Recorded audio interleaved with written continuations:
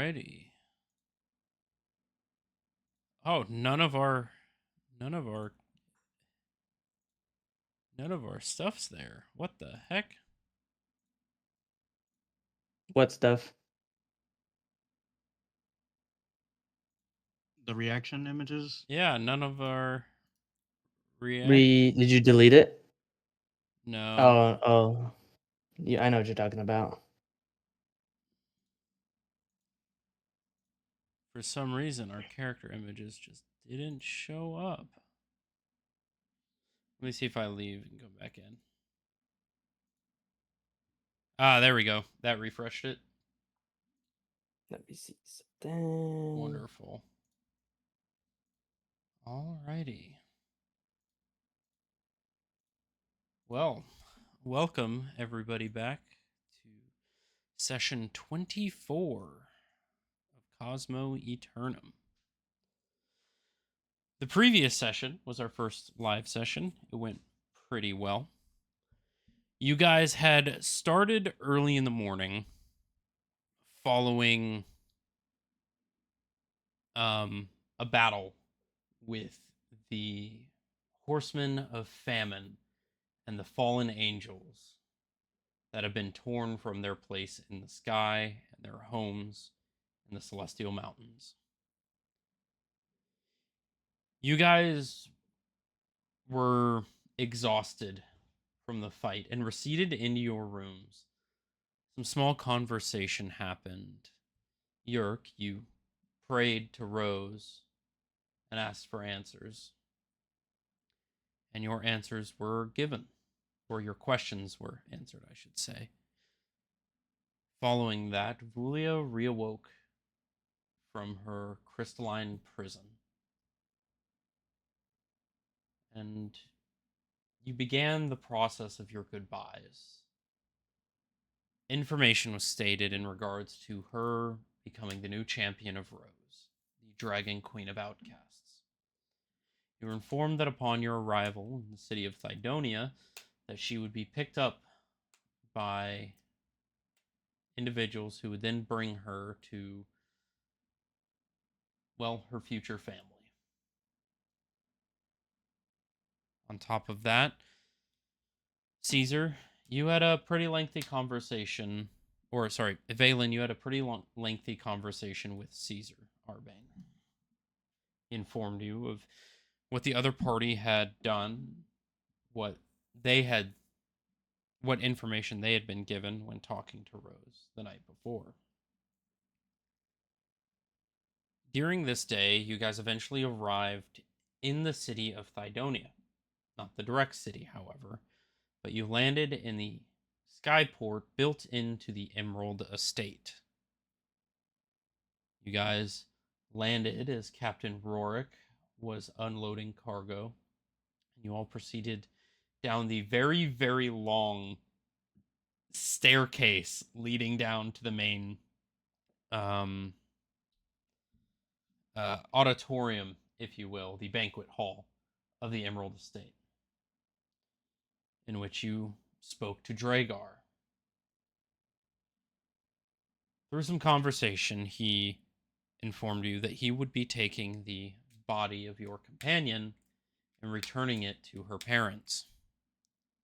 With some hesitancy from the rest of the party, eventually the body was given over, and the body was then proceeded with the parents towards what can only be assumed as a resurrection ritual. During this time, Dragar had informed you that he was going to be initiating his end of your all's contract. Now that you have arrived, he has some things you need to deal with. Specifically, there are 2 or 3 warehouses around the city of Thydonia in which had been overrun by Ruby Court members upon his absence. Now that the construction of his home is completed, he will be retaking them and requires your aid to do so. With some somewhat contradiction to the contract, some discussion ensued, but ultimately you all agreed. During this time as well, Yerk, you were led to a room in which one Carathan laid tied and broken. After some anger and about 6 shots from a revolver, the life of this Carathan was dispatched quite expeditiously. During this, you all requested some assistance with this endeavor of taking these warehouses back. Yerk, you specifically requested for a rifle similar to that one that Atlas had, and you received it. I don't think anybody else really requested anything too specific on top of that. I think most people were wanting to get out of the estate as quick as they could. Following back up the long stairwell, you arrived back on the Stormgaze ship, and after a small bit of flight, eventually found yourselves in the Thydonian skyport on the southwestern side of the city. Leaving this arc, you went into a local portside tavern and talked to a woman about the general city, what taverns she recommends, as well as kind of the general layout of the city of Thydonia. And now that I have that information, I did send it to you. The tavern that she recommended goes by the name the Scalded Tundra Tavern, and the cathedral that you were looking for and would proceed to head to is known as the Celestial Sanctum. Through some time and effort walking through the city, that brings us to our current session. It is about midday on Tuesday, March 7th, 075 post transference. You guys have just arrived to the front of this massive cathedral in the dead center of the city, which we now have a map for, as you can see right here. All of the locations are listed out, as well as general areas. The 3 over here, those are the other floating islands that just sit above the city and are chained to the main central island. But you arrive at this cathedral. You see dark gray and white marble stone builds this architecture. Well, the base. The rest of the cathedral is more of a traditional build, wooden, steel, iron. But a massive building nonetheless, sprawling hundreds of feet into the sky. You're in the center of town. There's a hustle and bustle. Off in the distance, you can see the large granite building of the town hall, as well as you see a massive complex of intricate laid stone, wood, and what looks to be some sort of towers with gemstones on the top. For most of, or for some of you, Valen specifically, you would recognize this as a witching academy. This one specifically being a massive witches academy. Not the largest you've seen, but definitely one of the larger academies in Tolarus. But you guys stand in front of the cathedral, the Celestial Sanctum, hustle and bustle of the city around you, and your time is now yours. Damn, can you start the session? Yes. Oh, I always forget to hit that button. There you guys go. Now you can Awesome. actually play Dungeons and Dragons. Sweet. Oh. So, are we heading in? Yes. After you. Ark Right. proceed in. Alrighty. Aye.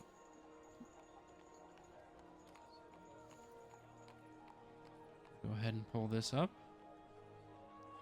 And we'll go ahead and get your characters in here. Boom, boom. As you can tell from the size of your tokens, this is a massive building. Yes. Mm-hmm. This and this. Go ahead and drag this over here. So as you enter this building, you can see that compared to the previous cathedral that you have been in, this one is about twice the size. You can tell there are multiple floors, and there are hundreds of people inside this building. You see those in priest and priestess attire, the sisters of the church, are walking around giving commune, sitting, talking with people. You can also see that there look to be private booths, almost like confessionals. See, at the center of the room, there is a large circular area surrounding a central podium. You can see to the left of it, there is a shrine room. You will see kind of over in... I'll just drag one of your characters over in this area. You'd see individual shrines set up for each of the individual gods. You can see that there is a small washroom or a bathing room over to the right side of it. And you will see a large set of 3 staircases on the back side of the building. 2 on either edge going up in a spiral fashion, and 1 in the center heading further down towards presumably a basement. You can see just behind the podium, there is a large collection of various books and artifacts that are currently sitting out for display.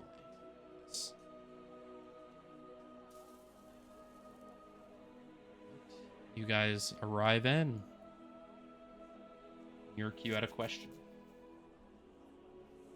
I didn't really. I think you kind of answered that for me. But I think actually Yerk will proceed to the shrine area. Alrighty. You said it was like this left side.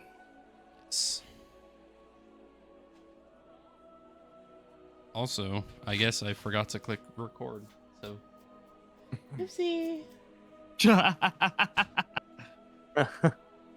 Hopefully that turns out well. I'll have to double check it. Alright, so while you're heading to... Sorry, I'm still new at this shit, okay? It's not gonna be perfect for a while. So while you're heading over to the shrine area, Valen and Ark, what are you guys doing? He's looking for like a priestess to talk to. Alrighty. And I'm gonna go towards like the books and artifacts and stuff and try to like study them and see what I can gather. Alrighty. So we will start with Ark first. You look around and you find a pretty decent amount of priestesses around the room. Any specific one you're looking for? One of higher standing? Just one that could answer a question I have. Sure. You find your way into a room. You find a young priestess in kind of sister's attire, the long black robes, the headdress tightly wound. You can see that there are 2 horns coming out the front of the head and curling upwards.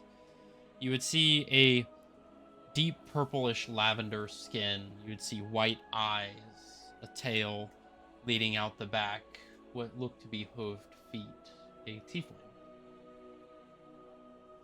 Excuse me. Yes. I am looking for a shrine dedicated to Zarthil. Yes, we have a shrine to Zarthol, yes. We have one for each of the 7 saints. I believe... one of Can you your put- compatriots. Can you point me to it? I'm unfortunately not familiar with his altar. Oh, of course. So, in his altar, you will see a small statue, about a foot tall. It will be laden in black cloaks. There will be a scythe in hand, and there will be black wings furled behind, and a mask that of a doctor. Okay. And how do offerings work for this place? So, you can offer whatever it is you wish. Um, Typically, we have found for some of the individuals in the pantheon that things of self-worth tend to work best as offerings, something that means a lot to you, something that has some semblance of importance in your life. Other than that, food and other offerings are also accepted. Do I just leave it at the altar itself, or is there a designated Yes. spot? So, if it is more of a communal offering for the church, you can place it um, near our artifacts and books that we have for public reading. There will be an offering bowl. If it is specifically for communion with a individual of the pantheon, it is requested you leave it at their shrine.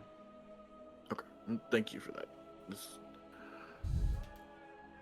And Ark will head over to the shrine for Zarthal. Alrighty. So, while you're heading over there, Valen, what are you looking for specifically around this area? I'm looking for religious text on Lathander. On Lathander? Mm-hmm. Alrighty. Roll an investigation check. Ooh, first roll. All right. Let's see here. Some investigation. All right.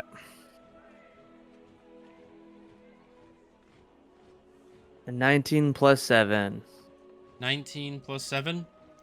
Pretty immediately, you find the main book on display. It is a very thick book and about a foot by a foot in diameter. It is a massive book. And on the front, you see the Gospel of Lathander. This would be their local equivalent to basically their main scripture book. Okay. And this is a question for like story lore wise. In resemblance to Lathander, this is kind of like the Bible Pretty much. in Yes. layman's terms, right? Yes. Okay. Each individual god has their own like book in Yeah. the overall book, but overall it is basically their Bible. Right. But rather than man writing each book, it is each of the book in that scripture is for different gods and their followers and such. Okay. So Valen's just gonna go ahead and take that and begin reading.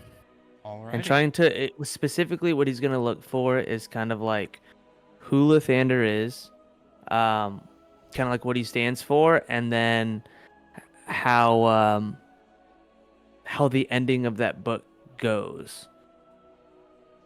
So All right. like beginning, middle, end, kind of just getting the meat and potatoes of the book. All right. So I'll say while you're reading that, we will go over to Yerk and Ark. Yerk, I assume that's also the shrine you were going to? No, actually. No. Which shrine are you going to? Rose first. Also, I understand that these look like chairs. These are shrines. Okay. Oh, don't worry. Imagination. Certain assets are not the best, but we'll say Rose is off here in the corner, and Zarthal's will be similar here. So we'll start with Yerk. You arrive at a very simple shrine. There's a simple statue of a crystalline dragon upon the podium, you don't see many flowers or offerings. It's pretty bare. You maybe see a few copper pieces, maybe a silver. There's just a simple single candle that is currently lit, but it is almost out completely. Well, Yerk will actually get his little tinderbox and light that candle back up a bit. You can tell that this isn't a very largely worshipped deity. As you learn, as she is the youngest of the gods, she is still kind of up and coming as a deity. But you pull out your tinderbox and you kind of reform the melted wax kind of around the wick, kind of add a new wick to it, reform the candle and light it again. He plucks a feather and takes out the anti-ring of death. Got the ring of anti-death. Yes. And then place it down on the shrine. All right. Rose, the Dragon Queen of the Outcast.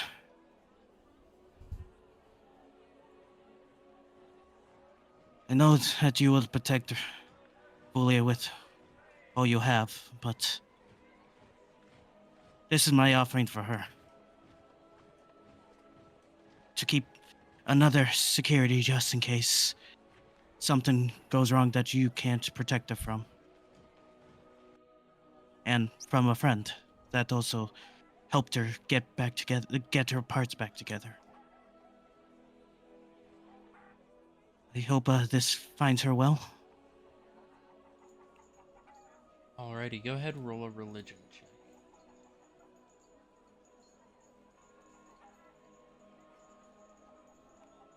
10.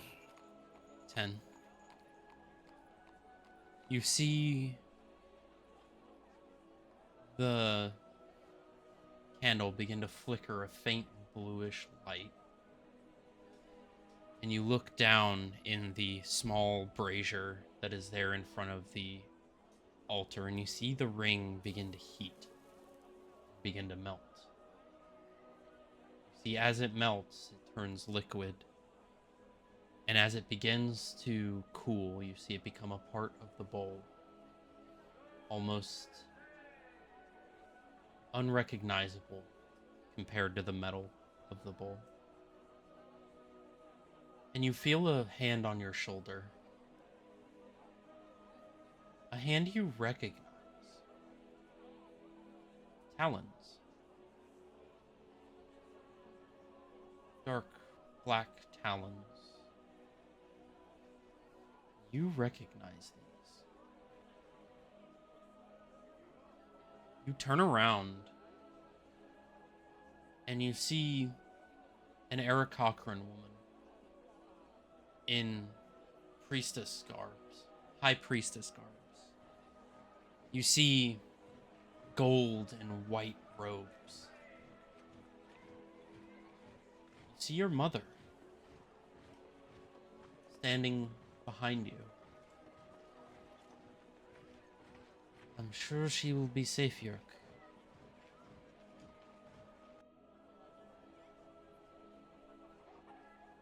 How? Oh,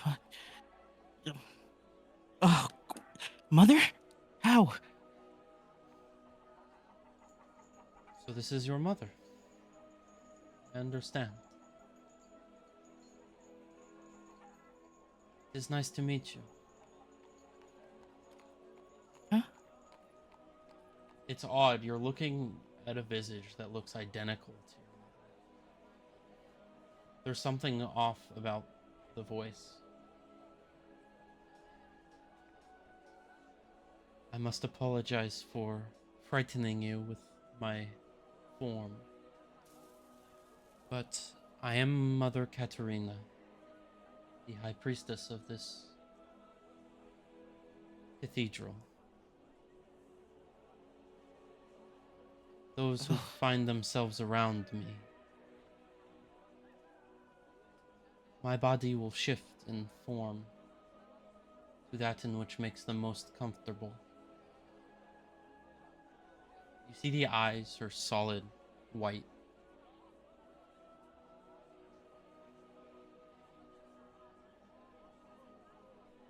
Other than how they talk, it is almost identical to how you remember her.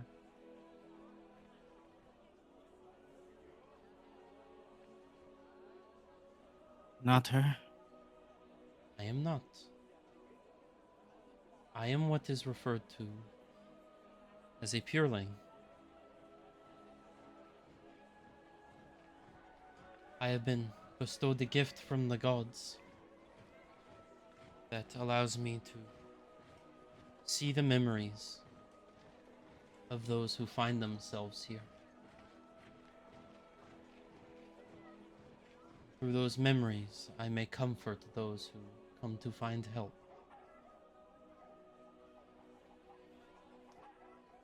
I cannot necessarily control this.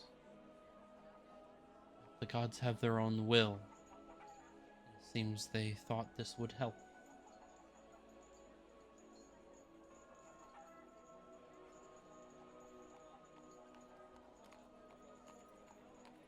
Can I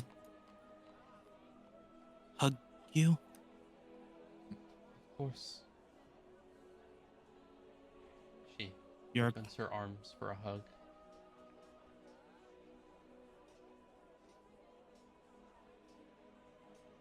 I miss you so much. I am sure she knows this.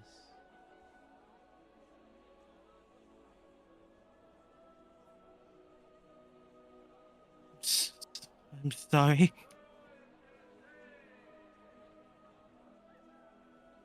I'm sorry. I I I didn't know it was you. I didn't know it was you. I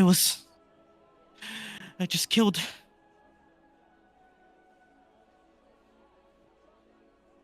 I'm sure your mother knows this. Do not think for a moment that she would hold any ill will for what you had to do. You laid her to rest, and you gave her peace. And now she is with the gods above, living a fruitful and peaceful life. And I'm sure she is looking down at you very fondly. For I am sure she is proud of the man you have become. He isn't up there. I am sure she is.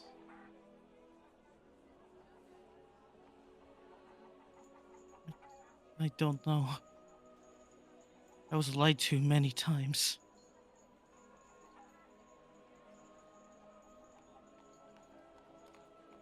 I don't think she's up there. I don't think I will ever meet her again. One day, I assure you will.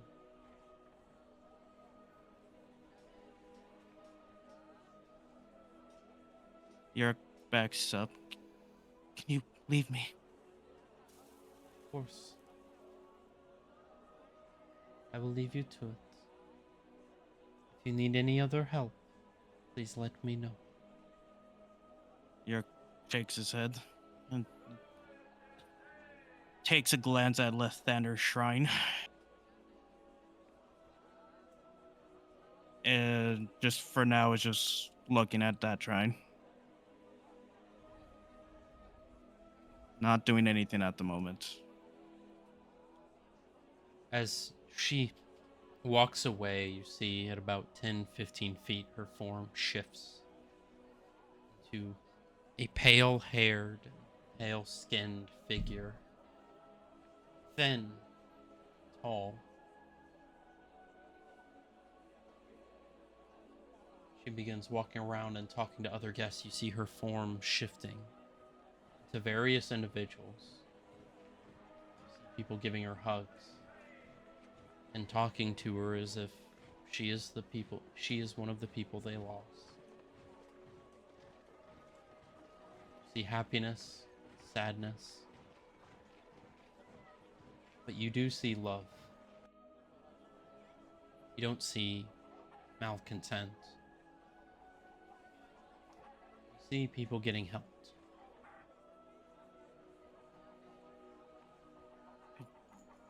Yerk shudders a bit and still just unexpected for him. As you're sitting there at the shrine, Ark, you eventually find your way to the Shrine of Zarthal. A larger statue than the others that you've seen, and a pretty hefty shrine of commune. You would see flowers, coins, food, small trinkets and objects, presumably of people that are no longer on the material plane. Seems like one of the most visited shrines.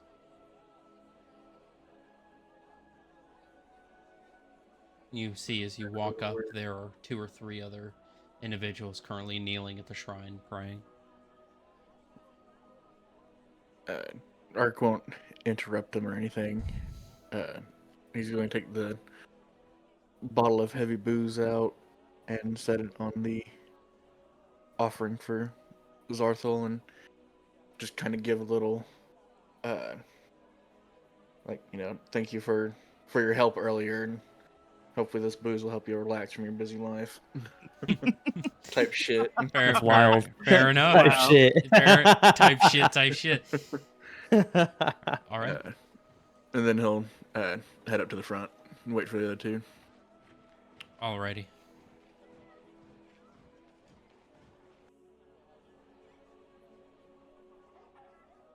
Valen, is you're sitting there reading your book.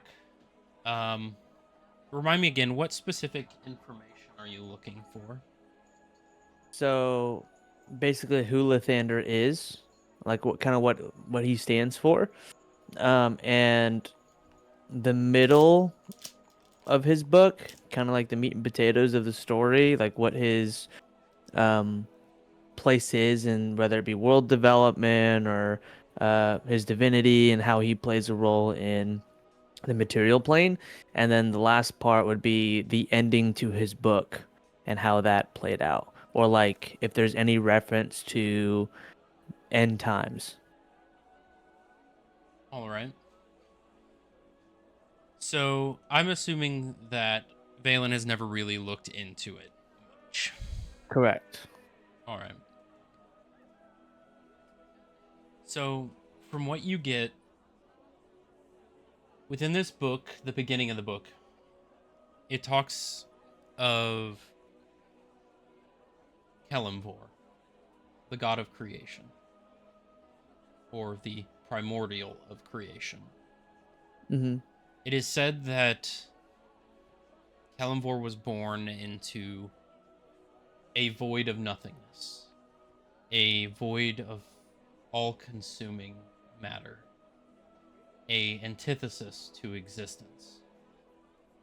Kelimvor was then born to combat that void, that hunger, a need for creation, a need for things to exist.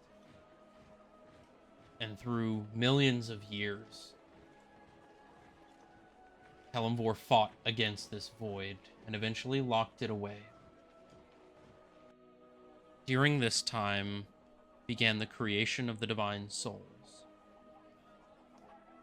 which I can actually read you the passages if you want. Sure. That are Let's go for the lore. Okay. So, You're welcome, chat. you're welcome, chat. You'll get all the lore. So, in regards to the creation of the divine souls, concluding the battle with the eternal void, Kelimvor sat and pondered what he should create with this new slate he had claimed. Through continuous millennia of deliberation, he had concluded that he should not be the sole proprietor of this immense power. Through this conclusion, Kelemvor allocated his power into two divine souls, going by the names Savros and Lathander. Savros was created as an entity that would embody the power of destiny itself, becoming the god of fate and destiny. Lathander, an extent of Kelemvor's creativity and tenacity, claimed the title of god of creation and light. The creation of these two gods allowed for Kelemvor to rest and recover from his previous battle with the Eternal Void. It then speaks of a third divine soul that was created, the goddess Mystra, the goddess of magic. This deity was created for existence, as a way to facilitate the creation that the other two divine souls would end up making. During this time, Lathander and the other two divine souls collaborated in an extent known as the Divine Council, the Celestial Council, the three head deities in the Pantheon. During this time, each of these three fragmented their powers into other gods, known as the Lesser Divine Souls. Specifically, a few. Let me quickly read this.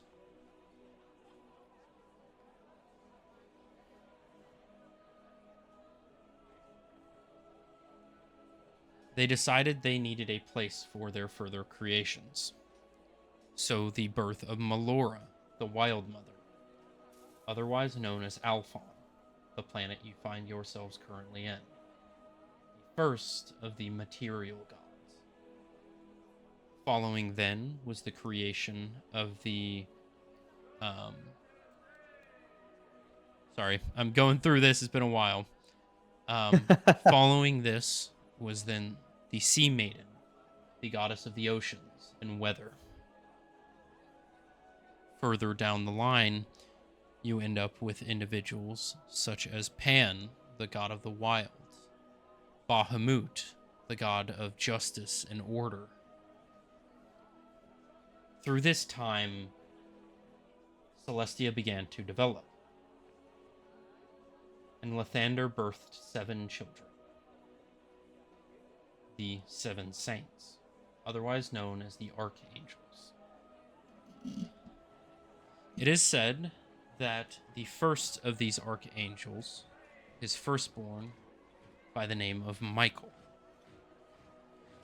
Michael was to be the guard, the protector of Celestia. It was said that he was very tenacious. He was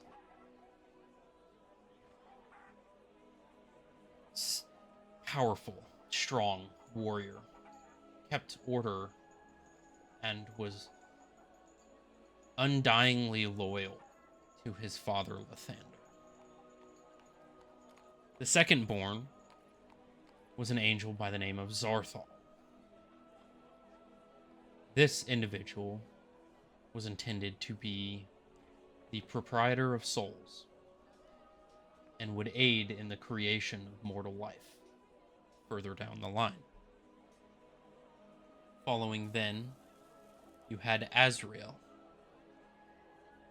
Azrael was to be the peacekeeper of the angels, the deliberator, the middle ground,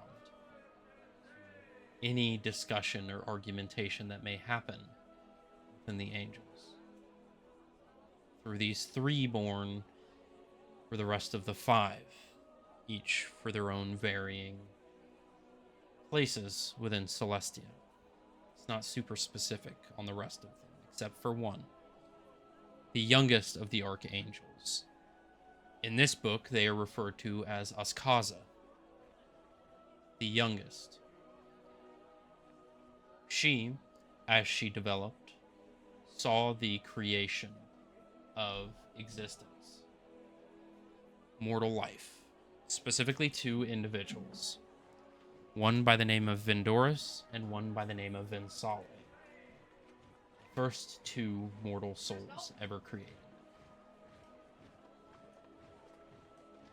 During this time, it is said that Askaza wanted to take control over existence, thought they could do better than Lathander when it came to the divine plan. So there was a holy war in which the two loyalists, Zarthal and Askaza, were strucken from heaven and sent to hell. Askaza, being the instigator, as she fell from heaven, was given the name Lucifer, the divine betrayer. And although Zarthal, not directly tied to it, must still be the facilitator of souls. So he was given a new title, the Angel of Death, an individual for the sole purpose of maintaining mortal souls after their physical bodies perished. During this time, Vindorus and Vinsale came into contact with a fragment of the Eternal Void. And under the guise of Lathander's knowing, they made a deal with this fragment of the Void. They wanted to be perfect. They wanted to be like the gods. They wanted to show their faithful thanks to the gods. So they spent their lives traveling around the planet, building altars, churches, places of worship in Lathander's names, but the response was lacking. For Lathander was attempting to plan out rest of existence, along with Mistra and Thras. So when this fragment of the void came to them and promised them perfection, they took the deal. But what they were unaware of was that when their faults, their sins, their lackluster nature was removed from their body, yes, they became perfect, but they brought evil into the world. They brought fault into the world. And through this fault came a being of pure hatred and evil. And in the book, it refers to this creature as the Onyx Dragon, the voice of the abyss. Through ages,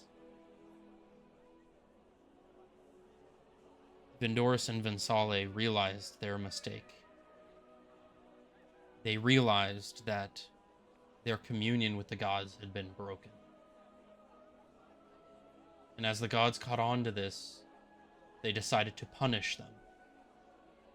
For perfect beings may not be mortal, and they may not interact with the mortal realm directly, as assigned by the Divine Council. So they were locked away in an unknown location, charged with looking over the fates, to bear witness to a reality that they were once a part of, as punishment for their transgressions, their attempt of godhood. Once they were removed, the voice of the abyss had free reign on the planet. Through thousands of years, creation began to come into existence. From the Onyx Dragon spawned 3 other gem dragons, those that would end up birthing the rest of existence. The firstborn, the Ruby, was the birth of all things monstrous and evil. From goblins, wargs, to dragons, beholders, mimics.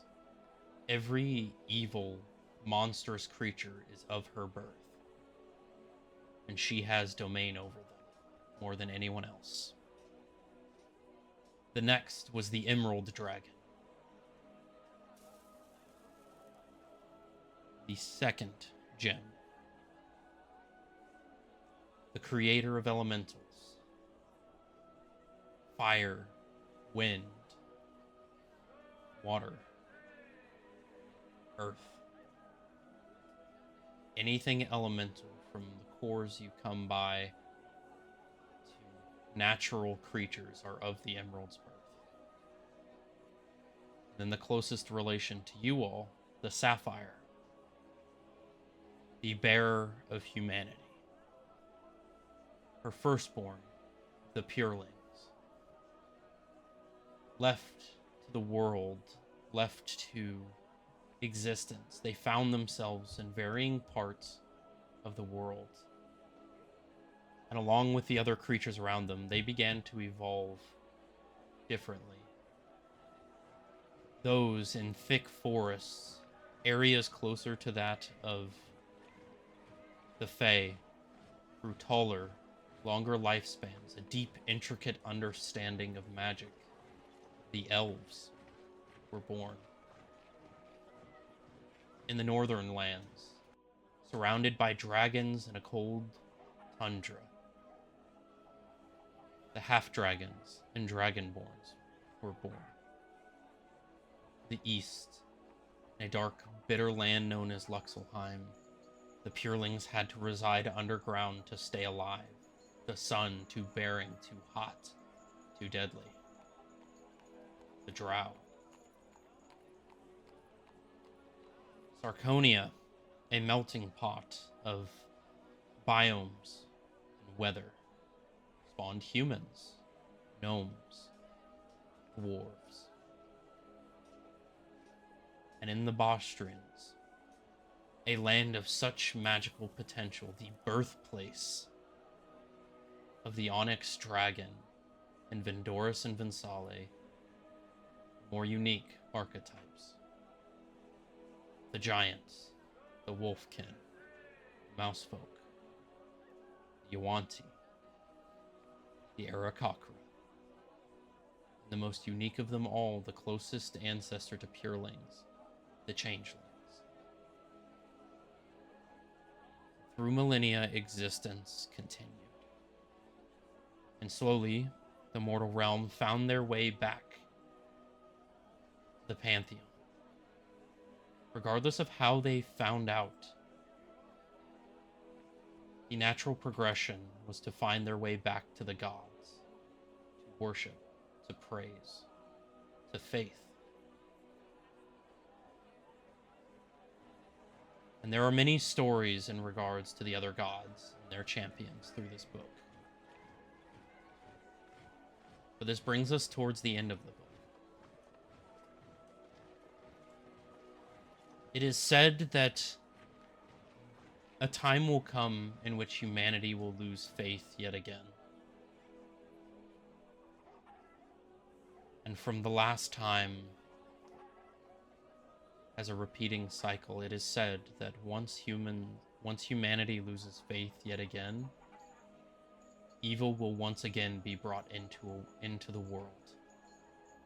Evil like that which has never been seen before. An irreparable destruction of existence. And upon this faithless existence, the gods shall send a divine warrior to reclaim Alphon as their own, and to hopefully begin again. It is said in this book that there shall be 3 horsemen, each of which are born out of the mortal's unfaithfulness, out of their discretion against the gods, as their hubris, 3 horsemen shall arise. And upon that day the gods shall send a final horseman to combat them all, fight against the unfaithful.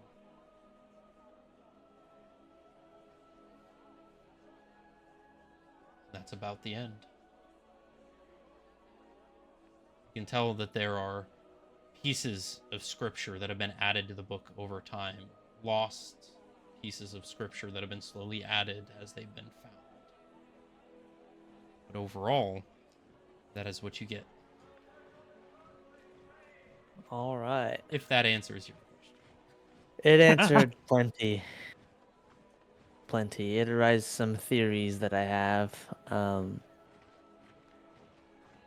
Yeah. So I think what the next thing that I'm gonna do, is I'm going to go to the altar of Lathander. Well, kind of like in the middle of all of them. Are you taking the book with you, or are you putting it back on the podium? I'm putting the book back Let me down. just steal this church's Bible. Right. Hopefully in this era I don't have to steal that kind of documentation, but Yeah. uh So, and what Valen is going to do is he's going to get into like a meditative state. He's going to cast 2 different things, and he's going to cast minor illusion and prestidigitation to have some candles and like some sacred fumes around, almost like an incense.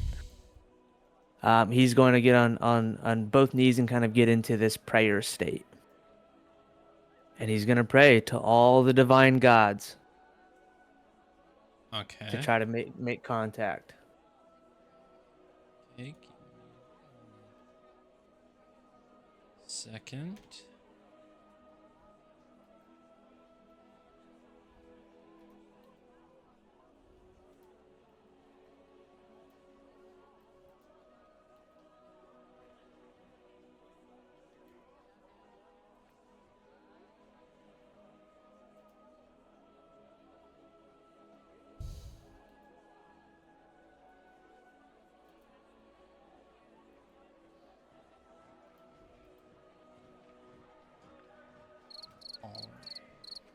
Okay, Ed, if you could not, please. Okay. So, you begin casting, you see candles appear, the light beginning to shine. What is it that you say to the gods? So Valen is gonna say, or I'm gonna say, to any and all divine gods who are willing to listen to my prayer, I ask for communication and answers and questions to an upcoming obstacle that we may have. If you may, allow me into your presence to get clarity. Auto glass? Sorry. Boo. Roll a religion check. All right.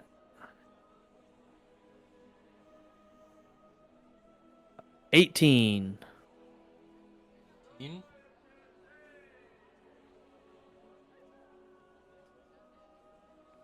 Go ahead and roll a d12.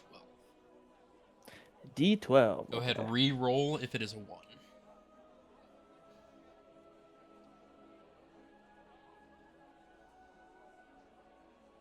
I got a 5.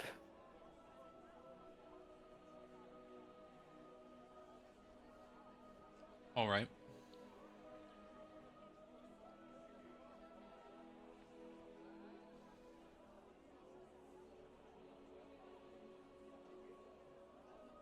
All right. As you are sitting here praying, you begin to hear the sound of thunder. The room slowly begins to darken. You hear the of thunder out in the distance, a storm rolling in. begin to hear rain falling. You hear a rumbling. You open your eyes. You are standing in the middle of an ocean. Rolling thunder. Waves crashing around you, not hitting you, but crashing around. Go ahead. This.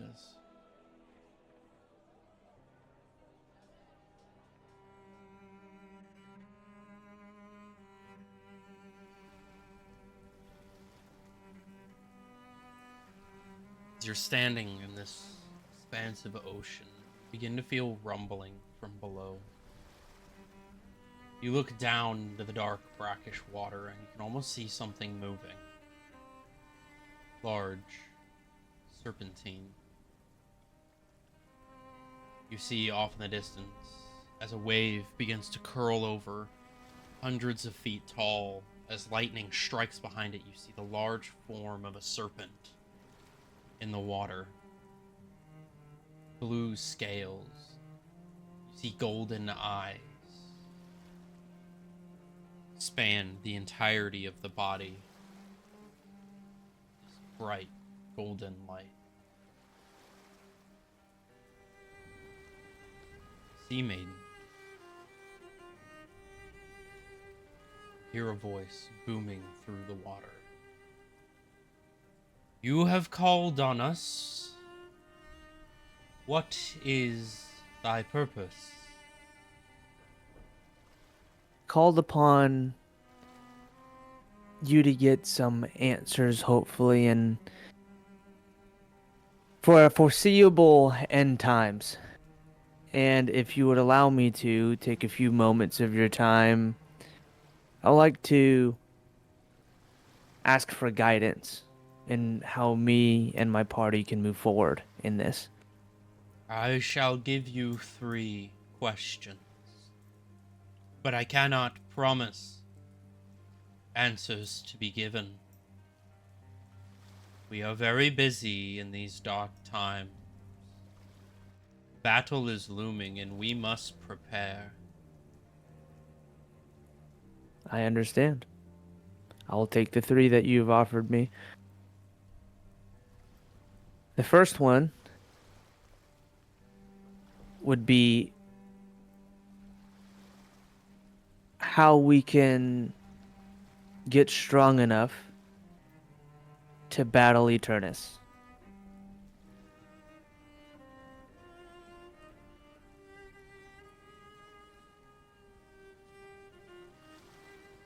One cannot wish to battle the void. One can only prevent his existence. That is the only way we shall be saved.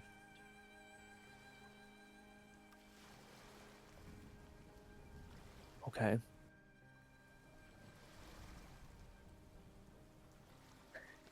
Are there resources that the divine can give me and my friends that are trying to stop Eternus' plan and aid to preserve humanity? You ask for divine gifts as if we have not already given you many. Your greed knows no bounds. It isn't greed, but I do understand the gifts that we have been given. I just as well understand that with what we have been given, there still seems to be powers beyond our knowledge and forces at play beyond our capable strength. Then grow stronger. We do not give strength. We give you the facilitation to be stronger.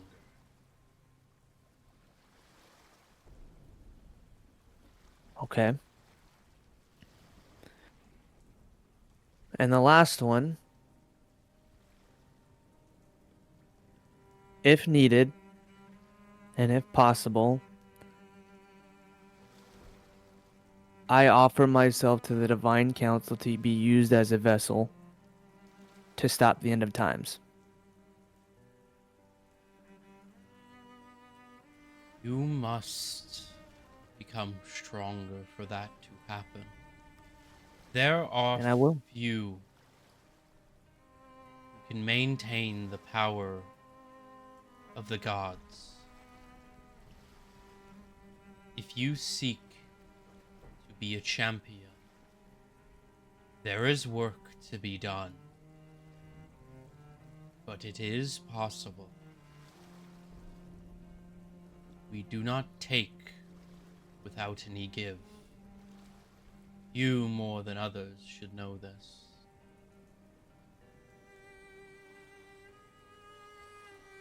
I do. Find who you wish to serve, and serve them well. Maybe you can be champion. My time here is through. Heed my words wisely. Tread careful.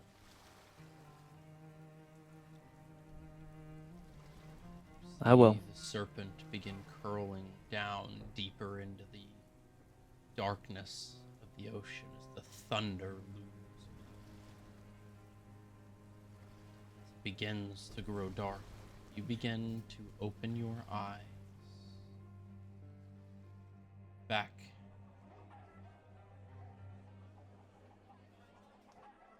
into the temple.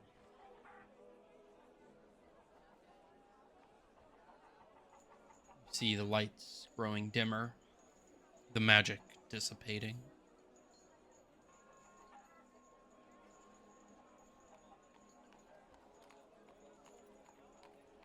Kind of take a gasp of air.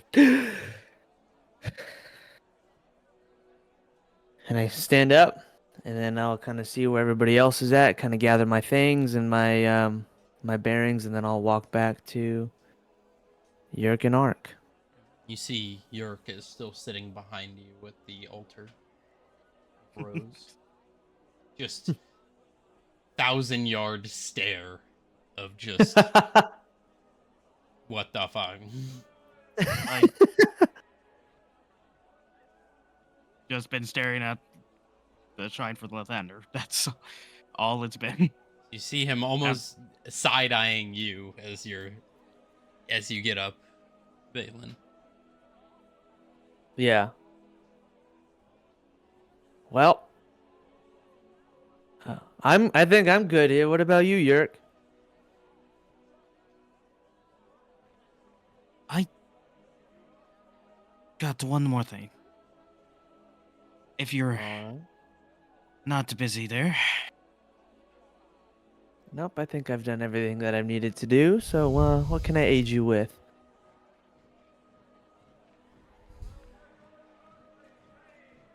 I need to find out what sin I've caused. What sin you've caused? In what way? I wouldn't say I'm necessarily a religious man, but if I'm not mistaken, sins happen all the time. Lathander talked to me a day or two ago about something that I've done in the past that caused a lot of things to happen with me. I Is don't. is this sort of in relation to the killing that you had brought up previously?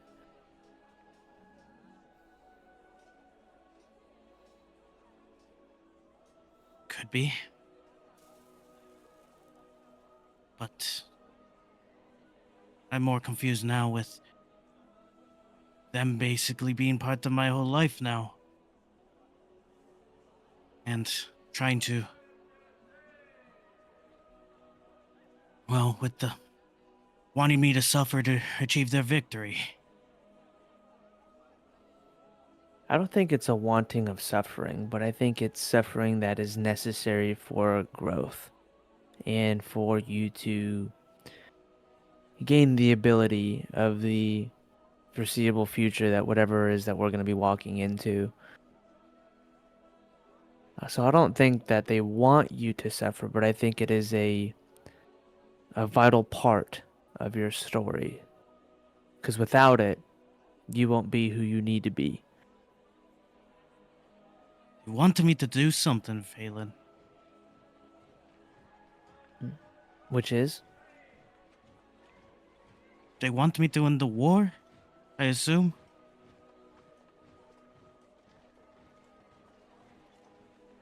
And what's wrong with that?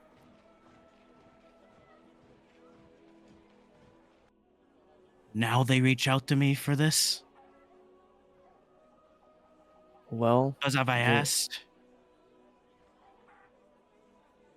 the divine has a plan, right? And the divine world, there's no time is different than what we experience. So let's say that they told you earlier that this is what was going to happen. Would you have taken the information differently then than now? It's like them saying how and when you're going to die. If they would have said at the Crystal Cage Market you would have been on the verge of death, would you have went to the Crystal Cage Market? I probably still would have. You would have knowingly went into your death for some coin? Was it for coin or just trying to find those missing people, Valen? Well, we initially went to the fights because you guys said you needed money, and I knew how to make it. I wanted to just find those people, Valen. Sure, the Well, money how? was just an extra thing, but I just wanted to find those people. Then tell me why we didn't look for those people during the whole business exchange.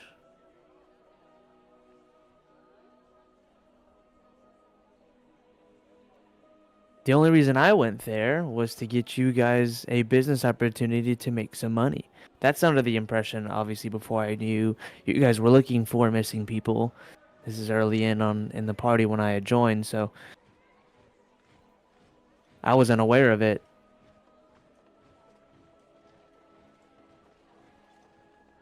I think the Banshee Hawk kind of spooked me a bit. Hmm. But you see where I'm getting at with timing and purpose. If they give you all the information now, it could alter your decisions into doing or not doing. How much more will die around me before this victory is achieved?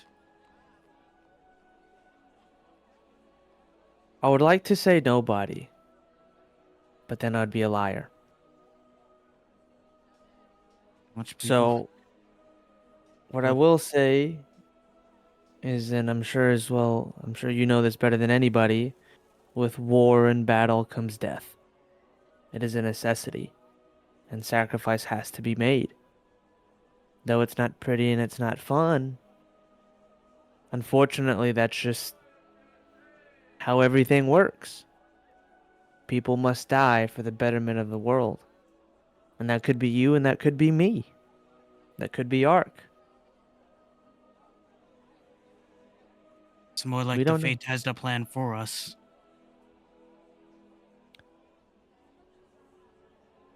That they do.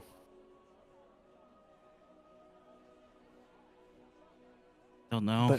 But fate also brings us purpose. Without our purpose, we're just as lost as everything else. At least we know what we're fighting for. At least we have a direction. You know, my entire life has been trying to get better at being a magic caster and trying to be cardinal, but, and of course, my banter with Caesar, as you guys know, but with that being said, what we've been tasked with now, we're trying to accomplish, the fate of the world and everything. It's brought a bigger purpose, even beyond becoming cardinal. Even beyond just me learning a new spell. So I think through this is way bigger than you or myself. And even Ark. This is life or death of all humanity.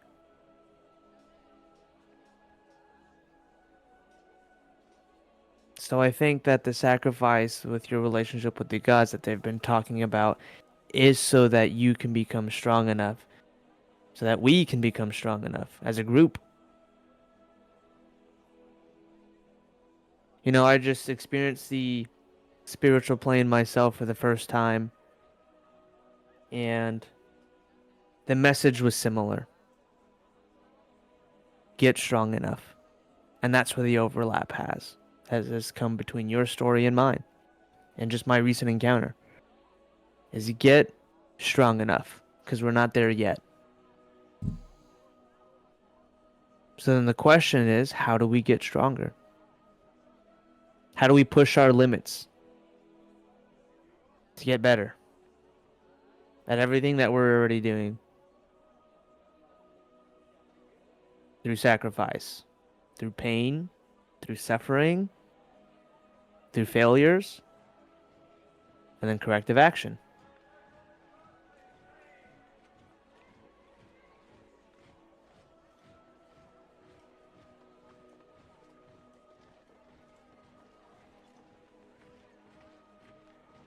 Let's see how far this goes before we all guilt. Well, one or two things will happen. We'll either die before saving the end of the world, or the end of the world will come anyways, and we'll die then. But I'd rather die for a purpose than live a life without it.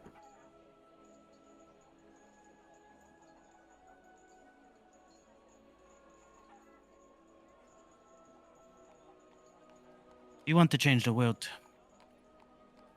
I do. You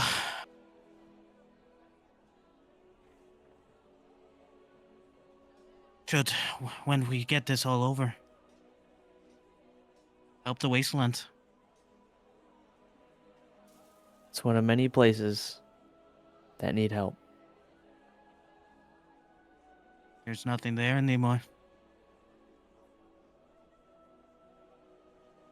Just a whole lot of death.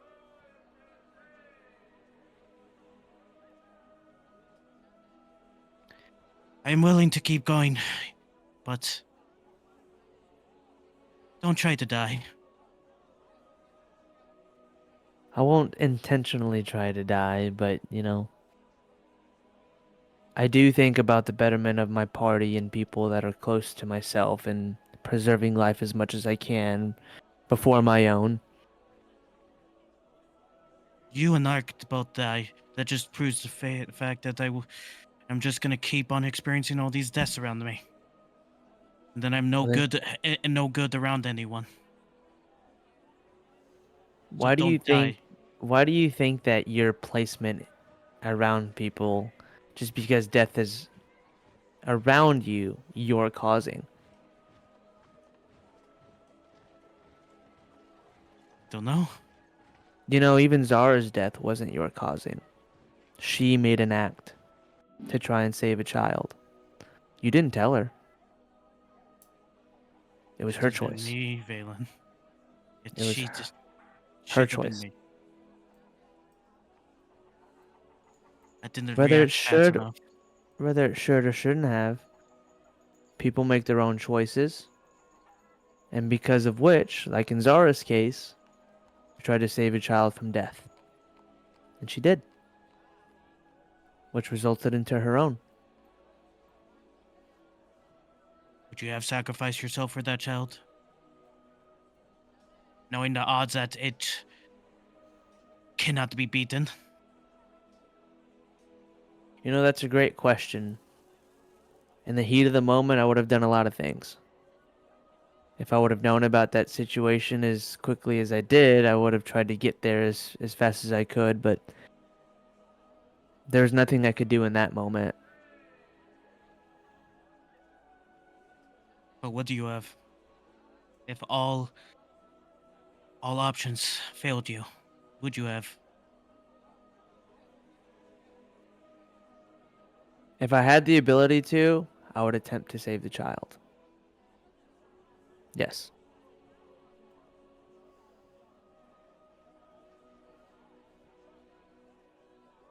Alright.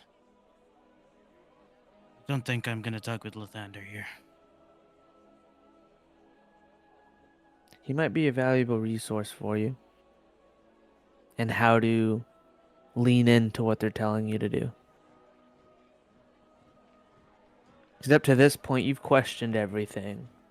But how many times have you actually leaned in to the process that they're trying to put you in? Versus combating it. What is real and what is not? Is my parents in Celestia or are they in Purgatory? Are we gonna just die and end up in Purgatory? Well, those are a lot of questions that you can figure out as we go. But while we're here, this is probably the best place for you to try to get in contact. On sacred ground. Versus on an airship, thousands and thousands of feet up in the air. It's hard to understand who I'm talking to anymore. I've heard two voices that are similar, different. One And of them that's is called faith. Lathander, but there's another one that I'm not too certain of. And that's called faith. Faith isn't what you can tangibly see. If I don't tread carefully, Faith is blind trust. if I don't tread carefully, he will spite me.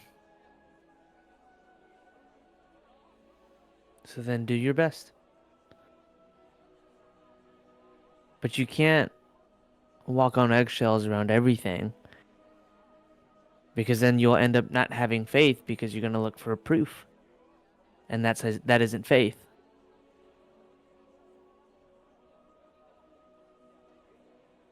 You don't look much of a religious folks there. I'm surprised you have all these words. I'm not very religious. But I think with us getting into a spiritual battle here, I have no other option but to lean into something that I can't comprehend quite yet. Just like magic casting. You don't know if you're capable of doing it until you try. Blind trust. You gotta believe that you can cast magic before you can attempt it. Don't think I'm like you, Valen. Not saying that you can cast any fireballs anytime soon. Fireball! But what I will say is things are starting to overlap. I'm starting to see patterns. And so I'm trying to lean in. There's been angels falling from the sky, so you can imagine I would want to know more about that. Because now they're surfacing here on the material plane. And it would do us a disservice if we were unknowledgeable about what is actually happening to the bigger picture. This is the first time I've ever prayed to anybody. I was never good at it.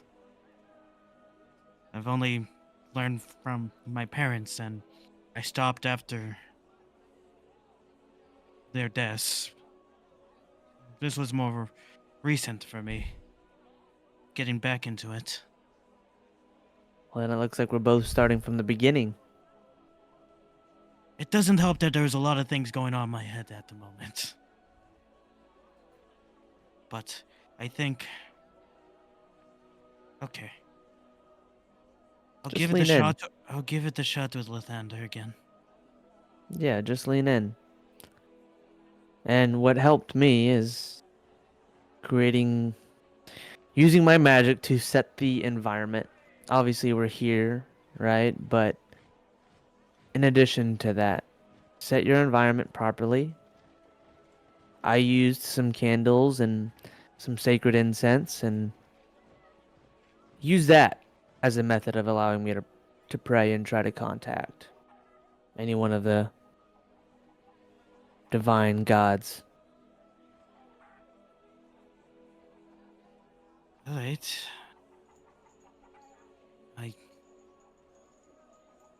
I'll try, I guess. All right, well, I if you want, I can help with that. I'll do the same thing that I did for myself just a second ago. You wouldn't mind the help? Sure. So then I'm going to do the same thing. I'm going to go ahead and cast Go into my minor illusion and you go into the shrine prestidigitation. of Lathander. Yep. All right. Ark, you've been standing at the front of the church for about 40 minutes now. Are you going to join them, or what are you doing at this point? Because you've kind of been sitting. You've been seeing some of the priestesses look around and like, you're just sitting You near the good? front entrance. I'm just waiting on my party, and I don't know what they're doing. I mean, fuck. You see one of the priestesses, the same one you talked to earlier. Are you in need of some help? I've noticed you sitting here towards the entrance for a bit. Or are you just I'm taking some my time? party is still my party group is still inside, and they're doing what they're doing. So I'm just waiting on them. Oh. Well, you said earlier you were new to the city, correct? Yes, the next place I'm going to be heading to is a nearby Adventures Guild. Oh. Which one are you going to? I may be able to help guide your way. Whichever one is closest to here. The closest one to here would probably... It would probably be the Crimson Guard Adventuring Guild. It's just west of here, a little bit. I can actually give you the exact location. If you just head northwest, it should only be about a 45-minute walk. Thank you for that. If you want to walk about the same distance, you could go southeast to the Wyvernborn Adventuring Guild. It's just more so where you find yourself staying. Some tend to be a little closer to the taverns.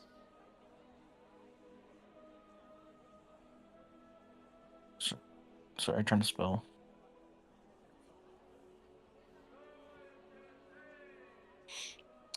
Uh, which one happens to be closer to the Scalded Tundra Tavern? That would be the Crimson Guard. Both of those are on the western side of the city. Perfect. So they would be a similar location. Perfect. Alrighty. Well, let us know if Thank you you for that. need anything. Um, No problem. I'm just waiting on the rest of my party to be done with their business. of course. Would you like anything to drink or to eat while you are waiting? Oh, thank you, but I'm completely fine. Alrighty. Well, I hope they don't take too much longer and have you waiting. A DM settle push. Nah.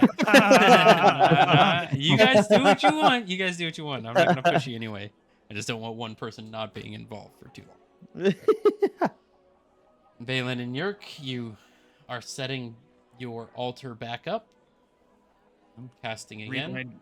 Relight any candles if there's any physical candles around the shrine that needs relit.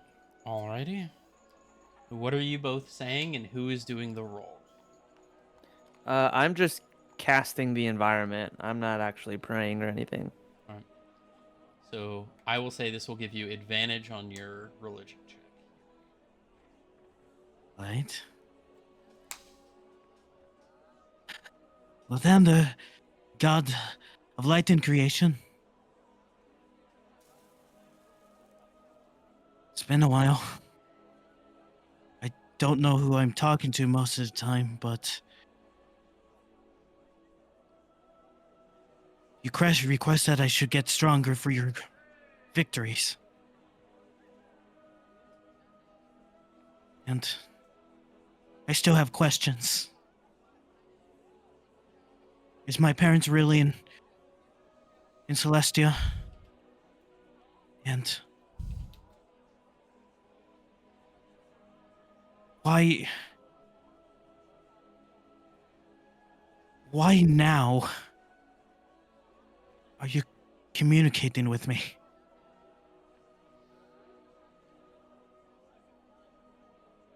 Roll a religion check with advantage.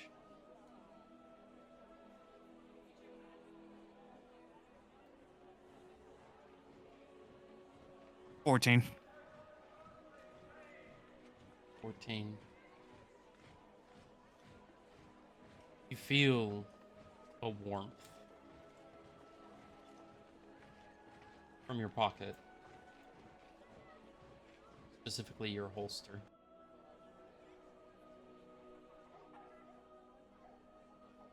You pull the revolver out.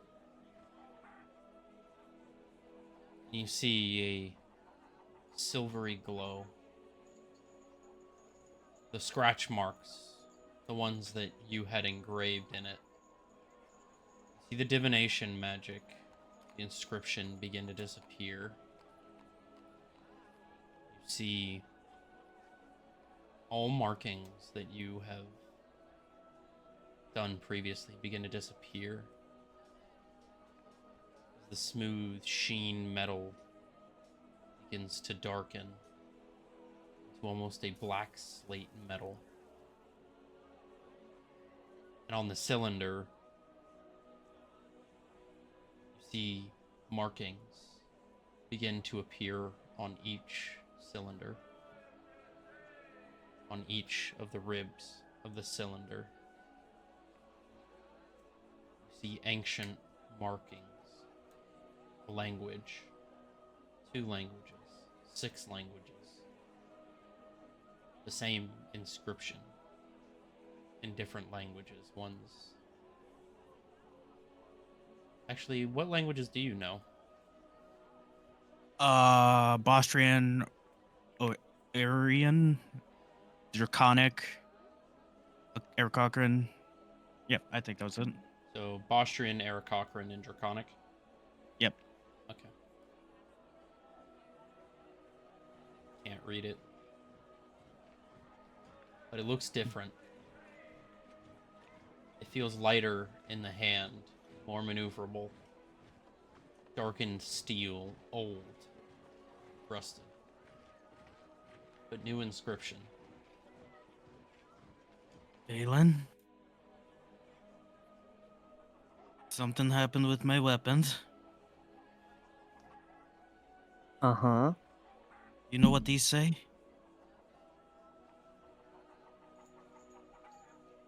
I'm gonna take a look at it. What was the writing in? What languages do you know? Celestial, Common, Elvish, and Primordial. So you understand 2 of them. One is written in Okay. Celestial, one is in Primordial. They say the same thing. To the end of my existence, yours shall also end. Okay. And then on the It says, that's on go the, ahead. well, slightly different in translation. In the Primordial, to the end of my existence, yours shall also end. In Celestial, it would say it's similar, but close to the lines of, through the end of my life, I shall end yours. they're the same general concept, but obviously they're different languages, so they're structured Right. differently. But Okay. pretty much the gist is, through my life I shall end yours. Yeah. And you can presume that the rest of the inscriptions in the different languages say the same. Yeah, just in different. Mm-hmm. Yeah. So basically, what this is saying is, whoever or whatever wrote this, through their life will be the extinction of ours. I can't read all of it, but there's some repeating patterns from the two that I can. And they basically say the same thing, just in a different way.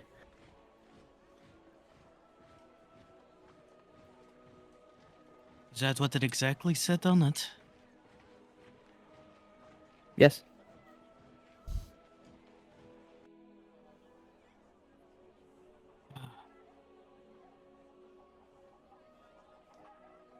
To our extinction? To our extinction. Do you relay the exact wording, word for word, what it said? Wait, say again? Are you relaying? Do you also relay the exact direct translation? Yes. Okay, so you would have that. Basically, through the end of my life, yours shall also end. My life? Well, it My says life. it says Not yours, but whoever wrote this. Or whatever wrote this. Now, when it says yours, that does mean you, aka, and or humanity. So, but I mean, I don't have any of those engravings, so seems to be targeting you. That would be my guess. Tread carefully. roll a history check, Yerk.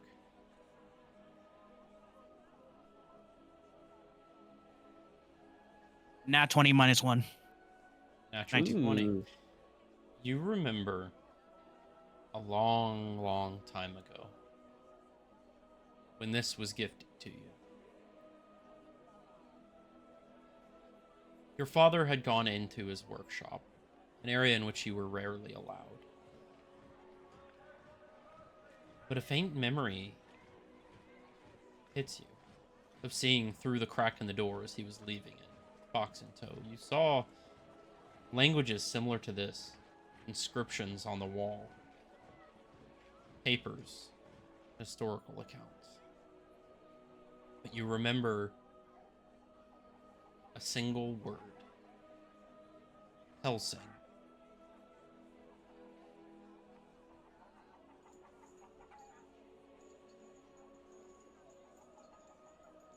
Helsing.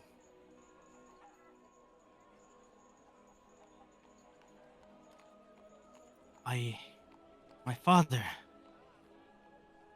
He was working on things in his workshop and had these languages around his workshop, and I remember the word Helsing. Hmm. Do you know of this? Is this what the weapon is? No clue. Did the weapon actually changed? So it looks like What did it look like it again? looks like a really old revolver. Now, looks like a break action revolver. Huh. Like a Webley? Kind of where rather than it folding to the side, it breaks open like Yep. this, and it Mhm. has a solid cylinder in it, and it looks like it's wrought iron or cast iron made. Wooden, very simple wooden handle. Looks like it's worn, aged, ancient. I still don't understand these weapons, and I got the new one now. Interesting. I don't know. Is this a gift from the gods, I guess?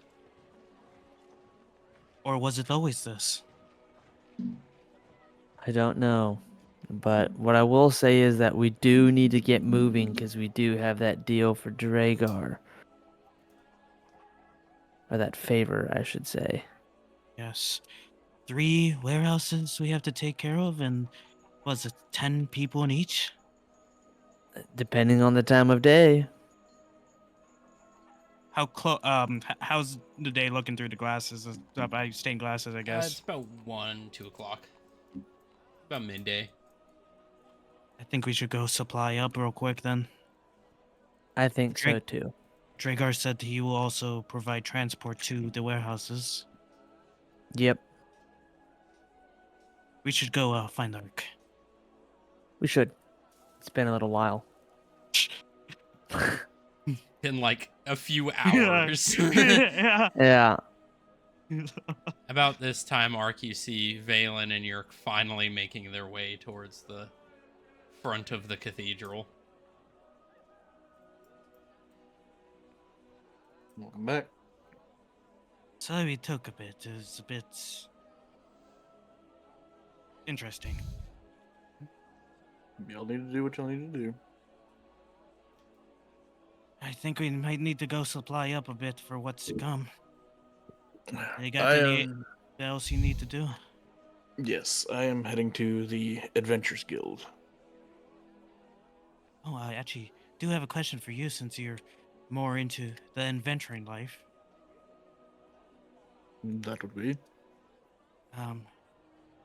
I've heard that you could use a rent or like use a sending stone there. Depends on the guild if they have one. Yes. And say that if we want to provide information for a past mission we did, would it be better to contact the previous guild or this guild that we're going to right now? It'd be best to contact the previous guild. We didn't tell them where we were heading, so they don't know to pass on information to different guilds of the area that we were heading to next. Oh, that's good to know. This guild thing is still new to me. But how far is the guild we're heading? 30 minutes from here, we're going to head to the Crimson Guard Adventuring Guild. Right? I might Well, is this a job that you can do on your own to go to the guild? The only reason I ask is because it's a pretty far walk. And I think we need some supplies as well before it gets too late and shops start closing. Valen also That's- still has to call his dad. Yeah, I know. Not to, not to, not to let you. No, forget I about I that. totally think. Yeah, I know. I don't wanna. I don't want to talk to you right now. I'm pissed. That is completely fine. Yes, it's not something I need for everybody, but Okay. Well, then I'm gonna go. I heard there was a withered magic shop nearby, so I'm gonna go and head that way and see what supplies I can find. good. I think I would go with Valen. I think there's some things I wanted to buy from there also. Split the party. Split the party. Not a So problem. someone can die. But there is a tavern nearby of the Crimson Guard that was called the Tundra. Scalded Put name. Tundra. Scalded Tundra. I was trying to pull up the name. Yep, you're good. Scalded Tundra. That's the one that was recommended to us by the previous inn that we were at. Are we even gonna have time to actually go settle down to the Taververse? Like, seems like we'd be going all around this giant town, city. Well, you guys are going to the It is- tavern. It I'm not gonna pay. It is just a meetup spot if we need to meet back up. You can also see as you're like standing outside the church, like even just within like surrounding view, you can see upward of 4,000 to 5,000 people. This is was about the size of the other cities that you were in, just the town square. And you can see just buildings just across the horizon. You think there's any transportation we could use real quick? It seems like it's gonna be a bit to get anywhere. Only if you had your other wing. I don't want to think about that right now, Valen. Dragonel carriers, Dragonel carriers. If you need transportation, we've got you here. You hear a guy shouting off in the distance next to a little stable. Or it's almost like a medieval bus stop, if you will. It's like a wooden cover, and you see there's 2 or 3 Dragonel carriers with carriages on the back of them. Well, that's isn't that pretty convenient. This is convenient. Yeah. You see there's Well. a large dragonborn individual, deep green scales, very just fluffy winter coat on. He's currently holding the reins to one of these dragonels, basically horse-like dragons. I guess we're gonna go to one of these wagons real quick. Taxi yeah. service, taxi sir. You're gonna need a Taxi. You're gonna need a wagon, or I'll be fine. Again, just a simple walk 30 minutes from here. alright. Well, don't get lost. I'm sure nothing After bad you? will happen to Ark. No. He's tall, bony, and handsome. Well, Valen, let's proceed to get the wagon because I am not gonna keep walking around this city at this point. What? After you? Well, Hello? are those 2 patrons I see? Are you in need of any assistance today, sir? You needed any travel around the city? Yes, we need to go to the withered magic shop that's right down the road here. Ooh, the Withered Arcanum. Yes, I know the place well. Just to there? You need to go anywhere else? You can put me on retention for the day if you are going to multiple places. I think the day would do fine. That would be good. Alrighty. How long do you tend to be exploring the city? I'm gonna kind of like murmur to Yerk, man, there's only 2 places I really care to go to. I'm trying to go here and back to the skyport to get on the ship, cause gotta call my family. Oh, how far is the skyport from where you're going? The Well- skyport from that location is about a 45-minute walk. I'm fine to go to the shop in company if you don't mind. What? So, just 2 stops then? That's all I got. Yes, I'll be right back. Alrighty, that will be 1 gold per passenger. Your cans 2 gold. 2 gold. Alright, well, if you wouldn't mind stepping in the back, I hope the ride is comfortable for you, and I will get going for you all. And he opens the door for you on the covered carriage. All right. This is new. And as you both walk in, while he's away, I'm gonna go ahead and transition to Ark. So, Ark, you walk for quite a while. You see a lot of varying folk compared to the other cities you've been in. You see more of the rarer races of people. You actually see quite a few mountain dwarves, the very tall, robust, warfaring dwarves. About as tall as you are, broad-shouldered, very wide individuals. You see a few other species that you don't really see much, such as tabaxi, more cat-like folk, as well as you see a few mouse folk running around, as well as the regular humans elves, half elves, half dragons, dragonborns. But you continue to walk, and you eventually find your way to a pretty decently sized adventuring guild. It's about 3 stories tall and 2 kind of connected buildings with a courtyard in between both of them. To give it like kind of one of those apartment complexes that it's like shaped in a U and there's a central courtyard to it, if that makes sense.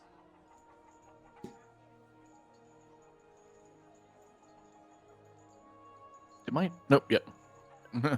But that makes sense to you. It's kind of like a Yeah. U-shaped 3-story tall building. Yeah. And there is an alleyway at the very end that kind of splits them, but they're generally surrounded with a big opening. But you see adventurers of all kind. You see some that are just arriving back from some missions and look a little worse for wear. You see a few people being carried on stretchers into kind of a side door, presumably an infirmary of sorts. You see others just collecting their packs, getting in their carriages, and beginning to head out. But it's a very hustle and bustle kind of place. There's a few hundred people around. He is going to go up to the receptionist. So as you walk in, you're immediately met by pretty much a massive tavern, like a big old bar. You see people playing games, playing music, drinking, eating, having a good time. And you see sitting off in kind of like an exposed office area. Imagine just an office, but take off the front wall and the door. There's still a table, papers, everything. You see a big quest board. You would see about a 6'8" crimson scaled half dragon. You would see that there's black frills that curl the head as well as black horns. You would see he is wearing full plated black and red armor. And he is currently sitting there with just very small glasses just on the very end of his snout. Like, the bridge is about yay long, and the glasses are only about, like, yay big. I'm back. And he is Okay. just sitting there. You assume that this is probably the guild leader. Okay. Good day to you. Oh, good morning. How are you doing today? Welcome. I haven't seen your face around here. Who might you be? I am known as Ark. We just blew into, me and my party, we blew into town here recently. He kind of looks behind you and doesn't see anyone. Of course. What They're out doing other things. Oh, I understand. Well, what can I help you with today? Oh, I am needing to get wait. in contact of the I need to of a previous introdu- guild of it. I need to introduce myself. I'm sorry, I'm getting ahead of myself. All good. My name is Grand Knight Victor Zephyroff.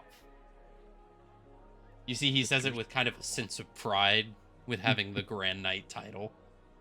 Very, as he says it, just arms on the hip, looking off into the distance.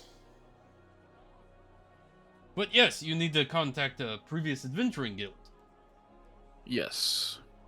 Which one might you need to contact?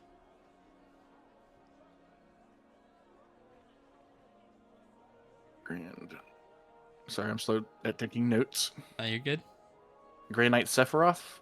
Grand Knight Victor Victor. Zephyroff. So Zefirov. Okay. What was the name of the guild that you were in previously? That you were at previously? Zala. You were in Port Theridoon, and it was just the Theridoon Adventuring Guild. And the leader of that guild was Zarla. Yes, it's the Port Theridoon Adventures Guild. I need to get a hold of Zarla. Oh, yes, I can do that for you. How would you like it? Sending stone, hollow stone? What is it that you need? What form of communication?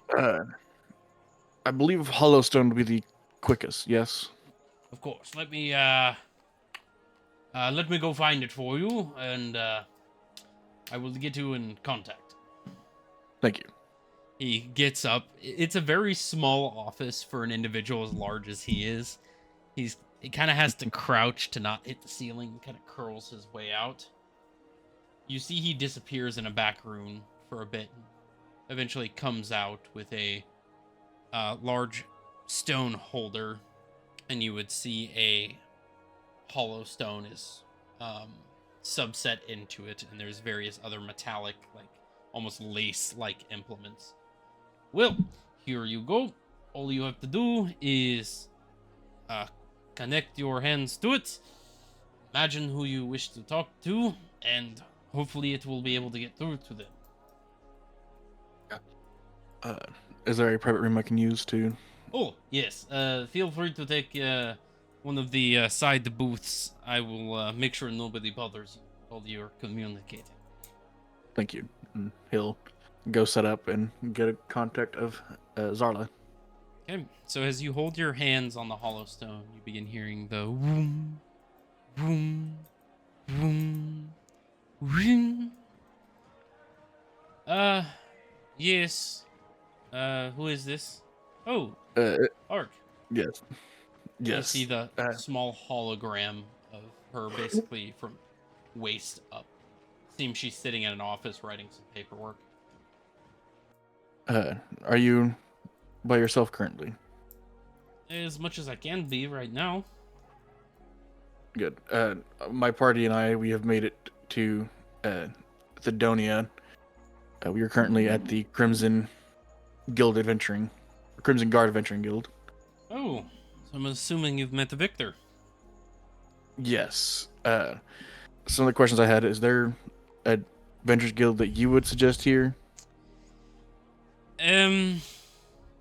I mean, where you're at is fine, but Victor can be a bit much.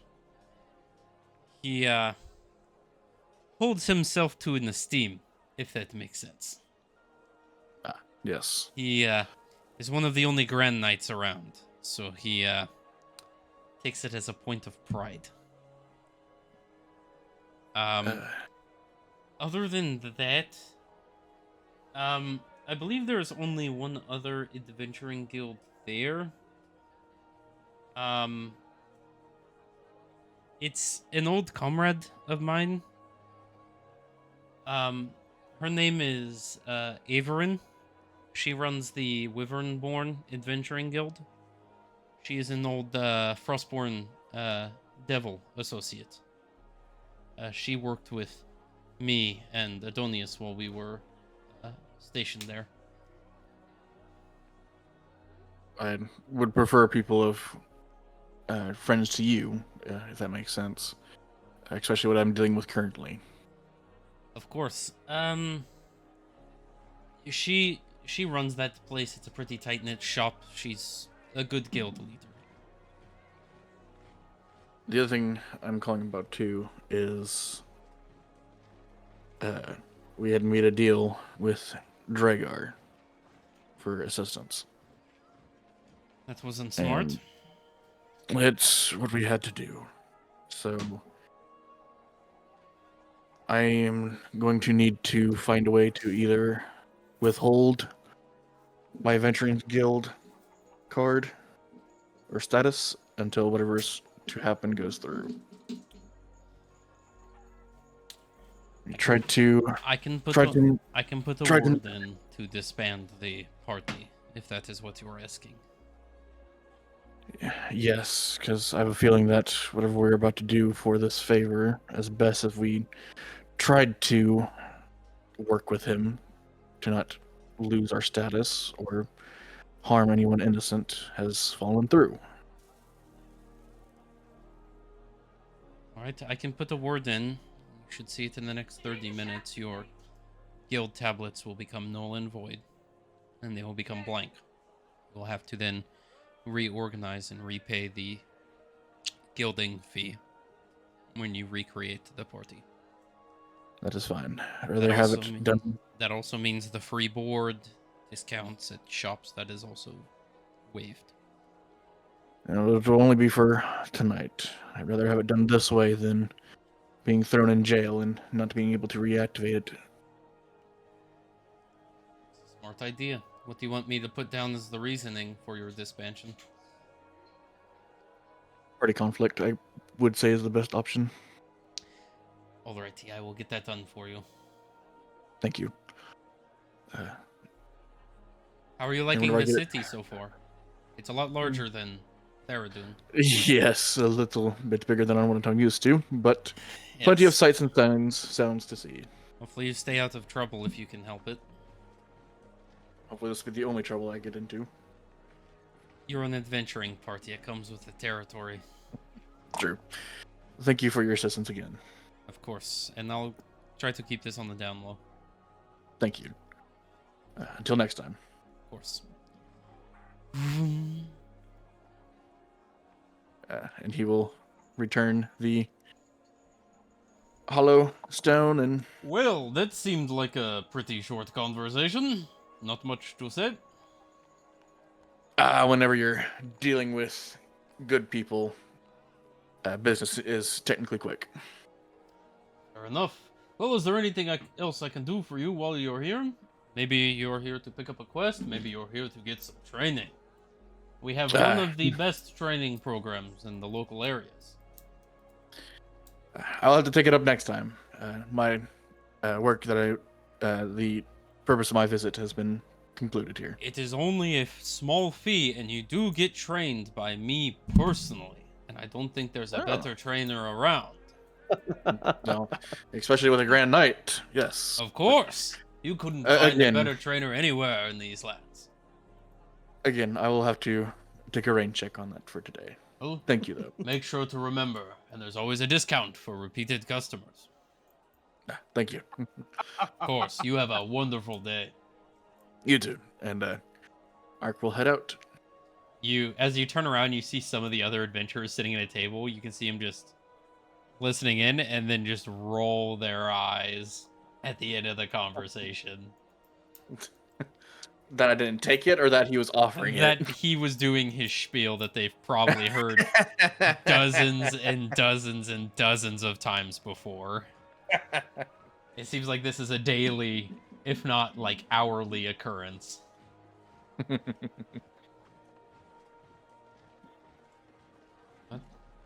You begin arriving out of the Adventurers Guild and heading to the tavern, I presume? Yep, meet up with the rest of the party whenever they're ready. So, as you were going to the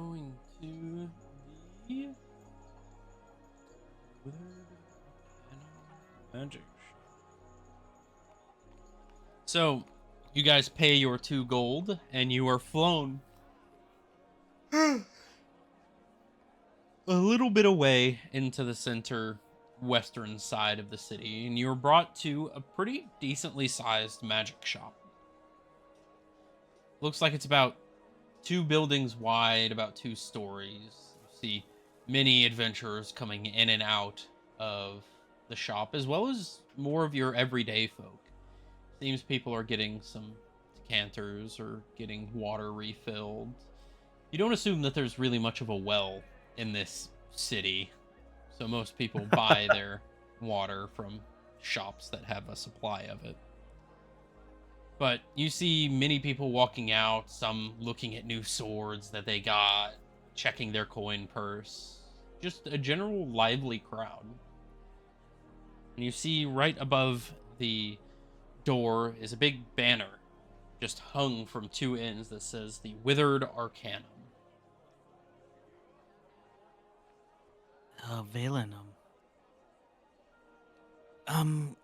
you seem experienced in magical things. That'd be a safe assumption, yes.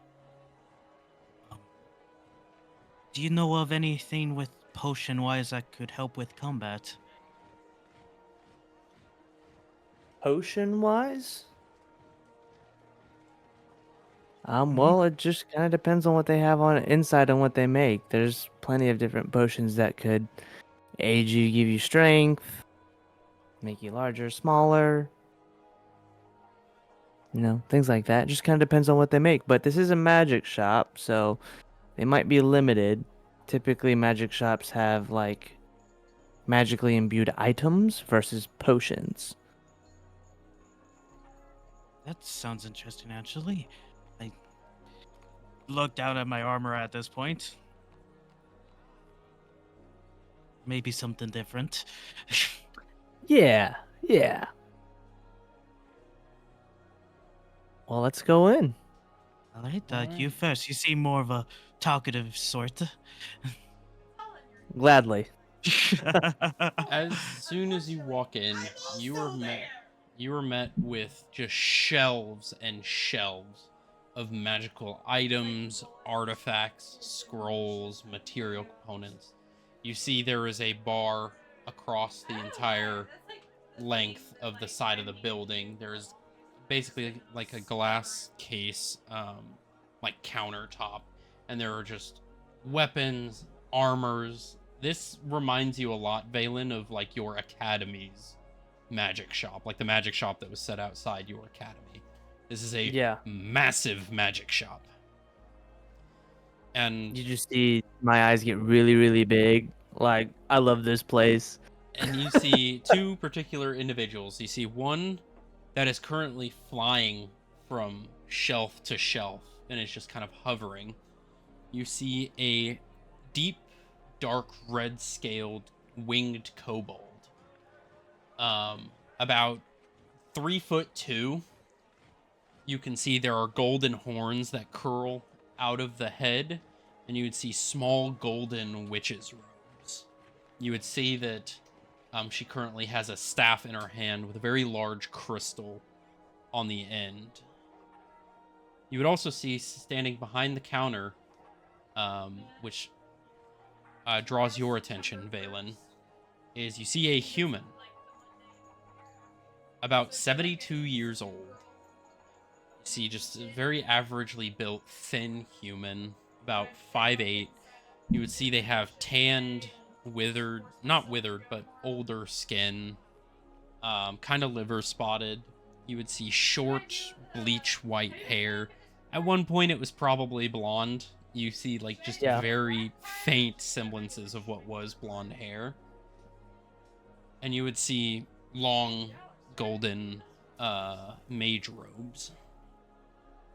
You would also see markings on his attire. You would recognize these as the emblems of a Grand Mage. Someone who has won the Tournament of Arcanum and has been given the title of Grand Mage. A human grand mage. That's crazy. This is a Okay. lot, Balin. I know, isn't it great? And there's about 75 to 80 people in this shop going to multiple, like, different floors within the shop. Just... Is it like crowded? Oh, yeah. Oh, yeah. Very. This is worse than the streets right now. Yeah, well, we're kind of in Thydonia, and I'm guessing that's the vibe. Here's people everywhere, so just, you know, And as you you guys guys get used to it. As you guys have walked in, you heard a little ding of a doorbell, and you hear the kobold. Welcome in. Welcome to our shop. I hope you find what you need. I will be up here. Let me know if you need any assistance. Perfect, and I'm gonna start walking up straight to him because I got a question. Also, do not try stealing anything. We have an automated system for taking gold out of any coin purse you may have on your person. We like to pride ourselves on our serviceless checkout system. So anything you leave the shop with is something you pay for. I like can't- this guy. This is the female kobold that is Oh, okay. flying around. You're like just her. gonna follow Valen at this point. All right, so I'm gonna walk up to the front area to the human mage. And you kind of have to shuffle your way like shoulder to shoulder through the crowds. There's people squatted down looking at things. Think like Walmart on Black Friday. Yeah. It's very crowded. Excuse me. Sorry. Hey, Sorry, watch where you're Pushing going. through. Watch where you're walking. Hey, that was my foot. Sorry. Trying to get through. Trying to get to the desk. Eventually he break your way through to the front counter. He tried to fold his wing at this point, so he's not bumping into You people. see the tan-skinned human. He is currently sitting on a chair in the back, and his eyes are kind of like slowly falling. And he notices Excuse you. me, sir. Oh, yes. You see he grabs a cane. It looks at one point was probably a wizarding staff, Yeah. but is now been like chopped off at the bottom, and he's using it as a cane. That's great. Kind of very achingly walks to the front, kind of sets his elbows down, sets the cane aside. How can I help you? Yes, I'm looking to see if you guys have anything that I could possibly wear so I don't have to cast mage armor daily. I'm sure you know how strenuous that could be. Yes, I do.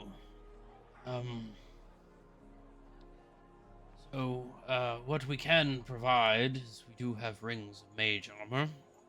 They do Okay. require attunement.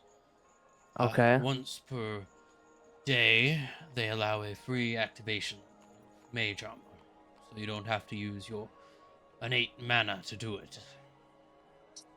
Okay. And you said how much would it add to it?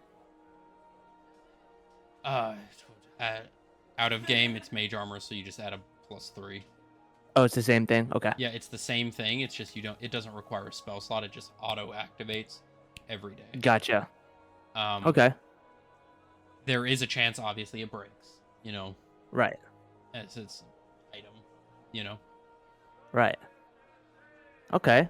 How much does that cost? One of those. I would probably have to enchant it fresh. They fly off the shelves pretty often. But it's about 1250 gold. The ring. 1250. Okay. It's a hot commodity, so people are willing to pay. We're willing to charge. Fair enough. Is there anything else armor related that from one magic caster to another that could use to help enhance me being so brittle? Yes, I remember those days. As you can see, my body has caught up to me since those days. You're a You look great. You're a magic caster. I'm guessing a male one too. It's rare. Yes. Made so you I've been find told your many, way many here. times. And you see he's doing this as he's looking through a catalog, Okay. just making conversation. Yes. And I've noticed your robes. You're a grand mage. Yes, it was. I think it was my 35th year, when I arrived at the title. That would be what? 5 minus 75. That's what? 40? 40 years ago? Sounds about right. Yeah. What an accomplishment. It was hard fought. Most people said it was an easy year, as most didn't attend. Nonetheless, I got the title. Well, one day I hope to be just like you. Mages these days are a lot more difficult to go against than back in my day, I'll tell you that. With I can imagine. the knowledge of magic that Aleo's brought to the academies, the training, as I'm sure you know, is a lot more hard fought than it used to For be. sure. Absolutely. To be off pure talent, now they have math involved. Can you imagine that? Tell me about it. Well, I think I found an item that might work for you. Okay. They are called bracers of shielding. They Okay. are a pair of bracers that you can wear. If you attune to them, there will be an ethereal shield that appears. It will prevent a lot more of your extremities from being hit during combat. Out of game, this is considered a +2 shield. So it increases your Okay. AC by +2. Okay. Those Oh. will go for about 1100. 1100. Okay. Well, let's do that. Both of those, the ring and the bracers. We'll just do the bracers for now. All right, let me get those for you real quick. See, he waves his hand, and you see an ethereal hand appear from his. You would know this is Mage Hand, Yeah. as it flies around and grabs a set of bracers, brings them down. They're very well made, a very fine leather, padded interior. You would see the actual bracer portion. Looks to be made of a very shiny, almost silvery metal. Okay. So Nice. and you can, I believe they're called floating shield bracers. Loading. Okay. Let me see. Inventory.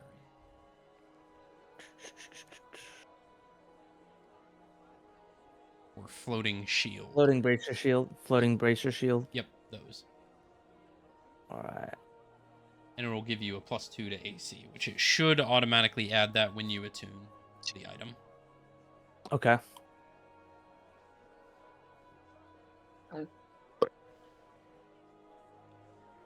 Cool. Cool. So, if you don't mind me asking, I don't run into many other male magic casters, so I have to ask questions when I do see them. Yes. When did you first find out that you had a knack for the arcane? Well, actually, it was when I was little. My mother had an inkling that I might have some magical capabilities, and so she tested to see if I had access to the magical weave. And then from that moment on, I've been studying magic and Where did you been study? told that I Where have. did you study at? I studied in Erosia. Oh, erosion born. Don't see many of you kind out here. That's surprising. I would assume a place like this would be full of people from Erosia. Well, we have non-erosion born elves that we see, but from what I know, Erosia is a very closed-off country. Most people don't leave the borders. So it's rare you see them around these parts. This is true. This is true. Yeah, I've decided to kind of venture off on my own against my family's wishes, but here I am. If you don't mind me asking, what's your MP right now? If you've been tested recently. The last time I tested it, I'm gonna go to my notes here real quick. Um,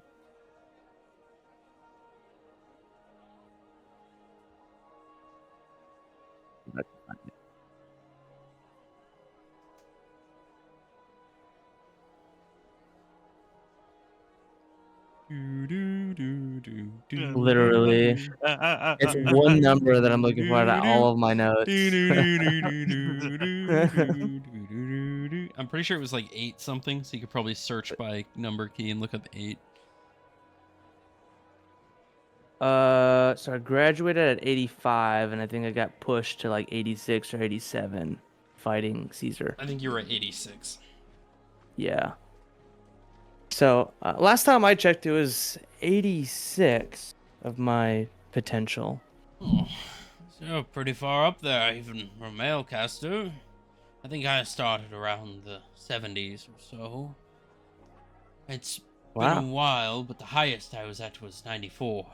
Probably sitting around 90 now. That is pretty impressive. These old bones can't really heal. Can't hold up as best as they used to.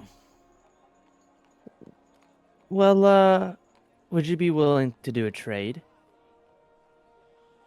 Trade? Perhaps. Okay, well, to kind of either lighten the load on these bracers, I do have a parapad of wound closure, and it may help with any old age aches and pains that you might get. I won't have any use for it attuning to my bracers, so Probably do better than my near daily trip to the temples to have my arthritis healed. yeah, this should be able to heal you up, and it heals you consistently. All right. We don't have any here. Those are more of a religious faction. Of course, the church doesn't want to sell them. But if you're willing to trade, I could probably knock down the price to, I'd say, 800 gold. I'll take that deal. Alrighty. Takes the parapad of wound closure from you and hands you the bracers. As well as you give him Perfect. 800 gold. Yes, sir. All right. I forgot to ask for your name. My name is Valen Stormgaze. Valen, it's nice to meet you. My name is Alexei. Nice to meet you as well. And by chance, may you have any other possible potions? I know my friend over here is looking for um anything consumable. Oh, York just waves. oh, sorry. Yeah, I didn't realize you were there. What's your name? Yuck. Yerk, nice to meet you. What is it that you're looking for? Oh, any potions that could really help with combat in a way. Maybe help me be faster. We do have some potions of, quickness. They increase your physical mobility. All right. Those go How for about- about 200 gold.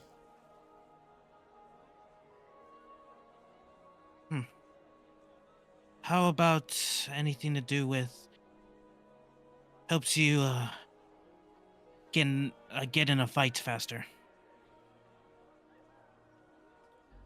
Quicker reactions. Yes. Let me think. It's not one we really get too frequently.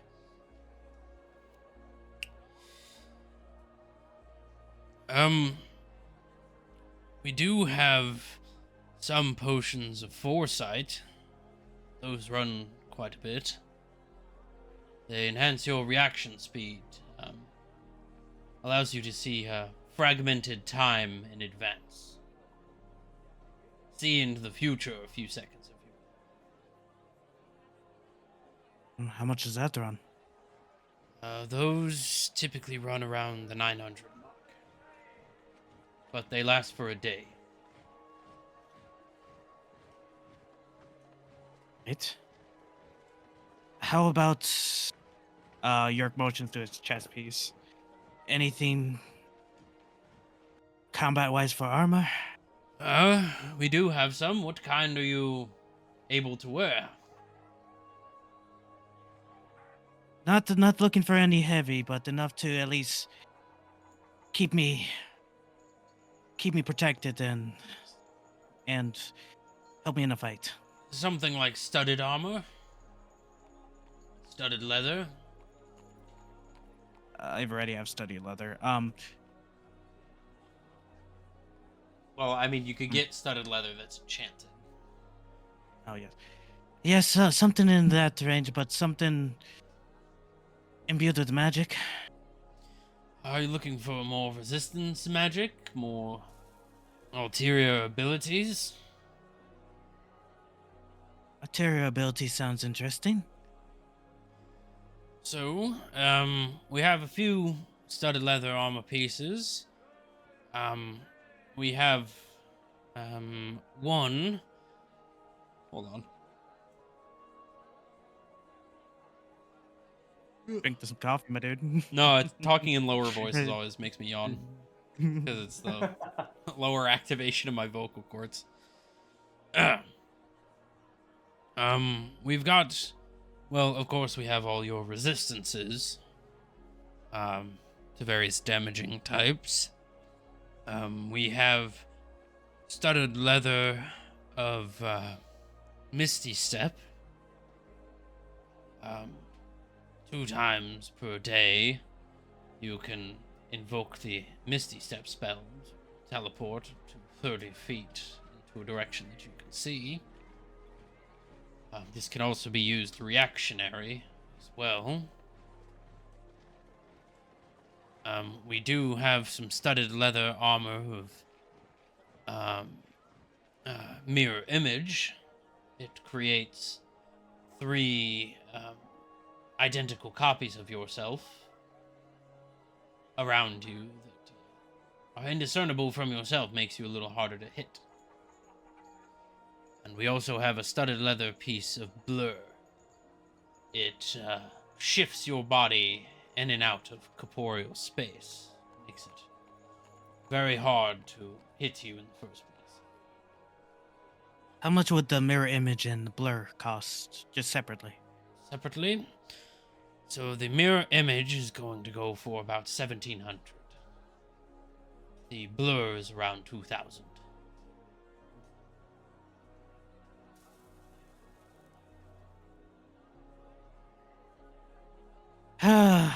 The arc size. They also have basic protection spells added to them as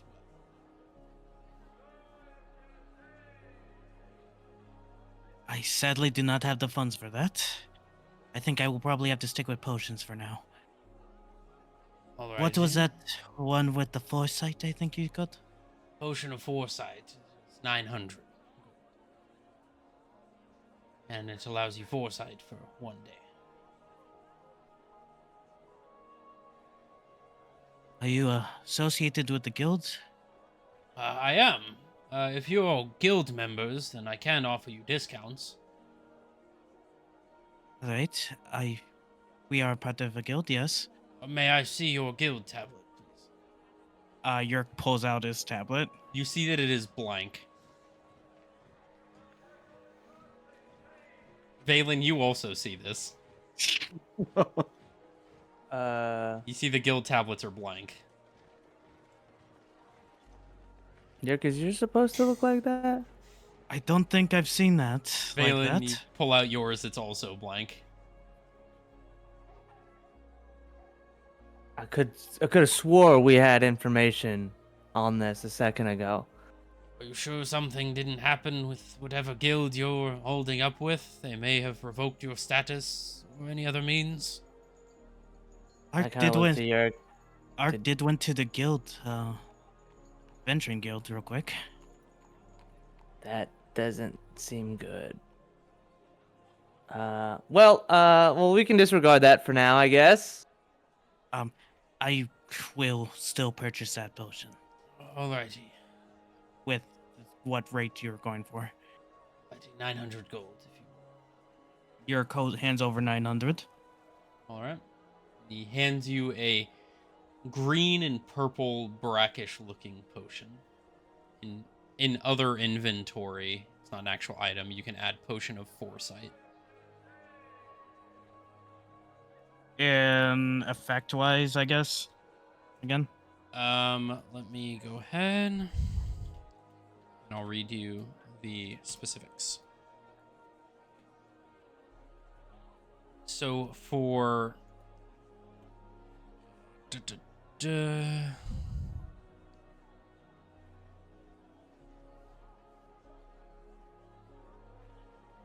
So for 24 hours,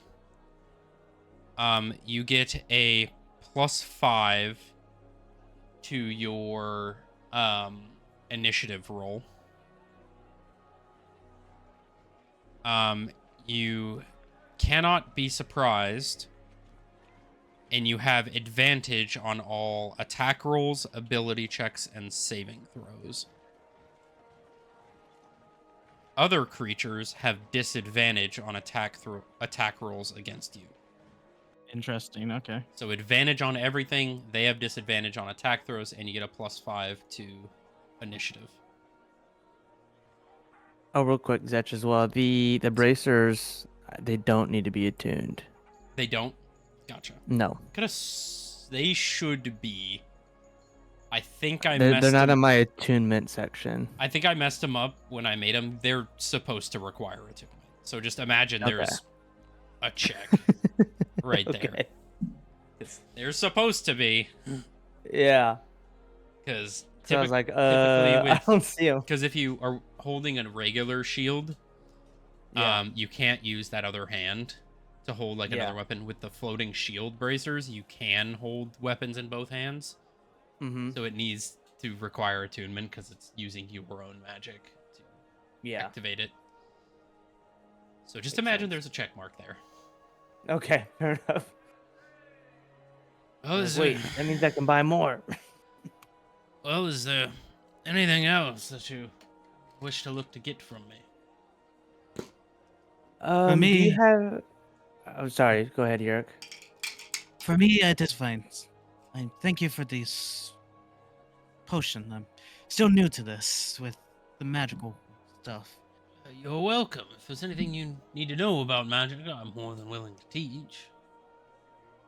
Well, I thank was you. a professor for about 15 years at the local academy here in town. Oh wow. I might take you up on that offer. Maybe not today, but I'll come back at some point. I'm always eager to learn, especially from a grand mage. Hopefully, I am still living and breathing by that time. Every day Well, I that, go to sleep, I imagine there will be one day I don't. Is your health Fair a enough. concern right now? It's not the best, but as a human, unfortunately, my lifespan is not that of an individual such as both of you. I hope that necklace that Valen traded with you will do well for you then. Well, hopefully it gets rid of the hemorrhoids.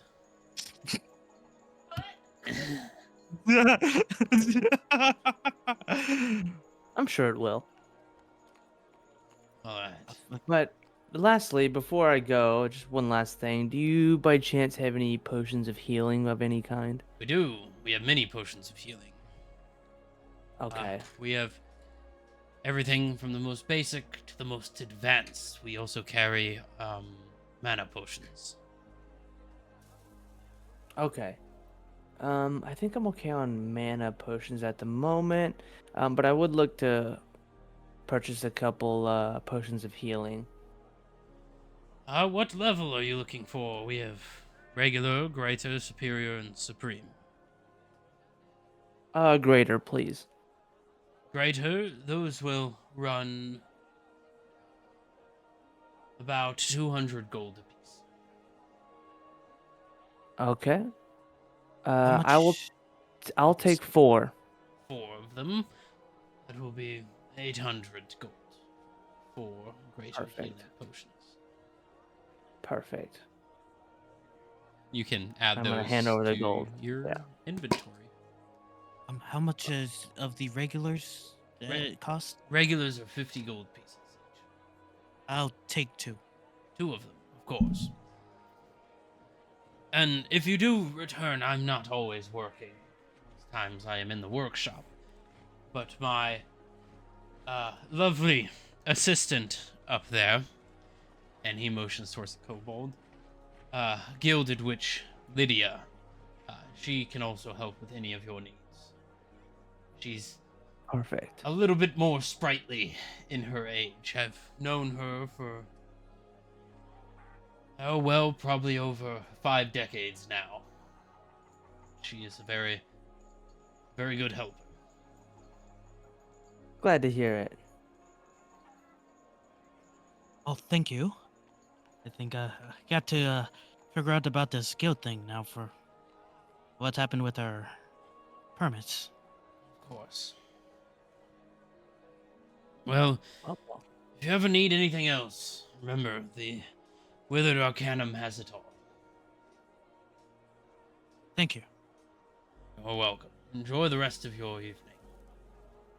you as well. I'm gonna try to push our way back out. Right. All Hey, right. Excuse me. hey, watch where you're going.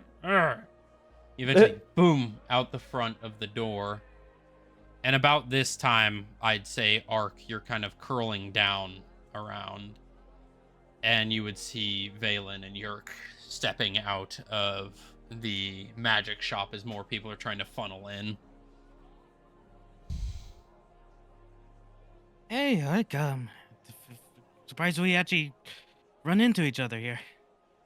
Good timing.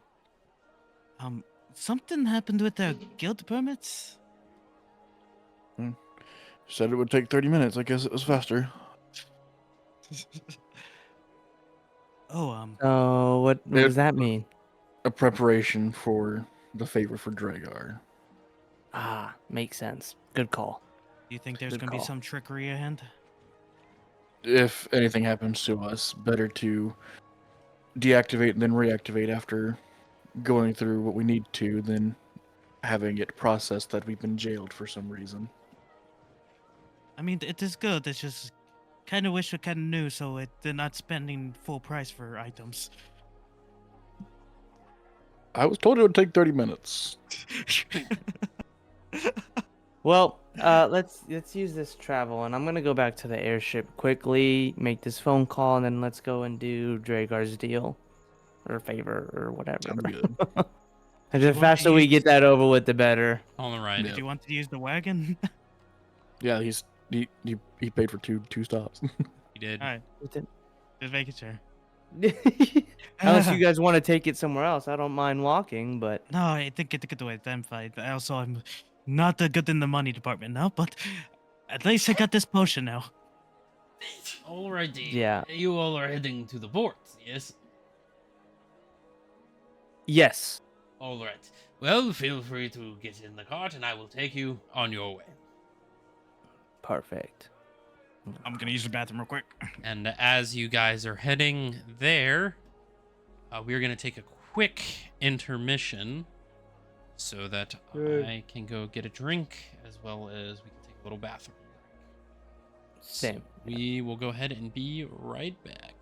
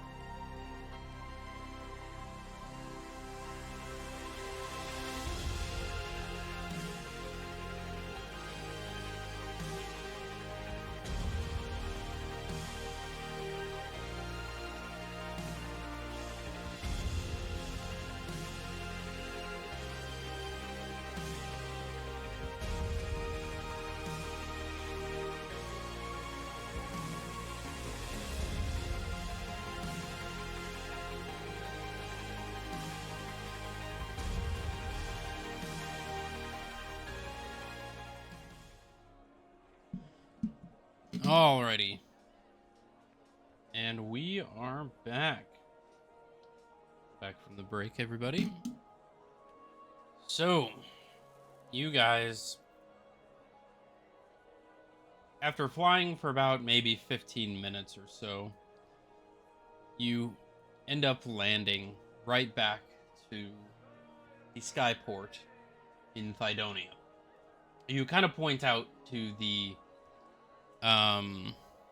what do you call those guys that sit on the front of the cart? Do the hiya thing. What do you call them? Coachman?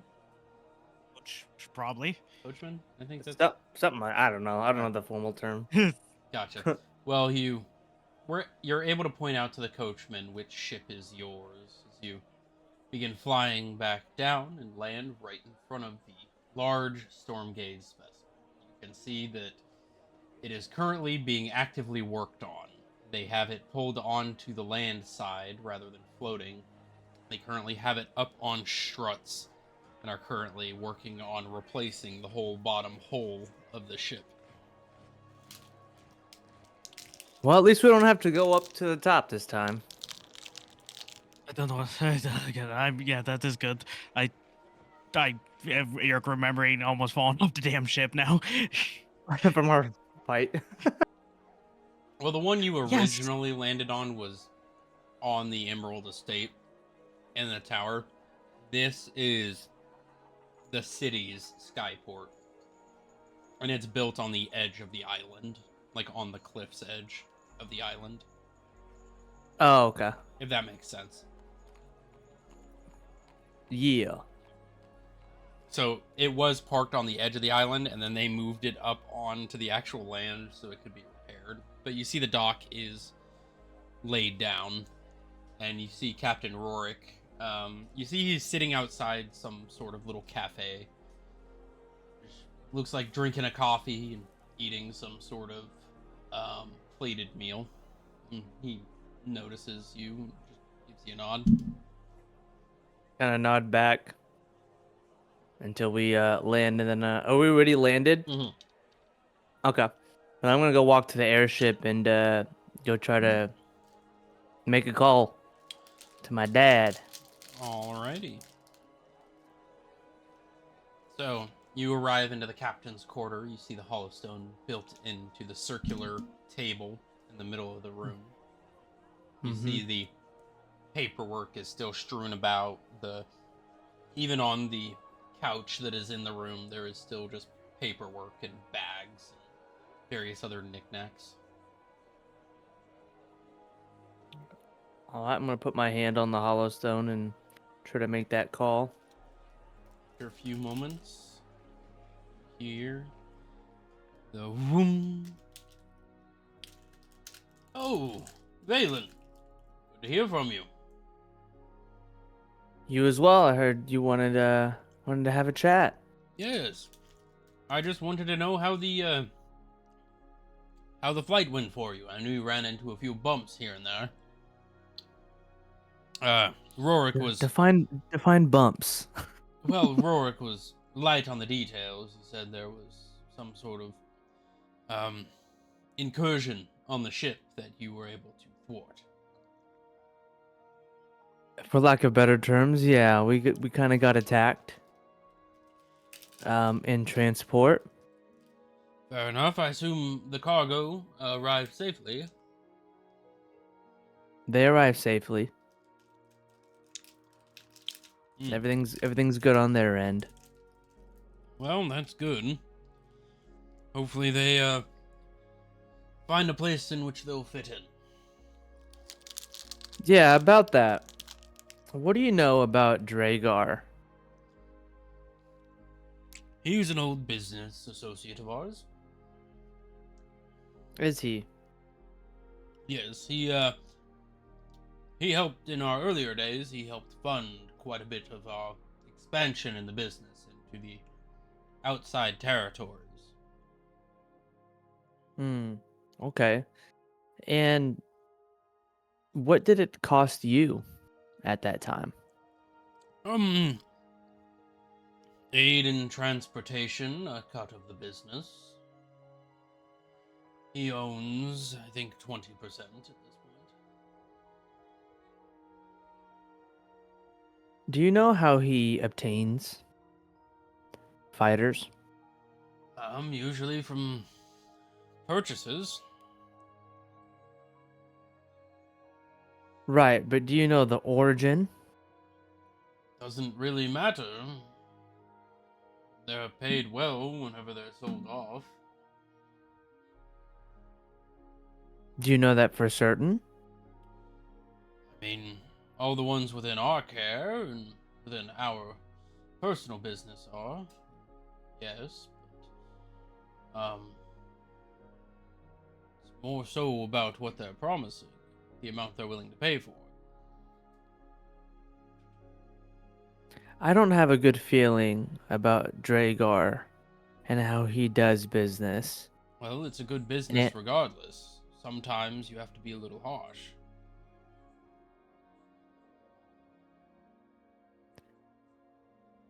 fair. But what if I told you that the people that we were transporting had no option but to be fighters? Well, sometimes that's how it works. And by no option, I mean they were held captive. Oh, they're not captive And anymore now, are they? We're giving them a better place. in exchange for what, though? A livelihood. Paycheck. Roof over their head. Stable income. Well, that's not what I mean. I mean in exchange for being on contract and on retention on somebody's behalf rather than being imprisoned. Well, I think it would be an obvious choice now, wouldn't it? It would, but that imprisonment was certain death. Oh, I'm not seeing the issue here, Valen. We saved them from death, and now they're in a better spot. Do you have an issue with that? The issue isn't saving them. The issue is it really saving? Or is it them being indebted because they had no other option? Well, Kind of forced. if we didn't pick them up, they'd be dead. So we laid out the semblances of the contract, and they signed it. We didn't force them to sign it. They could have stayed if they wished. We gave them the option. And die. But we gave them the option, and they chose to sign it. We didn't force their hand. And you know, the part of me does agree with that, and I understand it. But what I will also say, and I've had some people speak on the matter as well. But these people have lives. These people have homes. These people may have families that they'll never really be able to get to see because they had to choose between being indebted to whoever we just sold them off to, aka Dragar, and Well, fighting those were and hoping to Dragar's to survive or start not. off with. They were his. They were his, and yet they were in a cell. Well, no, Prepared he was the to- one who purchased them. Okay. We are just facilitating the transportation, like I said. We help out where we can. And it doesn't seem wrong to you that he's purchasing people by force and making Well, them choose I mean- life and indebtment to him? To be fair, Valen, they're not really people. They're not like us. They're not civilized. You know this, right? Anything is better than where they were. You knew this fact when we moved to Luxelheim. We were there to make their lives better, make them more civilized, more like us folk. Right. But we can't make them like us by changing who they are. Well, we're We not. can make them like We're- us we're gi- by funding. We're giving them an opportunity to be better. If they don't want to take it, then that's on them. Where is this coming from? Before you left, you understood all this. A lot of things have been revealed to me, and I've seen a lot of death. I've seen my friends die. I've seen true sacrifice in He service of others. told you the dangers of going out there. It's not the danger that I'm worried about, though. It's the people. It's the people, and it's questioning if we're really doing the right thing with the resources that we have. We have been well off for a while. And I am grateful for the opportunities and the life that I had growing up and what I have now. But doing that, I feel like we could be better, doing better. We are doing better. I mean, things are going well Not here just- in Luxelheim. Things have been going well elsewhere. But I'm not just saying the income we're getting. I'm saying providing people true freedom with the opportunities we give them. Right now, we're giving them opportunity, but not freedom. We're giving them opportunity to fight for their life. Well, as you know, every fighter that works directly for us, they get their opportunity, and most of them don't want to go anywhere else because we pay them well enough to live fruitfully. What Dragar does with his fighters, that is his own business. We just facilitate the transportation of them. But what does that say about the Stormgaze family being affiliated with somebody that we know should be doing better than what they are, doing something that isn't necessarily right, and we're tying our name to that? Look, if this was directly a part of our business, I could understand, but it's not in Erosia, and it's not at our Luxian home. So what he does with his business it's none of ours. When you want a business as large as ours is, you want the fortune and the extent of our influence. Sometimes dirty deals are involved, but we hold ourselves to a higher standard. But it is not my job to oversee his business, nor is it yours. It's not about overseeing his business. He can do whatever he wants with his business. My concern is what he's doing with his business and how it interferes with us and how it interferes with our name and our future business. If people find out that their only two options for the cargo we just transported was death or becoming indebted to fight for your life, not many people would favor that. And I'm coming to find that out. Oh. Growing up, we have our own way of life, and this is the way it is or it isn't. But here, there's more free thought. Oh, that's why it's a lawless wasteland. There's no structure to it. It's chaos incarnate. Look, if It is. if this is a big problem for you, I know that these fighters are going to auction soon. If you truly want to do what you say, then purchase them yourself. And That's a good idea. do what you want.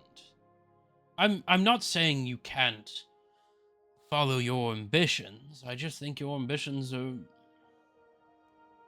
misconstrued kindness. Because what are they going to do? Let's say you do set them free.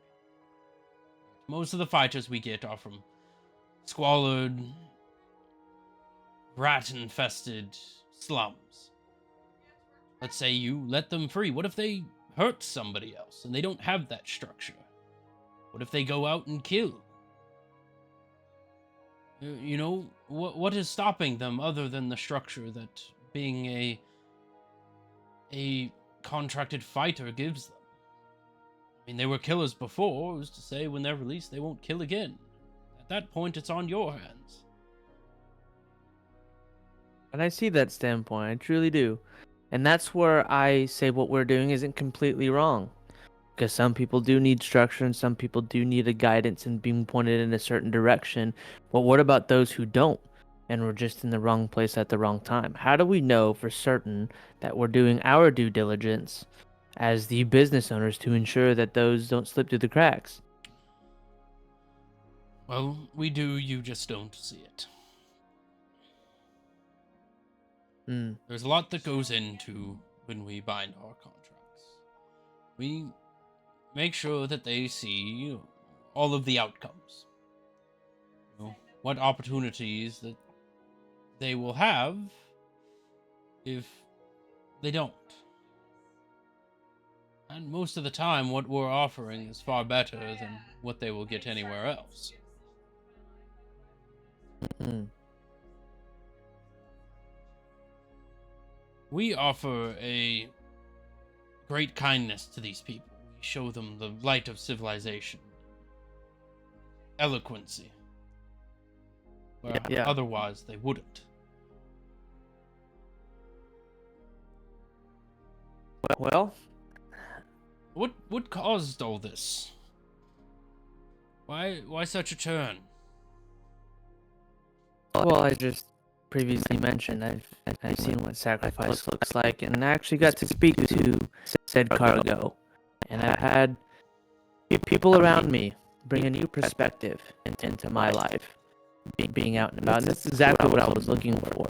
And I'm sure you know, as you raised me talking to people who are trying to better has a valued opinion on the stuff that we're doing. So in order for us to be better, we need to hear the feedback. And I've heard feedback. Yes, And it doesn't look too bright. but something I think you've missed is when you're talking to the ground folk, you have to bring their level of understanding up to yours. You don't want to bring your level of thought down to theirs. You want to elevate them. You don't want to lower yourself. If you lower yourself to their values, then, well, you're no better than they are. And I would hate for you to turn out that way. I wouldn't consider it me going down to their level, but like a restructure, implementing how to find the middle ground versus it's either my way or no way. Well, it's not our way or no way. It's just the right way versus the wrong way. And who are you to say people is right? And I don't mean this disrespectfully, Well, but it comes off as disrespect because, as you know, we arrived. Us erosions have got to the level where we're at because we have done the right thing. We would not be the wealthiest country or the most holy of people if we didn't. There's a reason we're closed off. There's a reason our borders are closed. It's because I the people understand. outside are so unfaithful and lawless that they can't even see where to begin. No matter how hard we teach, they will never arrive to our level because they don't understand it. I understand. Think a lot about what I taught you when you grew up. Don't stray from what is good and what is right. I know this vacation of yours is something you've wanted to do for a long time, but this is what we were worried about. Bring them up. Don't lower yourself. And I understand. if you need some time to come back to the home, reorient yourself, and get advice, we are always here. I understand. Just from what I've said, take into consideration at least. I will consider it, but I have been running a business for a lot longer than you have. I know. The ins and outs. I know you do. Your mother says her well wishes. We've got business to attend to. Take a So night. you do. Think about it. I'm sure you'll come to your senses. Goodbye, I'll talk Valen. to you I soon. wish you luck. Goodbye. Vroom.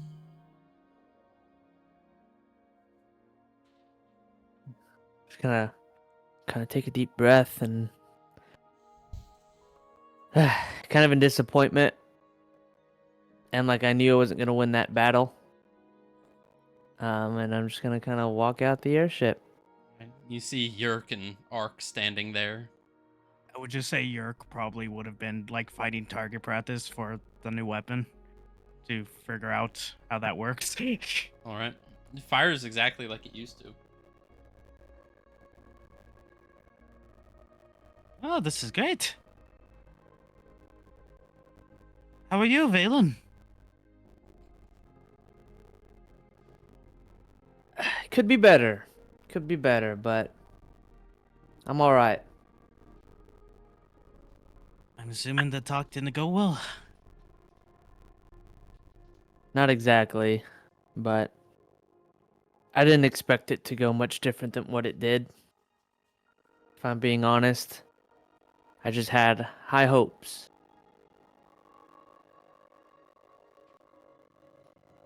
I see. I'm assuming you both had different opinions on what do you call things? Referring to the fighters? For sure. Um, my father's only concern was transportation and if they got here okay. Um, no condolences that I had mentioned that we had lost a friend. No care. Just if the cargo got here. So, opposing opinions for sure. A father being a father to hit to me the whole time has been very stern like, so less emotion, more did it happen or did it not kind of thing.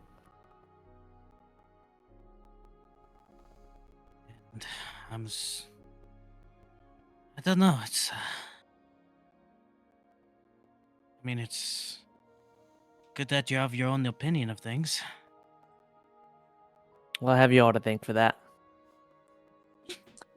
Some people are set in their ways and are going to be difficult to see the different ways that you've learned.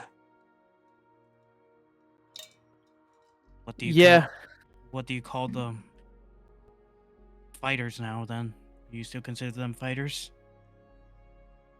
I mean technically that is their job title, yes. That's what they signed up for. Pot, meat, kettle. But I do understand where you guys are coming from on your perspective when you call them slaves. I've found out that we never really owned them in the first place. We were paid for transport, so they were never ours. Dragar purchased them. We were just the vessel to take them from point A to point B. Now this is getting a little confusing a bit with the ruby and the emerald. And now your family. Yeah, Are you guys just transporters then? for Dragar. They were originally with the ruby. So the ruby sold off to the emerald. Dragar? Guess so. All I know is my family currently is only doing business with Dragar and transport. In return, he funds some of the new things that my family may be doing. He's an investor.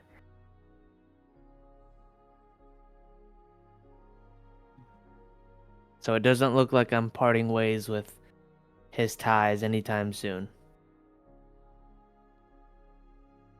Well, that is at least you have your own opinion of things, I guess, and you're not blind enough to see what is happening. Yeah, but we can talk about this all day. I'm not going to wallow in it. Let's go get this favor done. Yeah, I was just doing a little target practice out there. Hopefully, I wasn't too loud out there. I'm sure it'll be fine. There's lots of work going on right now. Well, where is he picking us up? To my understanding, that's what he had said. Well, I'm ready to go whenever you are. You turn around and see Dragar sitting on a box off towards the mid area of the ship. Just sitting there watching.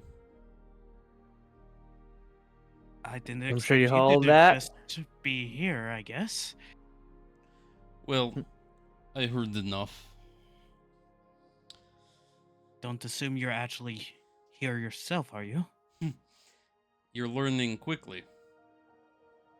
Since you got to keep up appearance, correct? Something like that. All right, But- well, let's get this over with. If rubies are going to die, I want to witness it personally. You must really don't like the ruby. To be honest, she's kind of a bitch. And the fractured mind. She's not how she Okay. used to be.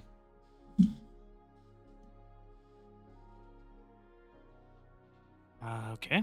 I'm assuming you liked her before whatever this fracture is? Was more indifferent.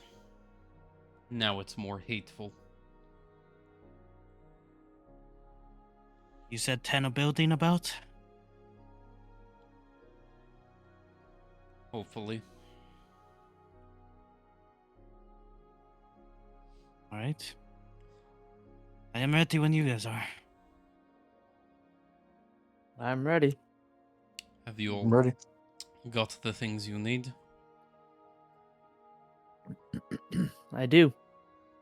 This might be a lot. And Yurka pulls out the potion. Alright. Might be a lot. And Yurka uncogs it and just drinks it. Alrighty.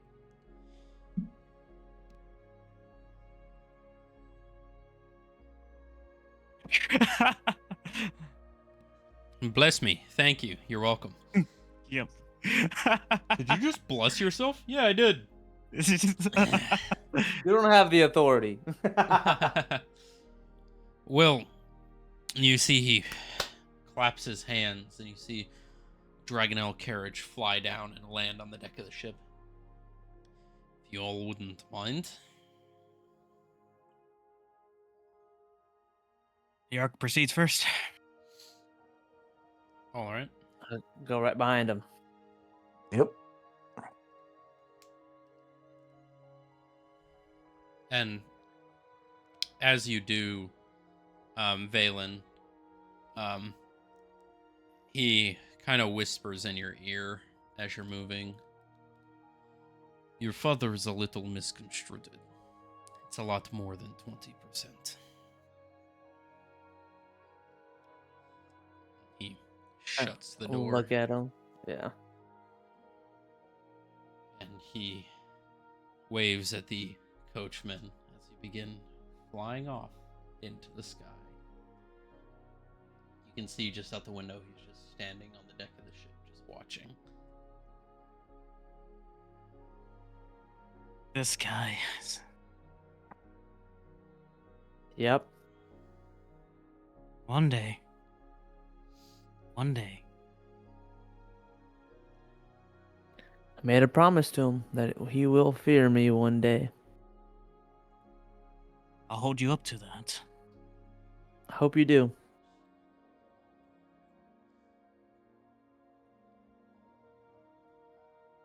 We'll need all we can for him. So, Sounds good.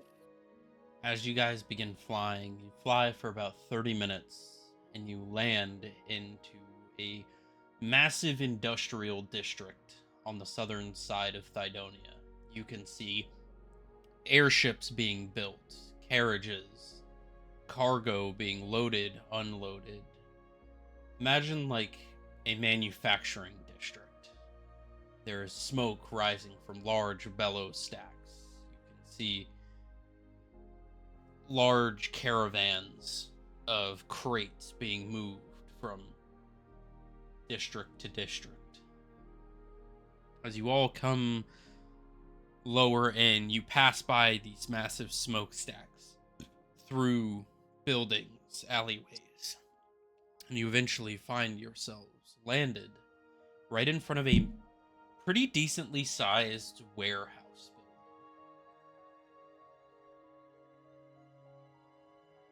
Yerk, Mhm. you notice something. Just off in the distance, up on a roof, well, the roof of this complex you're looking at, you see something familiar. An individual in black attire. You see a weirdly shaped vest on their chest. You see a smooth metallic helmet atop their head. And you see them just standing, holding some sort of object. Looks like a telescope. Just looking around. Can I assume this is NGC? Probably. You see, Guys, as you land, he makes eye contact with you. And puts him down and he just gives a nod.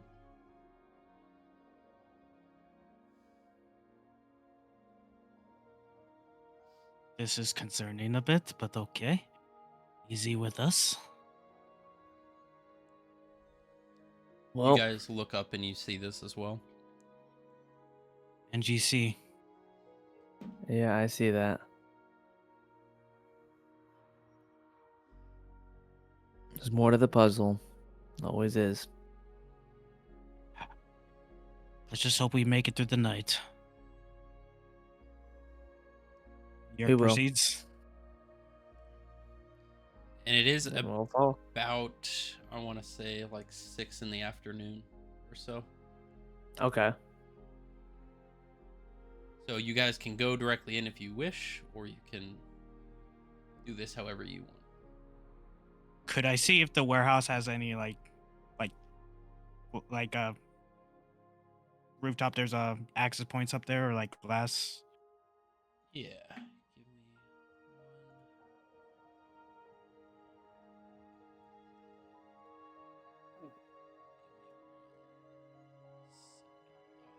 Oh, that's actually just terrible.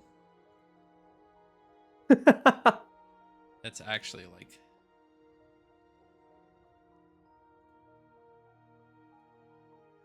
Let's see if I can.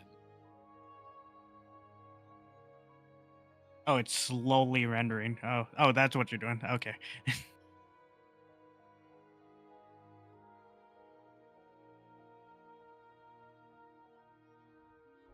I really hate that they don't just have a.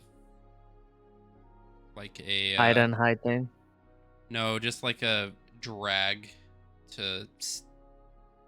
like a drag mechanic, like you would in like Oh, literally like MS Paint, yeah. where you just draw a rectangle. That would make. I don't get why they have the drawing thing implemented. I mean, how long is D&D Beyond a thing? I guess.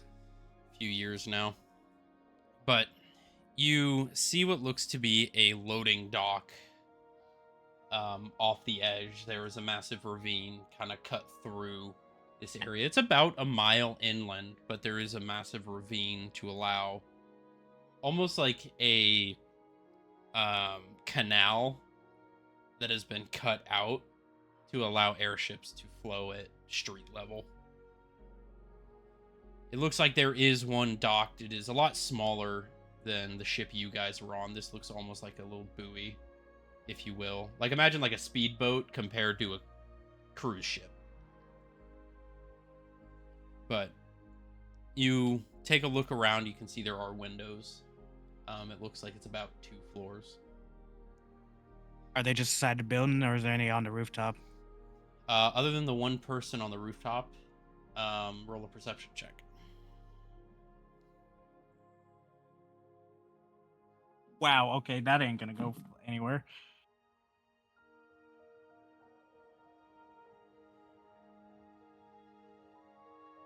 Seven. 7. Yep, that ain't going anywhere. So what I can do is for now. There we go. A 7. Yep. Can't really see anybody moving around. Does anybody else want to take a look? Yeah, I was gonna do that next. I was gonna go to the windows and look around. Perception, good perception, guys. Right, I know, right? Let's see.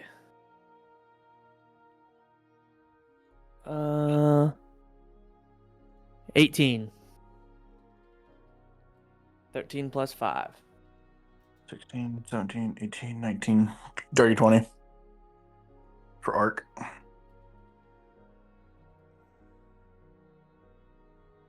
Make me replace you.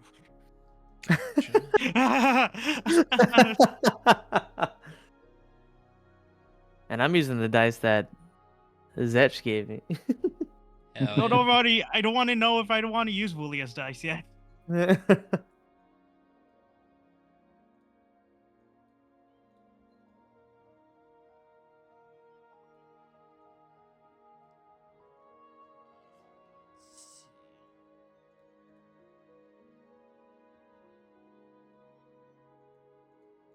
Guy that's like so great at perception still eats shit. Yeah, I thought that was supposed to be like your thing. I know, right? Yeah, that's like my best one besides acrobatics. That's funny.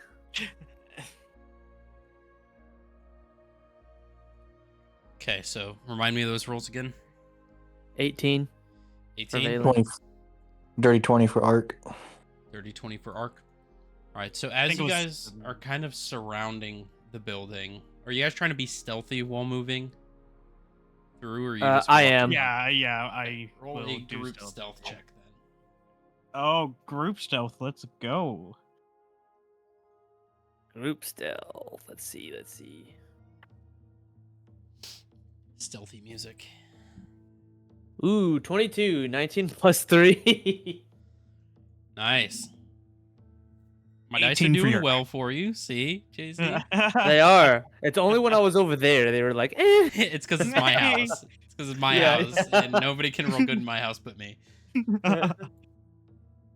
And Western, 9 for arc. because you're rolling with disadvantage, right? You have full plate. Yep. Yes, sir. Oof, I forgot about that. Yep. Wait, I forgot to like for that foresight stuff. Is that with checks too, or is that Yeah, that's with ability. It's attack rolls, ability checks, and saving throws, okay? Give me a sec. Roll that. including perception.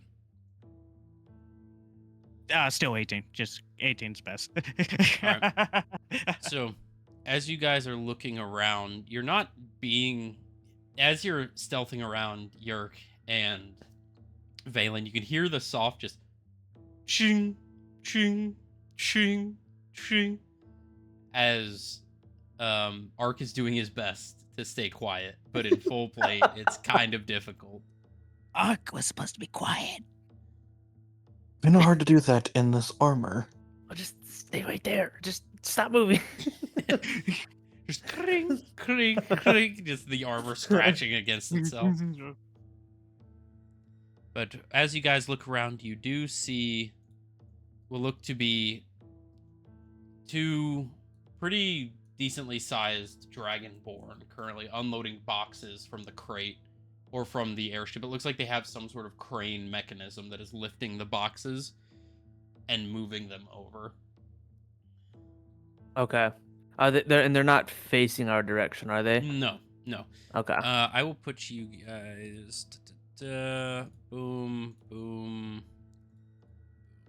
So, you guys are mainly Valen and Yerk are kind of peeking around this corner. Ark's kind of back here. as you guys kind of creep and look around, you can see two Dragonborns are currently sitting there. One's just cranking a lever, one's kind of guiding the boxes. Okay. You I'm gonna kind of whisper to Yurk. I could use a spell and push like both of them off the edge, but once I do, everybody's gonna know we're here. I could try to get ready with my crossbow. At least it'll be somewhat quiet. Yeah. Just in case something doesn't go well. Yeah. And DM for where the ship is it like it's water underneath, right? no, it's a canal with air in it. So if you imagine like Okay. how a canal is built in like Yeah. harbors, Yeah. but this is for airships, right? So they fly Okay. in on the side, and it's so they can be level with the ground. But there is about a 20-foot drop, and it's about a 40-foot wide canal that Okay. all these manufacturing buildings are built on. Gotcha. So it's a big Okay. old like stone cut in the ground, no water in it, just air. Okay. Are we on the rooftop or on the ground? Or You're on the ground. okay? Can we actually see them? It seems like an elevated place, is it? Yeah, they're lower than you are. Oh, okay. Yeah, They're there's stairs up the top. Yeah, so you guys are here. There's a staircase down that leads to the actual dock area. Okay. Right. So you're kind of peeking just over. You can see like the tops of their heads. Okay. And as you're watching, you see one of them crack open a box and begin looking in it. You see he pulls something out of the box and begins looking at it. You see him. It looks like he's talking to someone that's out of view. Would we be able to recognize what he's actually carrying in his hand? Sure. Go ahead and roll a perception check. Could Yerk also take a look? Yeah, perception with advantage. And actually, so I remember that, I'm just gonna go ahead and put a blue marker on you. I got a 10. 10? Yeah. Gotcha. Dirty 20. Dirty 20. So what you can see, Yerk, is you see this individual pull out a crystal. You've seen an arcane core before. This doesn't look like anything you've seen before. This is dark purple. It almost looks like it's vibrating. Could I not reference anything that's possibly like with that corrupted cultist? Roll a history check.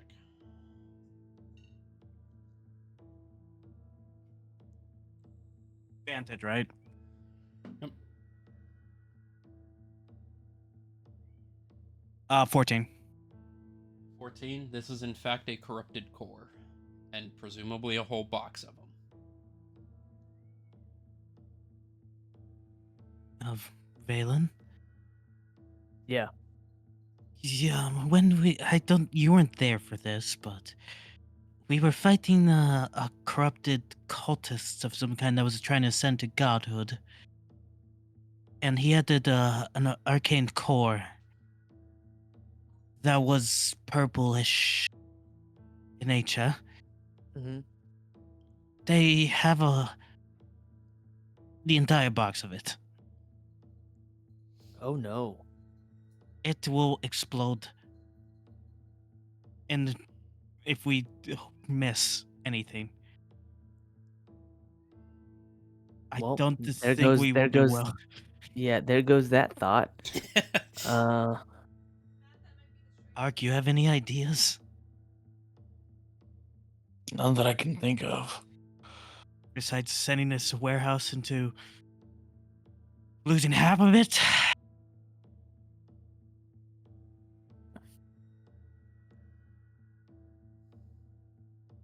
Trying to think.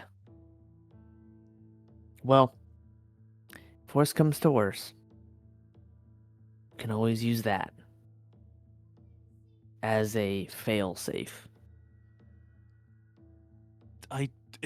That explosion was quite big.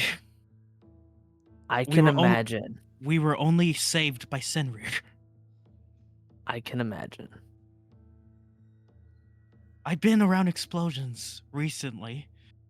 At this point, I could be accurate enough to hopefully kill them. And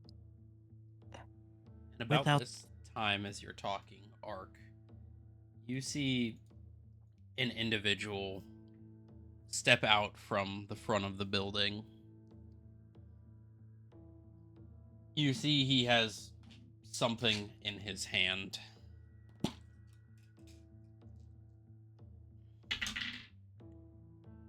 Does Ark recognize it?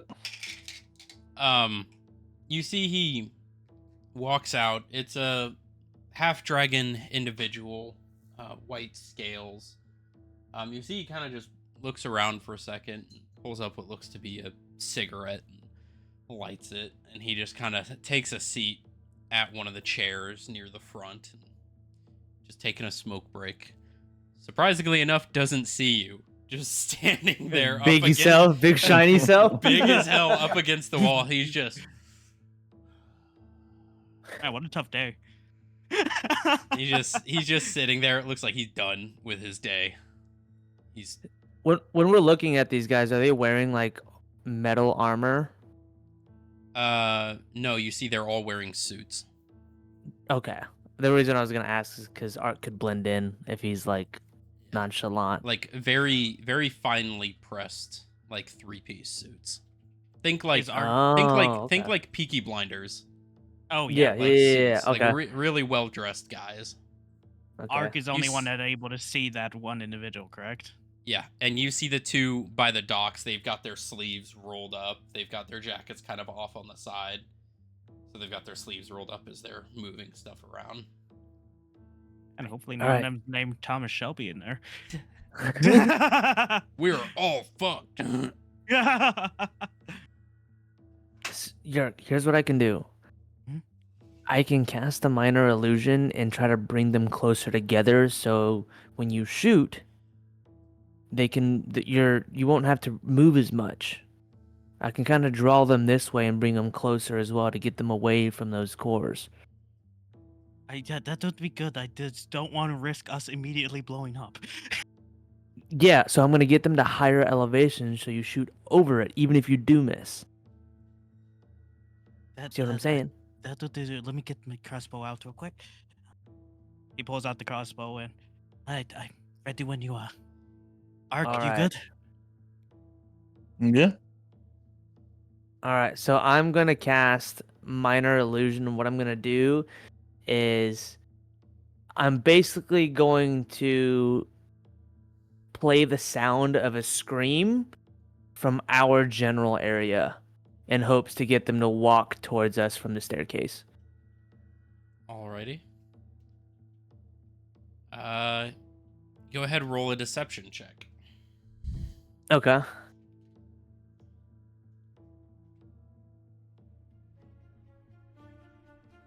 Man, it is Valen 14. deceptive. I have a +1 in that. I rolled a 14. 14.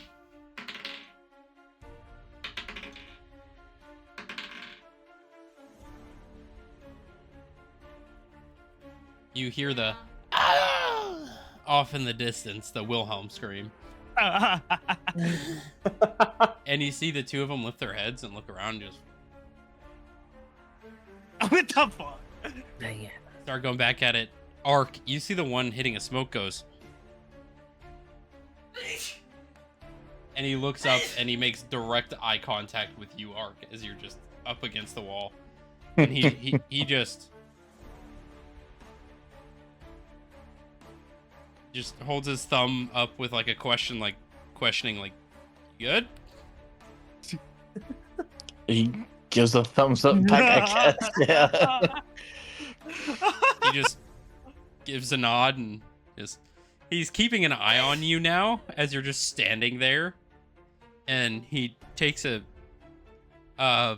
hit off his cigarette and he grabs the pack and like motions to you.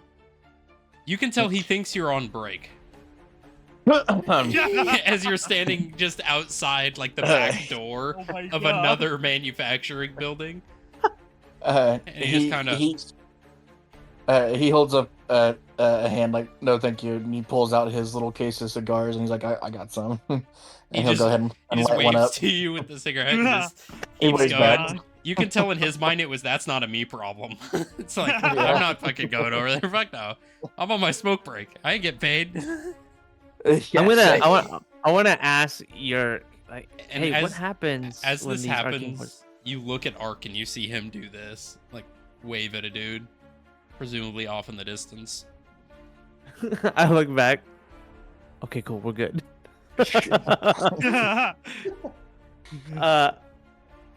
Yerk, Yes. how do that arcane cores look if they explode? Like, what is it? Do they? It's like a slow glow.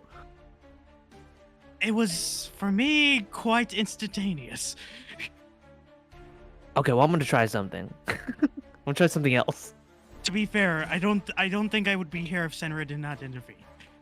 Okay, well, I am gonna now use prestidigitation to try to make them glow brighter, like a slow glow, to make them look like they're about to explode, in hopes that they run. I will stand by with the crossbow ready. All right. All right, so now I'm gonna try to use prestidigitation to make them glow brighter, to see if it makes them terrified of like, Okay, uh-oh. Roll a deception check. Come on, Valen. I know, right? Ooh, 19. 19. You see them faintly beginning to glow, and you see the eyes, and you hear some shouting. Hey, boss, we have an issue out here. Please, oh, fuck. And you see both of them start running interior to the building. Okay, That well, works. they're in. I mean, they're inside now. And a few seconds later, you see another individual walk out. Very finely dressed individual, wings curled on the back, tail coming out, crystalline ruby scales. You see him look and he just goes, and you see this orb appear around as you see the color die down as your spell is broken. You see What? Go ahead. You see he walks over and picks up one of the crystals. He's gonna go ahead and try to make a look around. Both of you roll All a right. stealth check.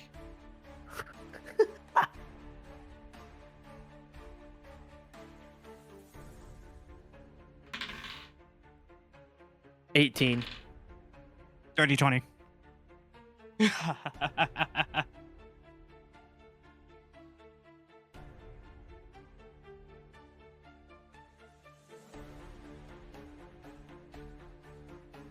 Would you roll again? I got 18. 15 30-20 plus for 3. York. 20 for York? Yep, 30-20. Okay.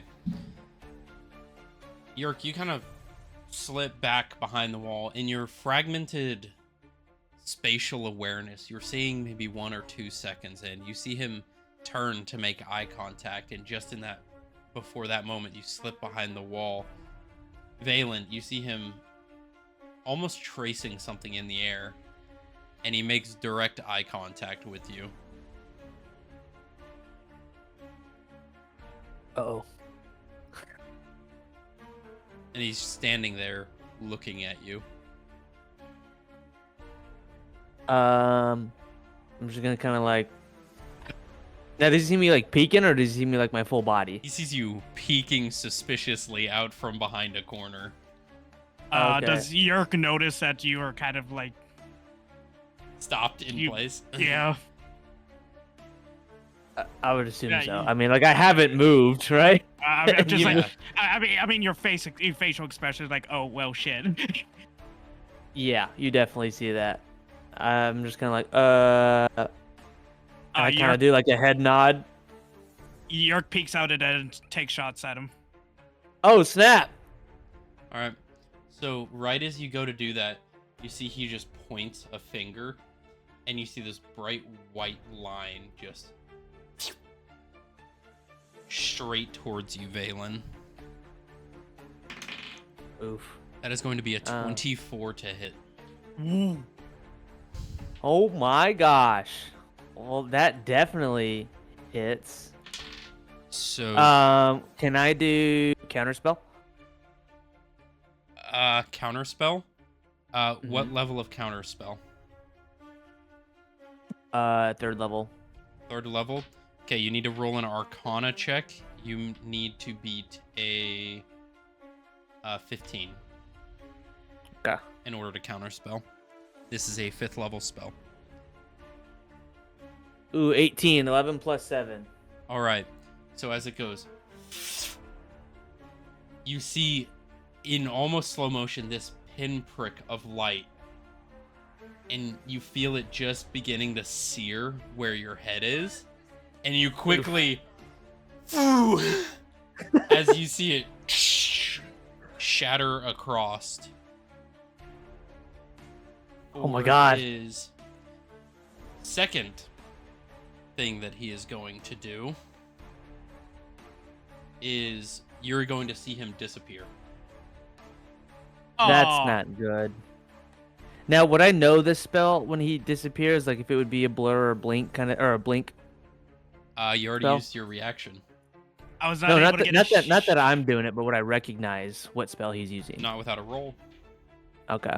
What was I able? So- It wasn't that quick enough.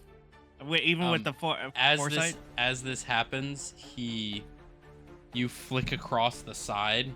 Just that moment, you take 2 shots. Go ahead and roll 2 shots from your revolver, or are you using your revolver or crossbow. Crossbow. It was for Crossbow. like a stealth purposes. And you've got 2 attack rolls. Yep. So these are going to be base rolls because they would be at disadvantage, but because you have advantage, just base roll. Okay. So go ahead and roll twice as he disappears from view. Now 1 plus 10. Fuck. Now Oh my 1 plus 10 on the first one. So you go to shoot and your crossbow goes ting, and Yep. your wire just Yep. All right. This is a sign. And at that moment, I would like to have all of you roll initiative. Oh. What a start. Wow. Can't believe. Well, good thing I have other weapons. Can't immediately break. Yeah. Dirty 21. Valen, dirty 21. Yerk, Give me just a sec. you get plus got- 5. I You got- get plus yeah. 5 on this with Ye- advantage. Yeah, it's gonna be insane, isn't it? And Western, 15 for arc. nice.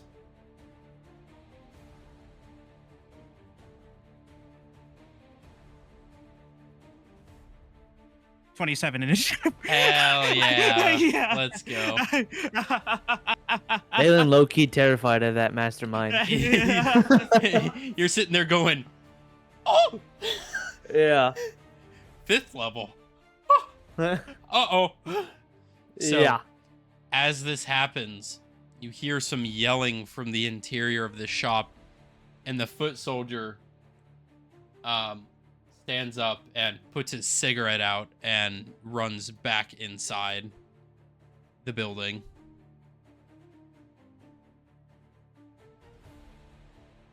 Top of the initiative, Yerk. All right. Shit. I am not getting near those damn cores. Yeah, it's probably a bad call.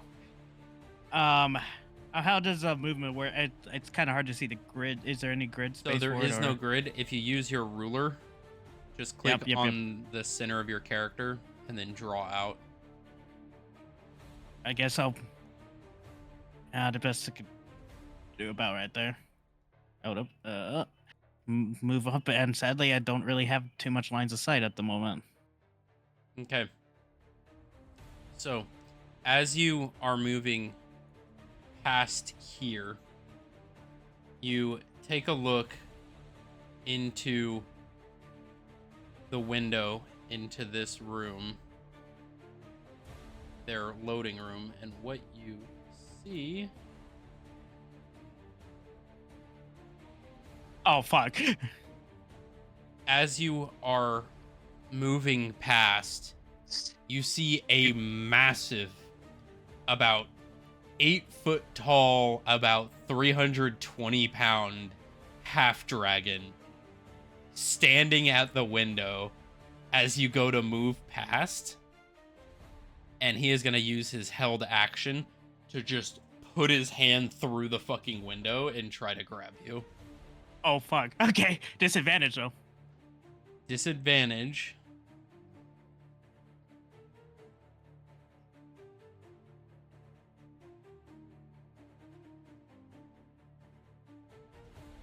Okay. So his first attack roll is with disadvantage. That is an 8 to hit. Nope. And his second one Dodge out of the way. is also an 8. Dodge out of the way again.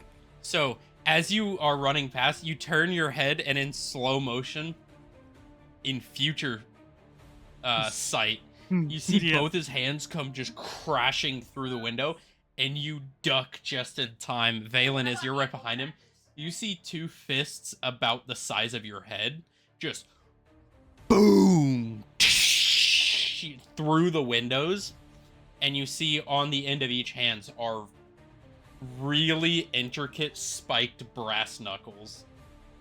And my these are like meaty brass knuckles for a guy this size. As the window just shatters out, Ark, you see the glass just come towards you. Could I say, like, since I stopped there, can I change a little direction there? You can, yeah. So that is Like, so how much movement was that? It was so like, that was 15 feet of movement. About Yeah, 15, 15 yeah. more. gonna back up a little bit. You start booking it towards the Ark. All right. And he pulls out the M4. Oh, gee, he got the blicky now. All right. All right. And then you said it's 2 shots per attack. Yep. All right. So 4 shots. 4 shots. All right, with advantage. Yep. 18 plus 10 first one, 28. 28 will hit. Do you just want me to roll hit and then Roll damage? all hit, of them damage? and then roll the damage. Okay. So the second strike, 25. 25 will hit.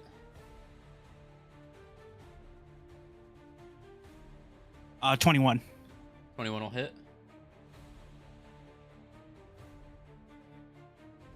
26. 26 will hit. So Ooh. all 4 of those are going to hit, so roll damage for all 4 of those. Oh gosh, this is gonna be great. I'm so glad I'm the DM and I don't have to do math until I do. I know, right? You gotta give me just a sec here. Just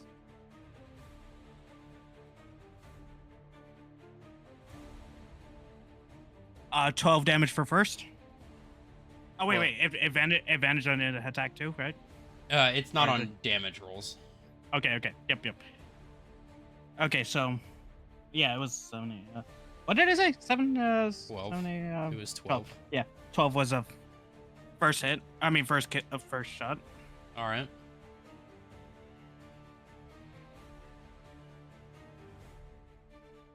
Nine for the other. 9 damage for the second.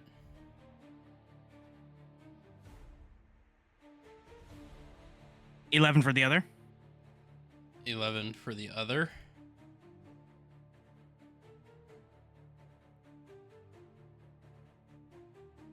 $12 for the other. Alrighty. So, this is your guys' first time ever inflicting system shock on an enemy. Oh, really? Ooh, Yes. nice. So, you go just immediately actually just hear bang, bang, bang, bang, bang right through, and he is going to go ahead and roll a Constitution saving throw. which is a failure. So he is going to... I pulled up the wrong thing. Let me go ahead and actually grab the right thing, which is Thank you, Volio Dice. Thank you. right there. Oh, you brought him out. Yeah. So as you can see from this, those of you on stream, you can't see, but System Shock is a custom rule that we have. So he needs to roll a d12. That fell off. Man, it feels great actually inflicting One. it to them now. So he gets agony, which is disadvantage until his next turn. Well, So not the here's the best. fun thing, though. He is racked by it, and he's going. Ugh. You see, he's now bleeding from the suit that he's in. here's a fun thing though. Accent surge. Really? Okay. Yeah. Sure. You're burning Okay. all of it. So that's also, you're keeping track. There's 30 rounds in that magazine. You've used 4. Yes.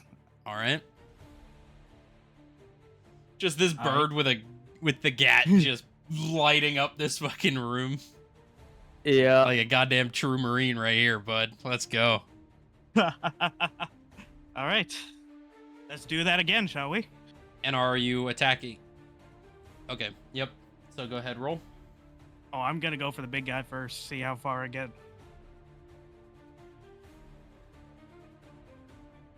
$29 for first hit. Is that a natural 20? No, it was a 19. 19. Jesus. Yeah. 29 will hit. Jesus Christ. Yeah. Yeah. No, it's not gonna hit.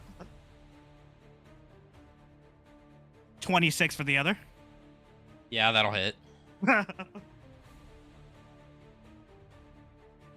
17 for the other. 17 does hit. All right.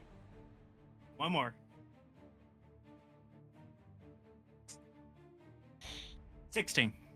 16 just hits. So all 4 of those hit. All right, let's go again. Go ahead, roll for damage.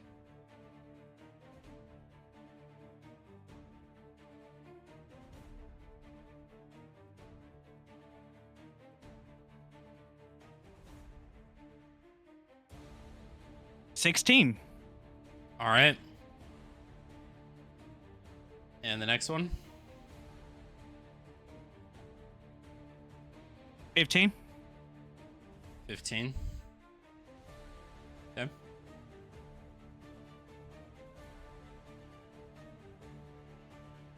14.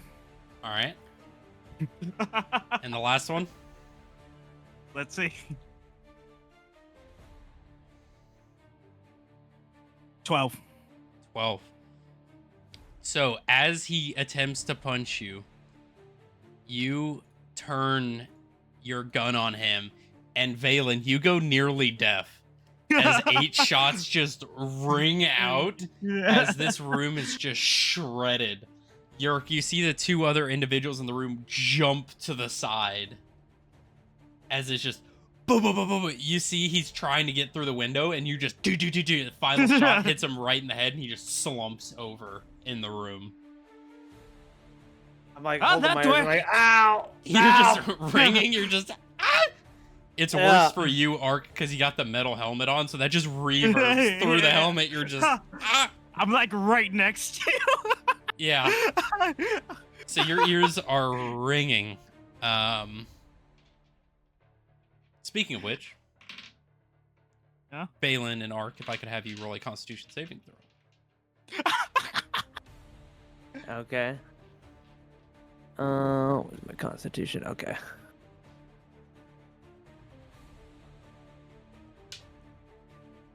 Oop, that was the wrong one. That was the wrong one.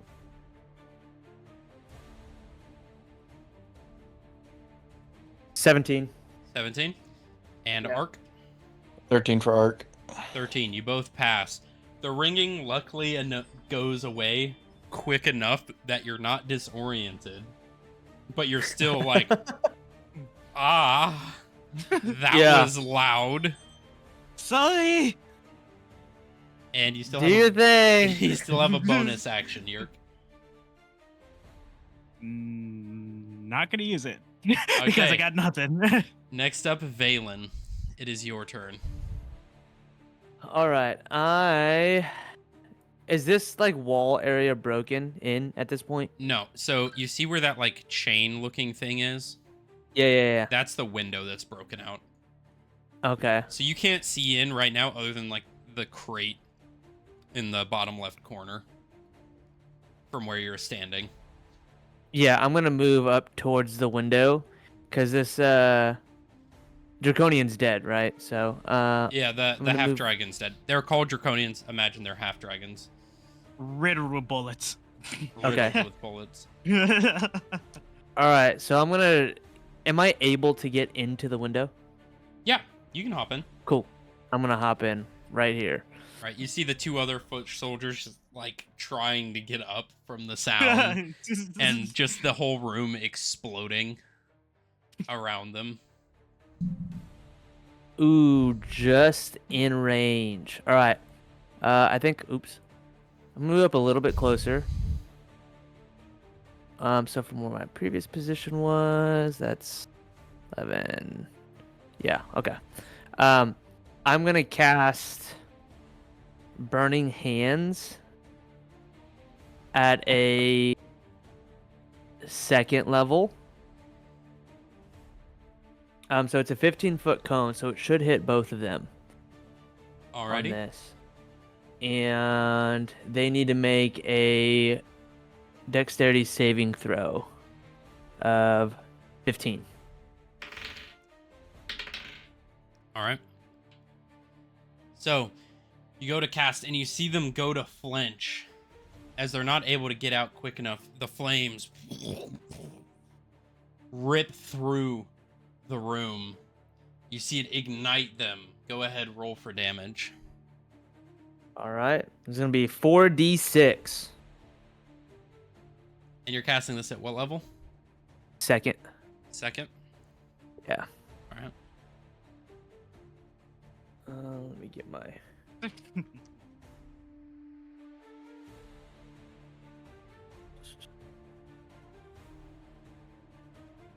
Alright, guys, I'm trying to find the right die here.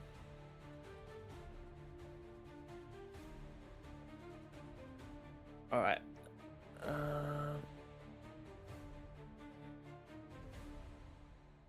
I'm losing my marbles. Hang on. D6 is your cube. Oh, okay. It's your Oh, yeah, it was upside down. Your gambling dice. It was upside down in my thing, so it looked like a 9. I was like, that surely can't be it. Just keep your dice out on your table. No, they're there. But they're like organized in the box. So the first Oh. one is a 4. Just give me the total once you mathed it. Okay.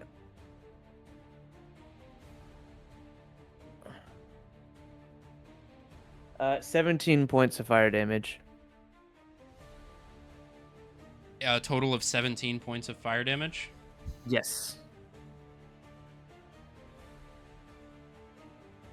Alrighty. Second.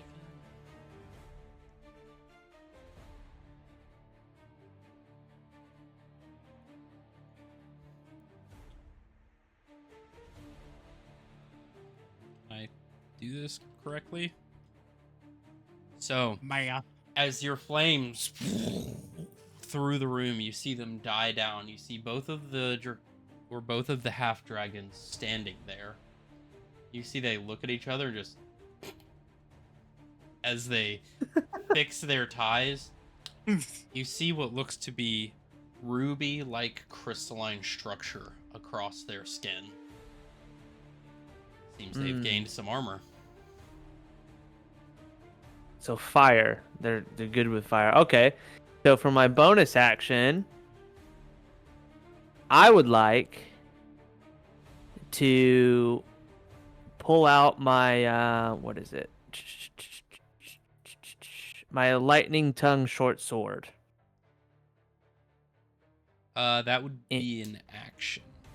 Would it be? Okay. To attack with a weapon is an action. Yeah. Not to attack, just to pull it out. Oh, just to pull it out? Then yeah, you can. Yeah. You can pull it out. Yeah. Okay. You can If I pull it out, equipment. can I also ignite it? Would that be part of the bonus? I'd say because you don't have a weapon in your hand and you're just so pretty much how it goes is if you're trying to swap weapons, like Yeah. put one away and then pull one out, it's typically an action to do so. Mhm. If you're just dropping a weapon and pulling it out, that's a bonus action, or if you're just pulling one out, that's a bonus action. Okay. So you or pull it out, you flick it, and you see it ignite in lightning. Nice. All right. And I'm then pretty I sure think because that's it all I does can do for my 2d6 turn. lightning, correct? And then you have the option for thunderstep, right? Yeah, it's 2d6, and after after I use it, I can use Thunderstep. Gotcha. All right. And it's like 40 feet of brightness around me. Yep. And then while it's ablaze, it deals an extra 2d6 of lightning damage. Yep.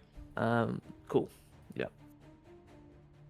And I'll end my turn there. I think that's all I can do. So. Alrighty. That's the end of your turn. Yep. Next up, what you begin to see is you see. I'm gonna let my dog out real quick.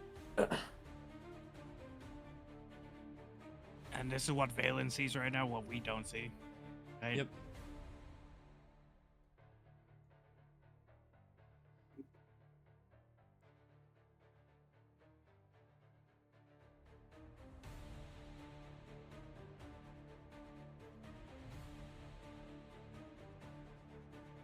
Okay.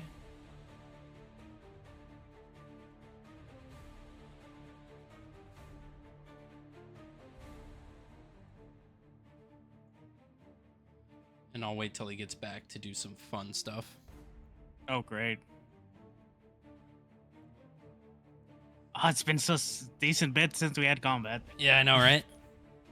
Ugh. Fun, fun, fun.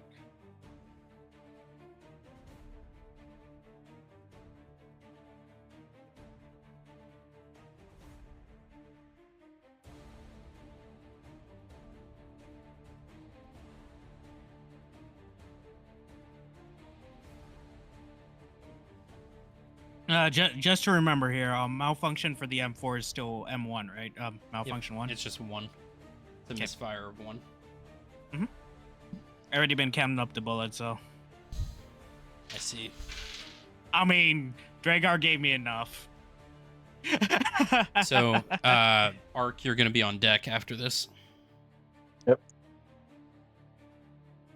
Gotta wait till he gets back.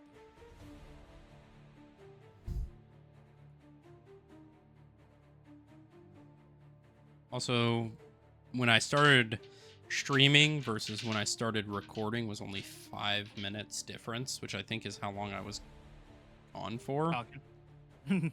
So I'm guessing I just hit it due to reflex and I just completely forgot to hit, like actively hit it. I think I just hit it without thinking. Oh, it's fine. I'll figure out once the video's set. Hey, Western, do you got Labor Day off too? I believe I do. Hell yeah. Hell yeah. We all having the day off tomorrow. Let's Love it. go.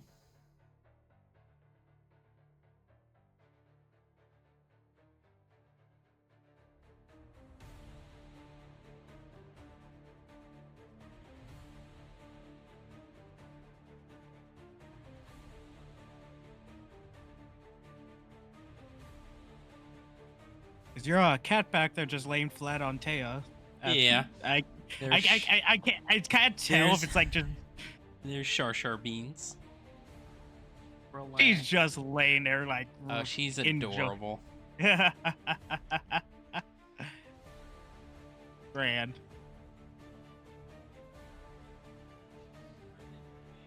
I'm back. Don't worry, some fun things about to happen to you. Oh, great. So, Valen. DM. Following your turn, you see the door next to you swing open.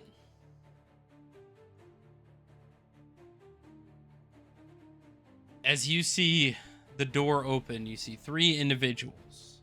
The ruby half dragon that you saw before, a regular half dragon, and one of the brutes. And as soon as this door opens,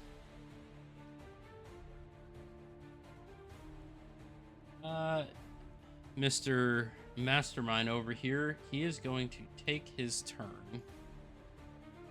Of course he is. Oh, rude.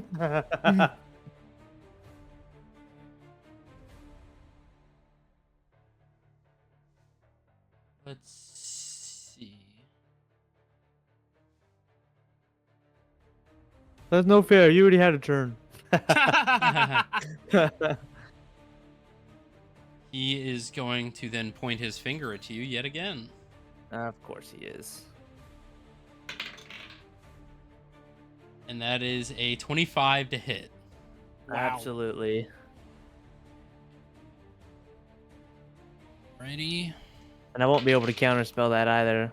Well, I could, but I'll be using my Hood. spell slot. So that is going to be. You might think differently if you get really hit really good. Yeah, it depends. I mean, that roll. That is going to be 9 points of force damage. As he. Okay. You see this beam of light just pierce a hole straight through your chest. Dang, a whole hole for 9 points? That's crazy. It's just a very thin, just hole. Luckily, it misses any vital organs. But he is then. Ow! Valen, why are you in there? I had to use my spells. Mm,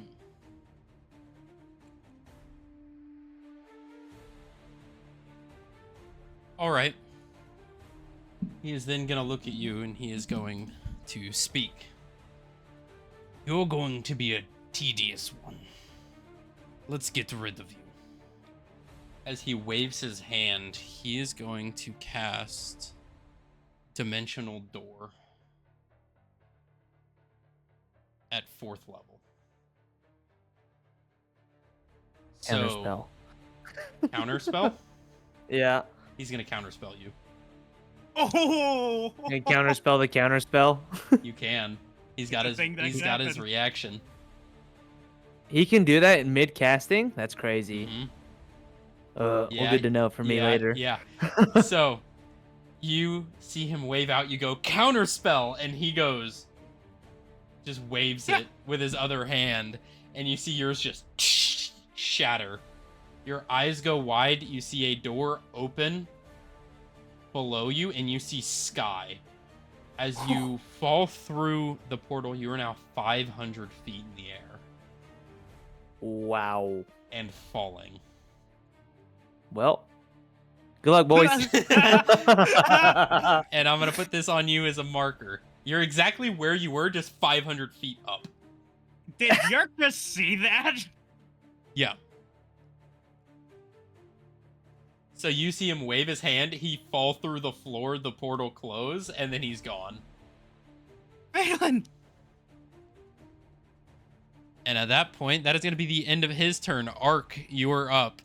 You saw Valen hop through, fireball, look to the right, and then disappear into the ground. And you look up and you see him about 500 feet up, plummeting to the earth. Oh boy. Yeah, I know. Oh no.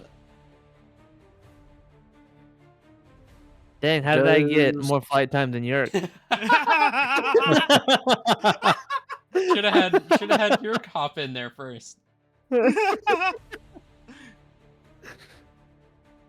Uh, gosh. Does the dreadnought have wings? The dreadnought's dead on the floor, and it does have wings. Oh, dead. Okay. Yeah, the Very- anything with a very dead. black circle around it is dead. Okay. But there are 2 others in there right now. Do they also have wings? Yes, both of them do. Okay. I am going Oh no. to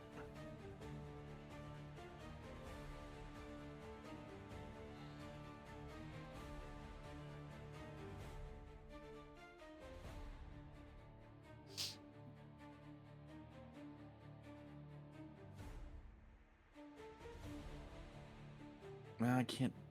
Darn.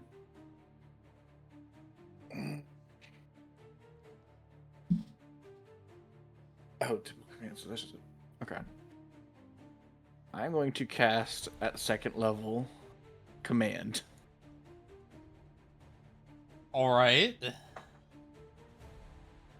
It'll be both at B and C. Because it's multiple enemies at second level, right? Yep. All right. What are you commanding them to do? Well, they have to make They a. cannot hurt themselves. No, yeah, they have to make a wisdom saving throw. Okay.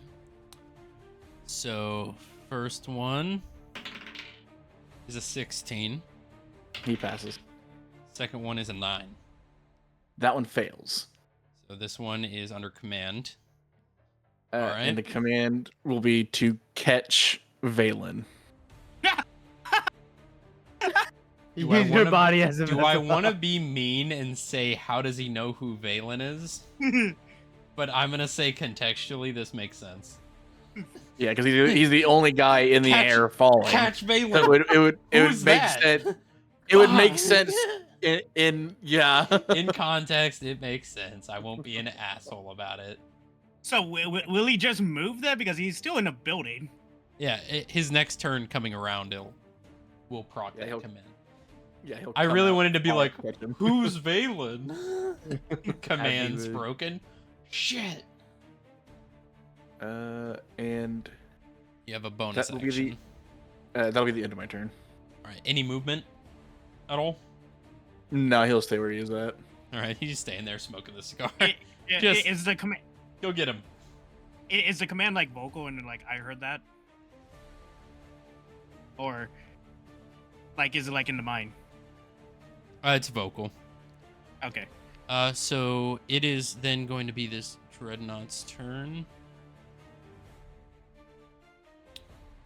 He is going to boom, boom, boom, boom, boom, right out the side doors. And he is going to save his action, which I'll put as brown. All right, next up, he's dead.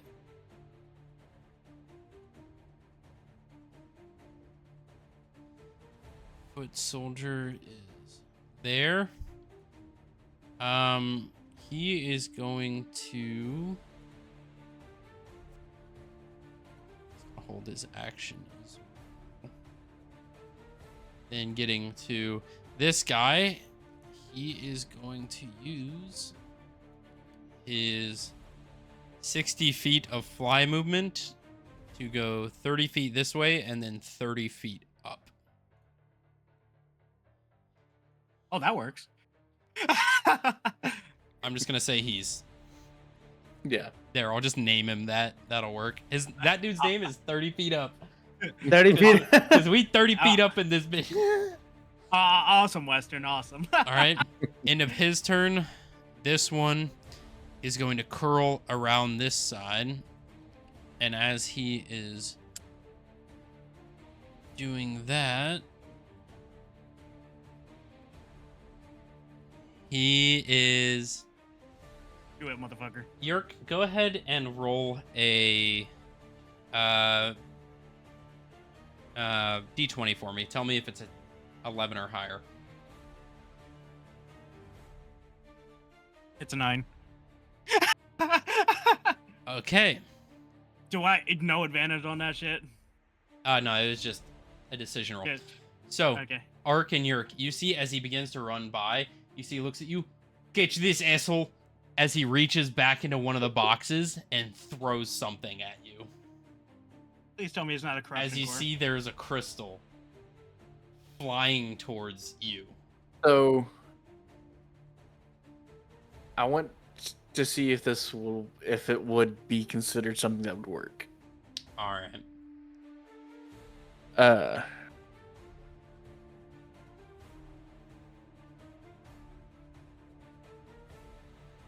Would what happens with this item be considered a spell? No. It is not Okay. considered a spell.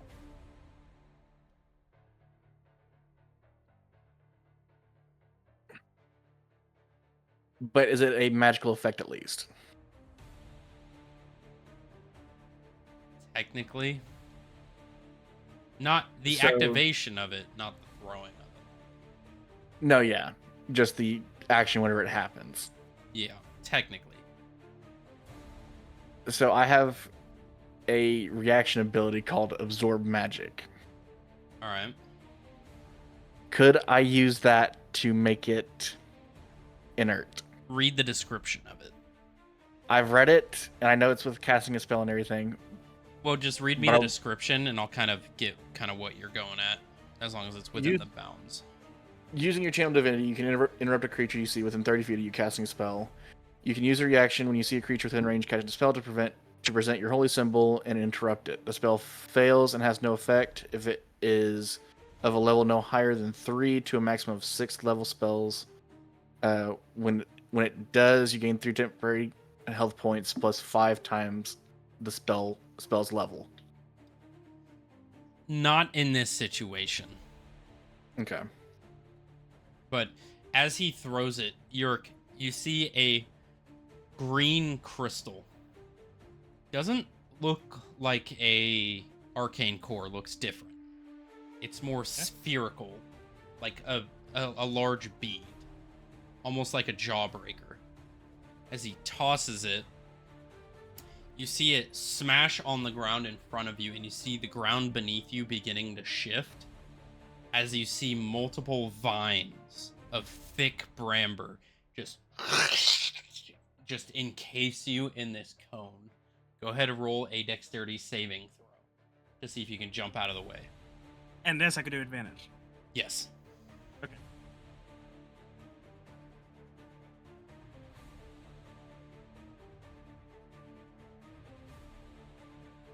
$17. 17. Yep. You do succeed. Is this difficult terrain now, or? So, as you jump just out of the way, you see almost a cocoon of thick bramble thorn vines just collapse in. You're able to jump out of the way just in time. So it is going to be half damage. So half of 10, that's 5 points of slashing damage. As you just barely jump out of the way, both Ark and Yerk, you see as this coffin of vines appears, you see after about a second, the entire thing collapses into about one square foot. So you see it, and you were able to just barely jump out of the way in time. I'm getting better at this. That is the end of his turn. Yerk, you are top of initiative. So is that still there? Yes, that is considered difficult terrain. No. Fuck, now there's a trick. Ah, damn. Ark's Nah, that still looks just like- standing there with the stogie in, just, y'all having fun out here? That's definitely gonna be a problem. I'm gonna have to focus on Draconian. That not, Mm-hmm. or the half dragon you call it. I don't know what you called it. It's a half dragon. After I do it. All right. M4. Sorry to go make you freaking deaf again. All right.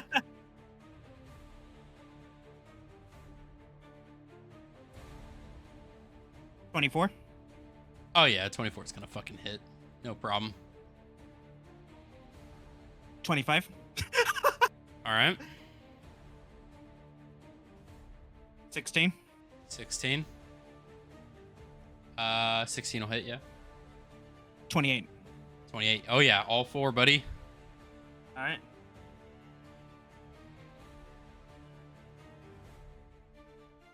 Yerk with the great rolls.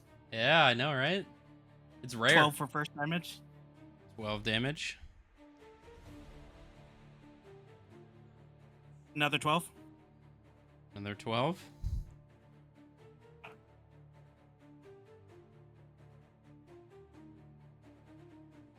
Another 12. All right. Oh my god.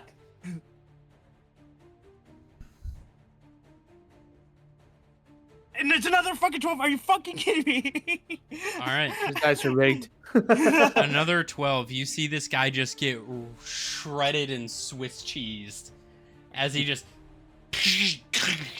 slams against the wall mid-run. As you jumped out of the way, you just boom, boom, boom, boom, boom, boom, boom, boom, as you just follow him as he just slumps onto the ground and slides, just full of bullets. Did I get him far enough to get that condition? He is dead. He is. Oh, he's fucking dead. He's fucking dead here. You put 4 rounds of 5.56 in his chest. Yeah, he's dead. All right. End of your turn. Yeah, that's the end right All right, Valen, you are 500 feet in the air. What are you doing? Am I still at 500 feet? You were at 470 feet now at the beginning of this turn. 469, 468, 469. Yeah. Do you want to mark the guy with the black ring? So what? Wait, hold on. Valen is gonna. Let me actually see. Falling speed 5e. Oh. Mhm. Oh. Mhm. I see. Yep. I see. Falling Yep. is 500 feet in one turn. I thought it was Yep. less than that. Wait, Nope. what? Huh. I didn't think terminal velocity worked like that. Oh shit. Well, I have an idea because this might work. The first round falling about 575 feet. Each round thereafter is 1,150 feet, rounding to the nearest. So if you dropped 1,000 feet, it would be 2 seconds, or sorry, 12 seconds. Actually, that sounds about right. All right, Valen, Well, hear me out. you're falling at immense speeds. Just you see the city Okay. immediately getting bigger. I got an idea. 500 Question feet in for the 6 seconds DM. is crazy. Yes. Yeah. Would I be able, once I get close enough to use Misty Step within 30 feet of the ground, would I be able to use it, stop momentum, and land somewhere else? So how many G-forces if you go from 500 feet in 6 seconds to 0? Well, I'm many technically G-forces? magically dissipating. Yeah, in I was but, gonna say, the- yeah. but your organs are still moving. Your No, body may with- not be. No, with Misty Step, it's in the word. His form changes into a mist. Yeah, So silver mist. Yeah, so technically he would dissipate all that G-force into the air and just realign himself.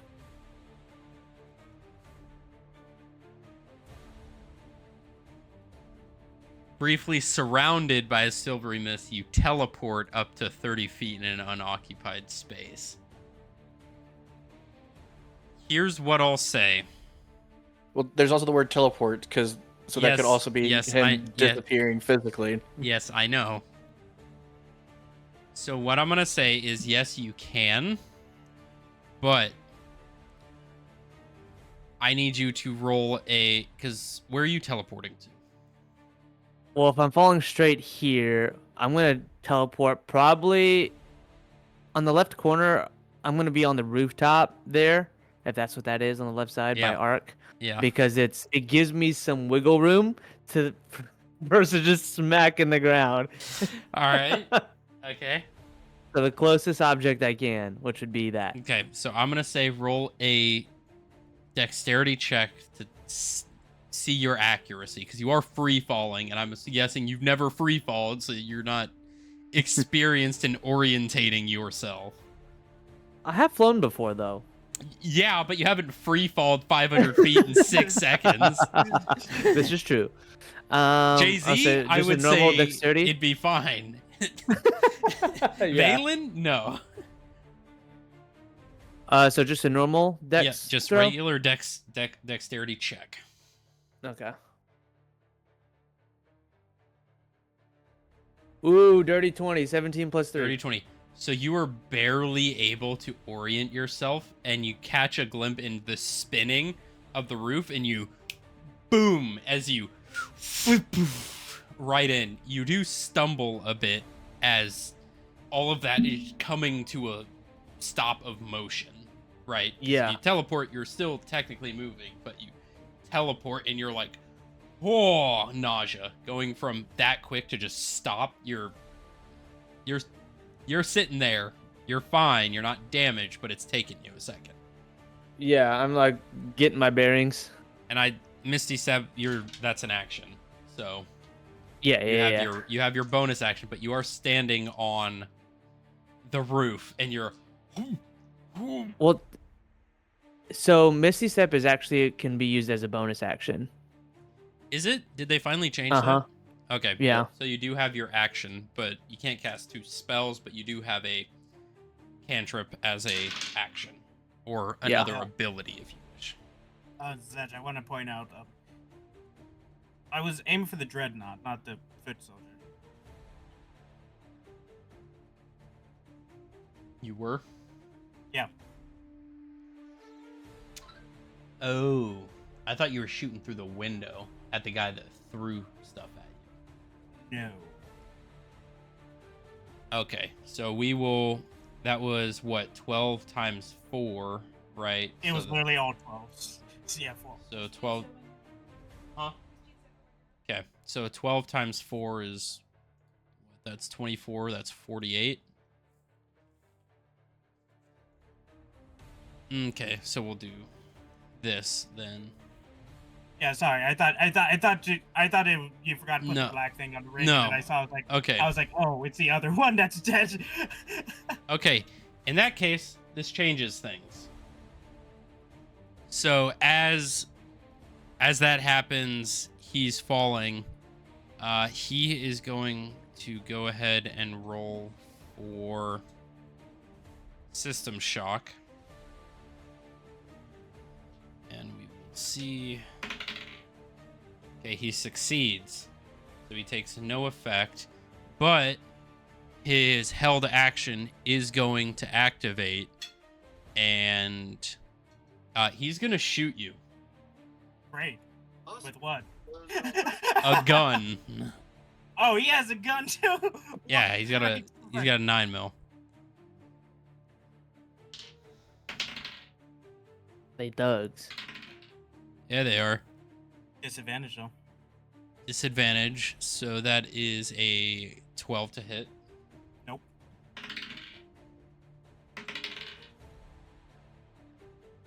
19. Damn. Yeah. All right. So that is this one. 16 points of damage.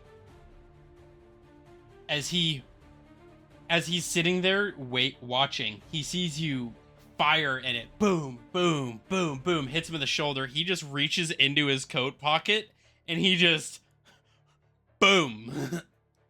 One misses. He angles it. Boom. The next one hits you right in the thigh as a 9mm goes straight through.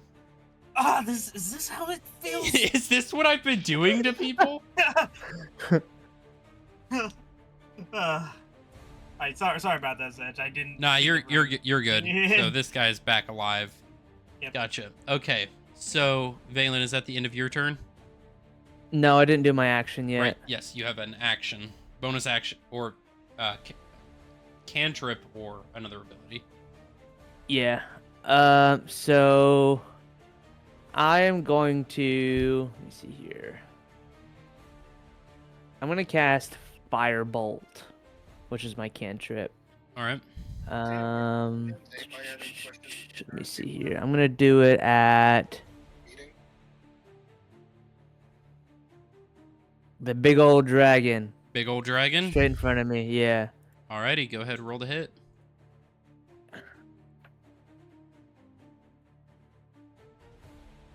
I got a 26. That'll hit. Go ahead and roll for damage. All right. See here.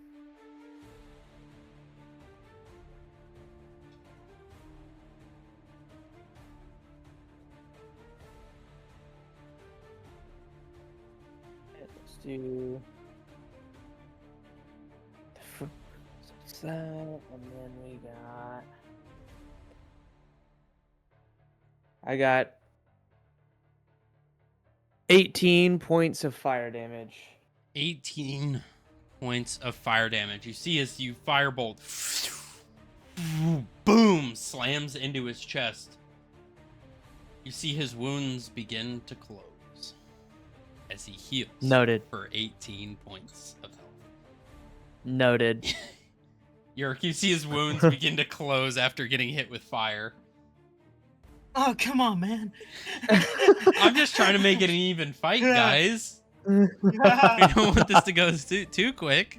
Valen, I got the re-put holes in that. Hey, I don't know, man. I just fell 500 feet in like half a second. If only I had my wings. Okay. And then I'll end my turn there. Okay, the next turn, he is going to use...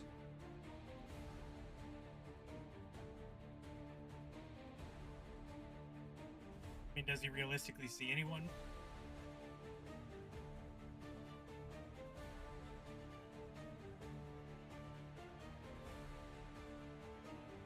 He's going to dual use his energy ray.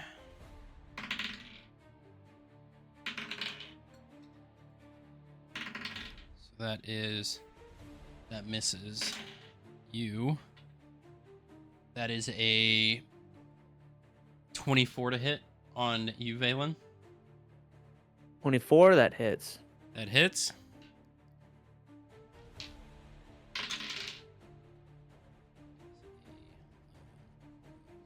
That is 14 points of force damage. Okay.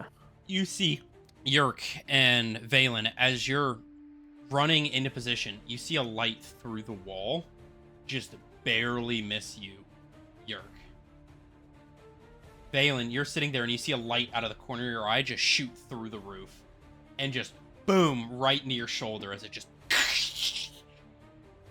out Jesus. back behind you. And you see there is just a hole about yay big through the roof, and you can see the ruby half dragon just looking up through the hole. You see his eyes are glistening silver and glowing. Oh, you're gonna pay for that. Valen, don't die. Shh, quiet and fight. Shut the fuck up! Just in so much pain. I don't. Shut up. Did Weston have to go for a sec? Or? Yeah, he had to go to a meeting real quick. No, I'm still here. It turns out I'm able to be in it on my phone. Oh, Nice. Oh, okay. So I'm still here. okay. So that is the end of... Actually, he's gonna go ahead and move out of view. Oh, yeah, yeah, time will tell. All right. Ark, it is your turn. Ark is going to move up to here, and he's going to take a shot at the dreadnought with water bullet. The broken spell. What do you mean broken? It's a spell that if it wasn't official ruling, I probably wouldn't allow it, but it is. So I'm being nice because I'm a cool DM, guys. I'm a cool DM. Here, so if you wouldn't mind pressing the tip button, you can tip 15, 20, 30, or 50%. There's no button for no tip, so or custom. Is this So Big one. Is this for your house or your dungeon room, or what is this tip going for? this is for house. All right, so go ahead, roll an attack, or is it a saving throw? It's an attack. I don't know the plus spell 6. very well, so And I rolled a 15 plus 6. That's a 21. 21. All right, read me the description again, because I forget every time, because it's not a common spell. You create a sphere of swirling water that spins rapidly in your hand or mouth before you hurl it at a creature within range. Make a ranged spell attack against the target. On a hit, the target takes bludgeoning damage based on how far it is away from you. He is about between 11 to 60 feet, so it would be 4d6. But since I'm casting it at a higher level, it goes up by a d6. Gotcha. So it's a 5d6. 5d6, and that's a second level. That's at second level, yep. So that's almost a fireball at second level. That is actually broken. Well, if he was close, if he was like That's crazy. a foot to 10 feet away, it would be a 66. I don't know about that. I may need to make a future ruling for that in the next campaign, because that's actually broken. Like, that's okay. Well, at least you'll remember that for next time. Well, I just gotta kill your character, and then I don't gotta worry about it no more. So That'll be 21 points of bludgeoning damage against him. all right. 2 5s, 2 4, and a 3. Hey, is it? You see it take a massive chunk out of his shoulder and his wing as he. He's still up.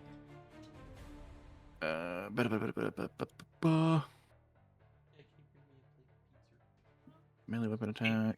Kickstarter. I love eating the bones of my wife's pizza. I think we kind of figured that out there. I think. Like, As no, I'll end my turn there. All right.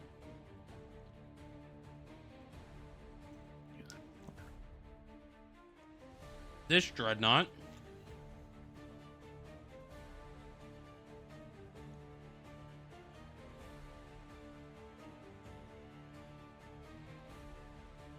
all right. You see his wings are going to flap, and he is going to close the distance. And he is going to try and grab you.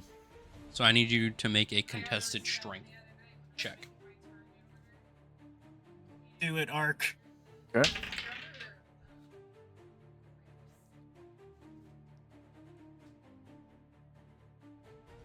That's a natural 20 plus 2, a 22. That is a natural 20 plus 4. Just barely got you. Just barely. But you see him boom, as he grabs you, as he is going to chuck you 30 feet away into this wall. So you are going to take bludgeoning damage. That is 10 bludgeoning damage and 5 slashing damage. As he throws you through the bramble, as you boom, and then slam into the brick wall behind it, as you just into the wall. Ark! I'm okay.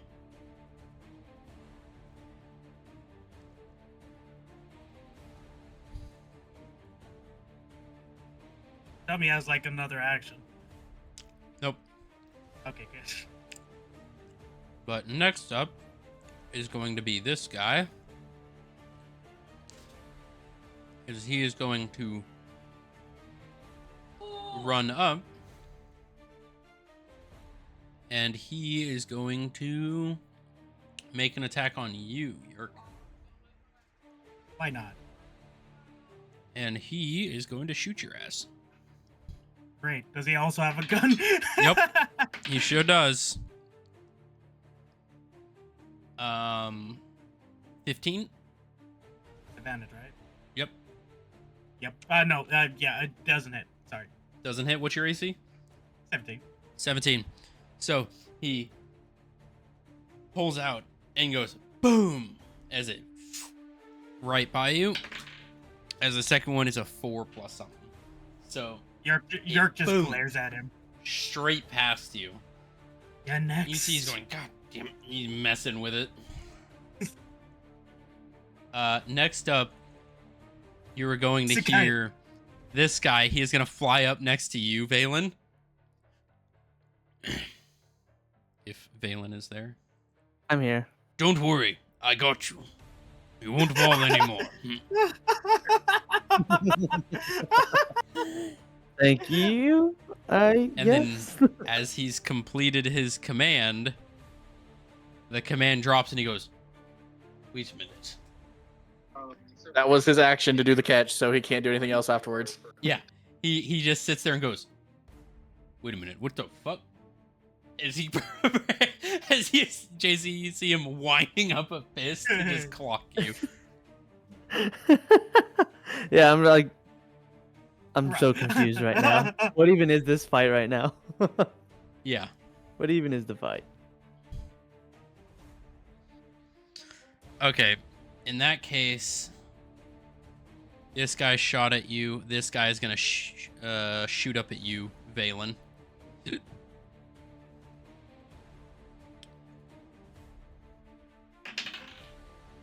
That is a 7 plus 3, a 10, No. and a 14 plus 3, 17. Miss. Miss. Wow. Are you on 18 now? I'm 19. I got mage armor plus the bracers. What's your dexterity? My dexterity? Mm-hmm. So it's 16 plus 3. So it's a plus 3, so that's 13. 13 plus 3 brings you to 16. 16 plus 2 should be 17. Not with mage armor. Because mage armor is, let me see. Oh yeah, it doesn't add to it. 13, 14, 15.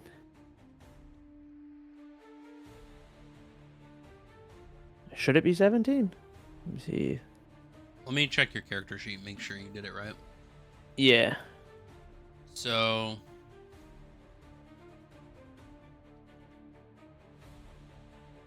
actually your Because the braces are dexterity, so it's a plus- 13, and I forgot you have the cloak of protection as well. Yeah.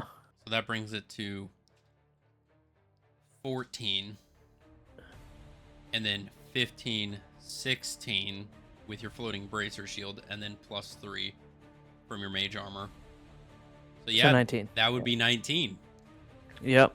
That that's is a beefy that mage. is one hard to hit mage. Oh my god, he's still squishy though. Strategic planning. Okay, top of the initiative, Yerk. All right. He's gonna go with the M4, but this time he's gonna use violent shot. All right. So that adds, I think, was it +2 more on the misfire score. So it should be 3 misfire. And it is also a regular roll as he's within melee distance. No, because I've done True.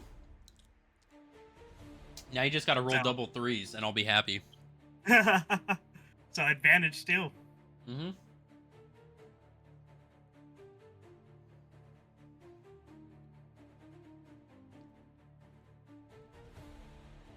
19.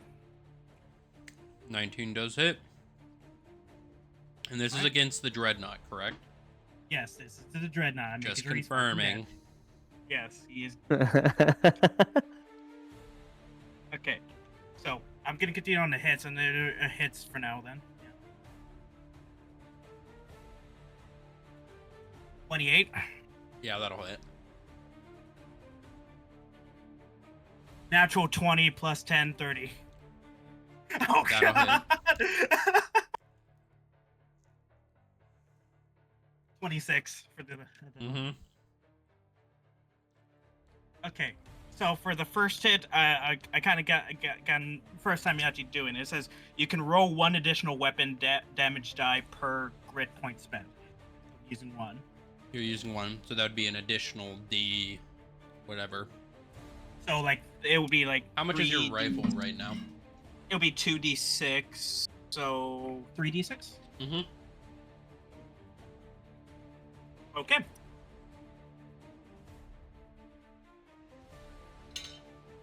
Damn bird with the gat, bro. For real.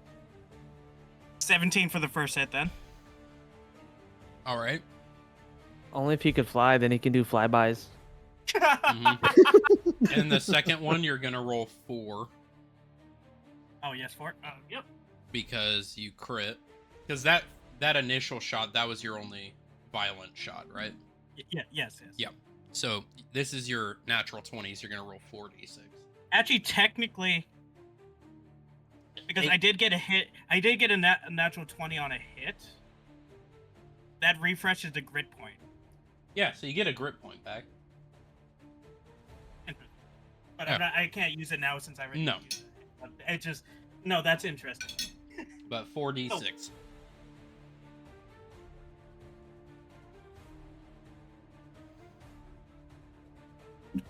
12, sadly.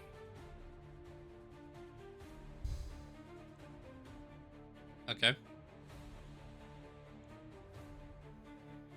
And back to 2 dice now. Mm-hmm.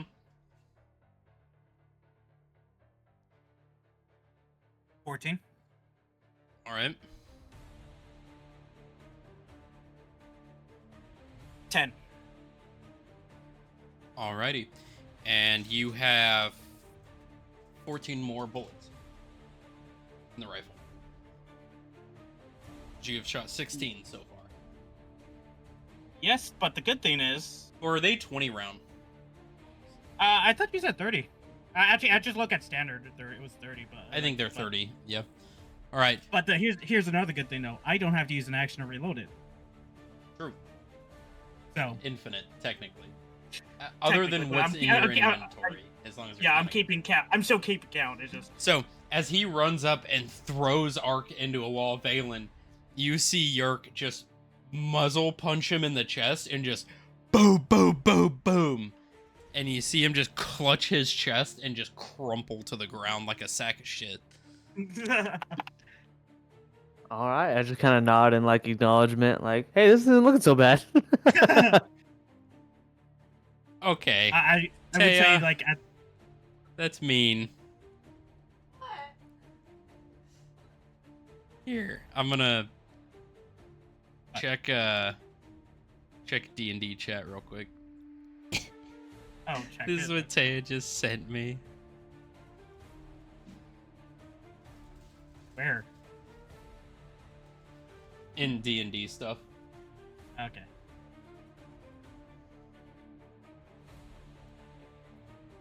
I mean, okay. That is actually nuts. JZ, do you see that? Hang on.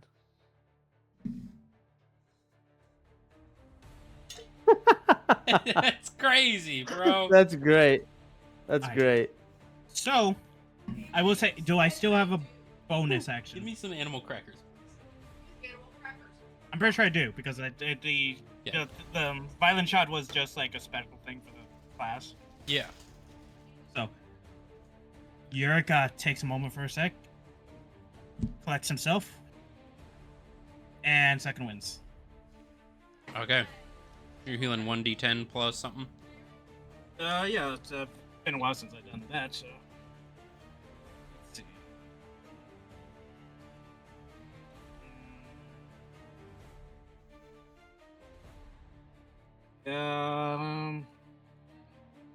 Yeah, 1d10 plus 7. Alright.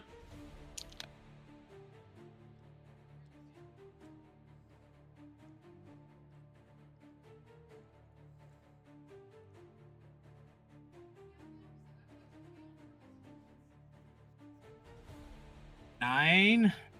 9. Yeah, 9. I got a 2.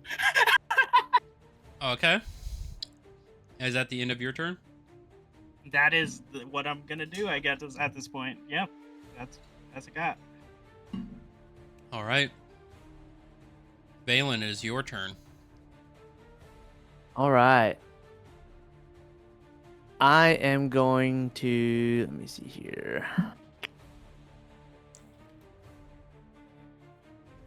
Oh yeah. Okay. I'm going to use my sword to attack the guy right next to me. Okay. See.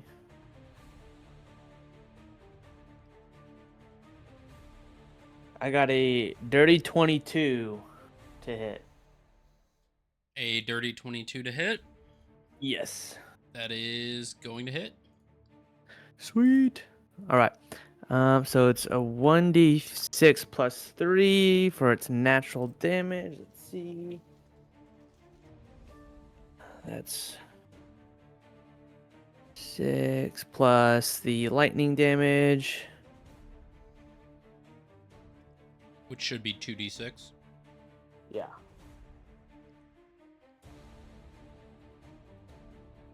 So 6 points of regular piercing damage and then 6 points of lightning damage.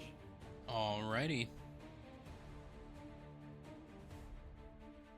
Why would you do that to your savior, Valen? To my savior, because he was about to punch me. He winded up for a punch. Alrighty. And then how does the lightning thing? After I strike, I can use that to go somewhere else, right? Yeah. So you Okay. get Thunder Step. Yeah, yeah. Um, And that's 30 feet or 40 feet? 40 foot. so you can look up the Thunder Step 40 feet. spell. Yeah. So you can teleport yourself to an unoccupied space you can see within range, which is 90 feet. Immediately after you disappear, a thunderous boom sounds. Each creature within 10 feet of the space must make a Constitution saving throw, taking 3d10 thunder damage on a failed save, or half as much on a successful one. Okay. Does So, Ark have to take that then? if we draw a line, that does include Arc. He's technically, though, at a lower elevation. It is 10-foot radius, so it is spherical. Would my scope spell be able to protect him? You could. Because Yeah. that says you can choose up to a certain number of people within a range to succeed the save instead, right? Yeah. So he's still gonna take Yeah, half. 'cause- He's still gonna take half damage Okay. because when you succeed saving throws, you take half damage unless it's a natural 20 or you're a rogue. So Well, it says it says against spell they take no damage if they would normally take half damage on a successful throw. The chosen creature automatically succeeds on saving throw against. Well, that depends. Do you classify it as a spell? Because it says the chosen creature automatically succeeds on their saving throw against the spell, and they take no damage if they would normally take half on a successful save. then yeah, it would be. So they would just succeed, right? Yeah, without any damage. I think so.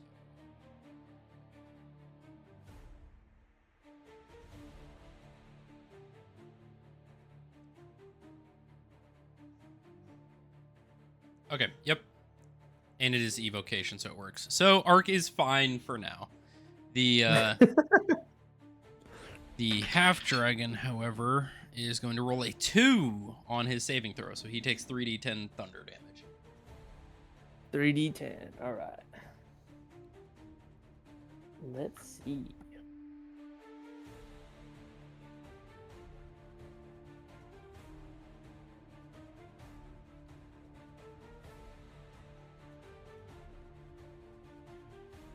Zech? Hmm.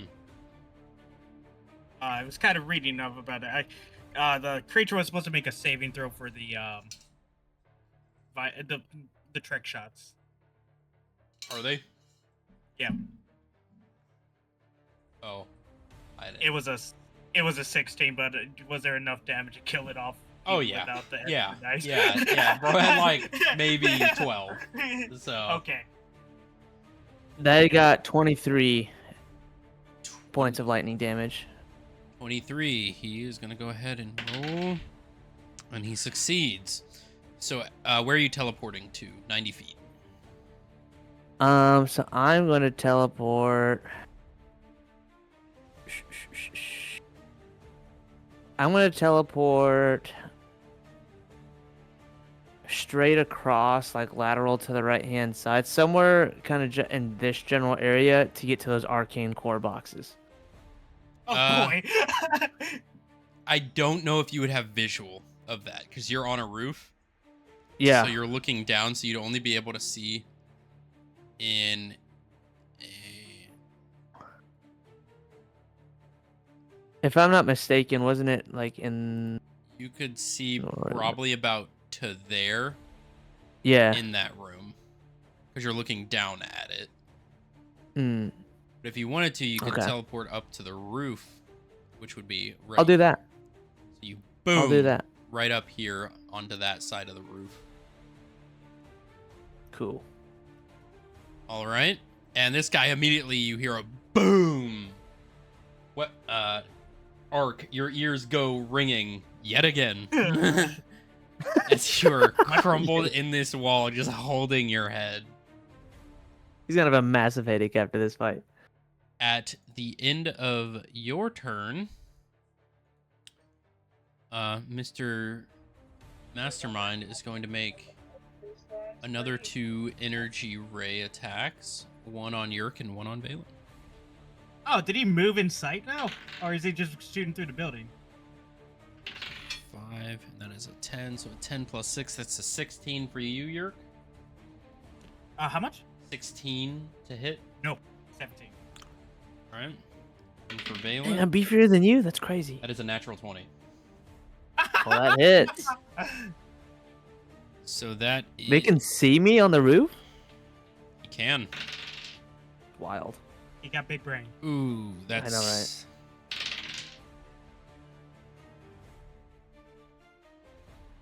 27 Oh my points god. of force damage. And what is he using? What is he attacking me with? His energy ray. If that's a spell, I want to counterspell that. Counterspell. You can only counterspell things that you can see. What do you mean that I can see? So a spell that you can see being cast. Oh, okay. So From like the caster itself, I'm Yep. assuming. because you have to break the process of casting the spell. Okay. But that is You just wall hack. 27, which is more than half of your health. It is. So, Valen, go ahead and roll me a system shock. You need to beat a Constitution saving throw of 15. 15. All right. Or you get to roll on the wheel of misfortune. So our side is basically Balin disappeared. Don't know what the fuck happened to him. 18. So you succeed. You don't undergo system shock, but you sit there and you're like, nice, I'm on this side, and you look down and you see a hole just appear from your chest, just That's unfortunate. and you look back and you see there's a hole about yay big through the roof, and you look through the hole and you see the ruby half dragon just pointing at you from about 2 rooms over. Ow. And you I'm gonna taking that hit. I'm gonna be on my butt for that one. yeah I've taken 3 beams at this point. yeah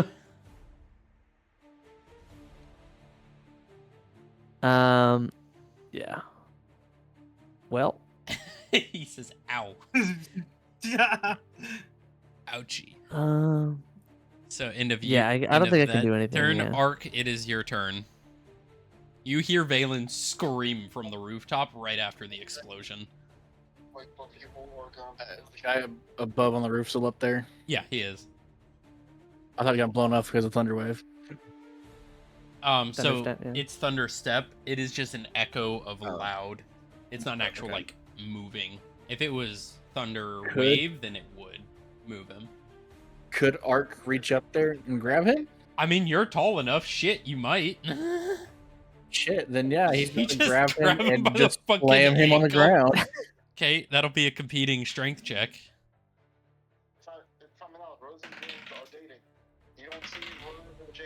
That's a 6. Dirty 20. Dirty, reach up, grab him by the ankle, and just slam him on the ground, which is going to be 2d6 per 10 feet. So that is, we'll just say that's 2d6 damage for that. 9 points of damage. How many? 9. 9. Okay. And then, would you consider this So A you grab him and you boom, and you see his head just scatter across the stone as it just.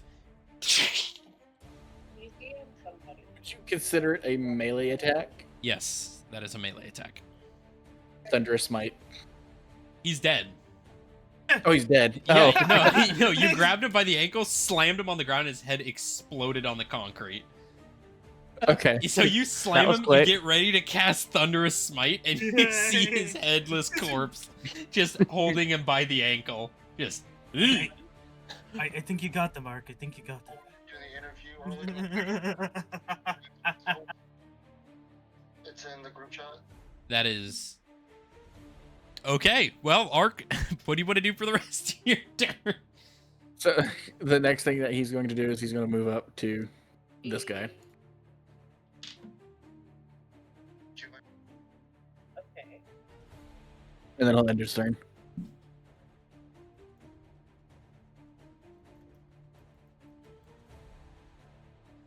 Ed said that's from Reddit, I guess. That's my Snapchat. What?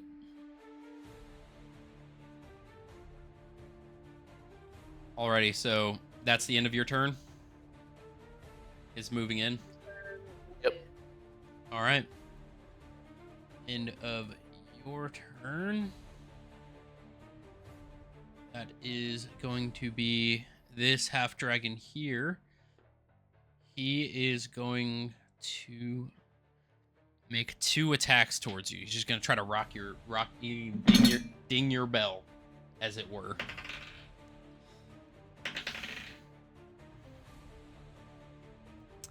That is a 11 and a 7.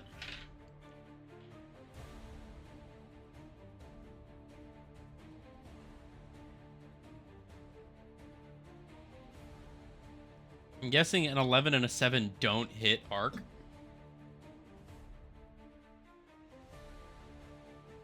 Might be talking on the meeting thing.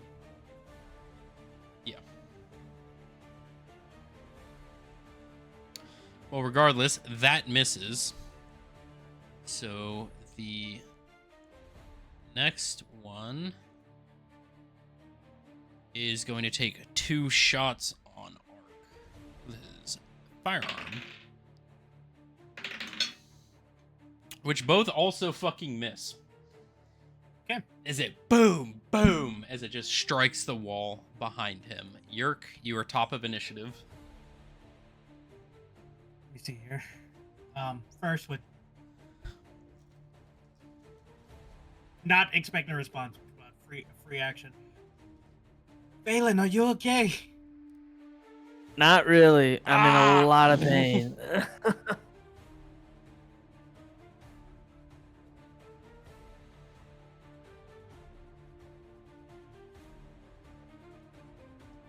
Okay. Said he is in a lot of pain. Yeah.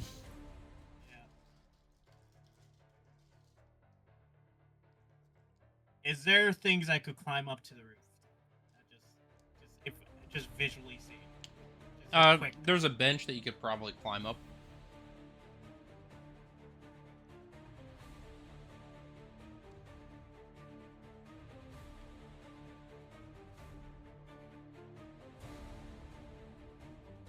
Where would the bench be? Right here. Alright. I would do that then. I think I would still have visual on these guys. If I get onto the rooftop now. Oh wait, hold up. How do I these guys if I was on the rooftop, right?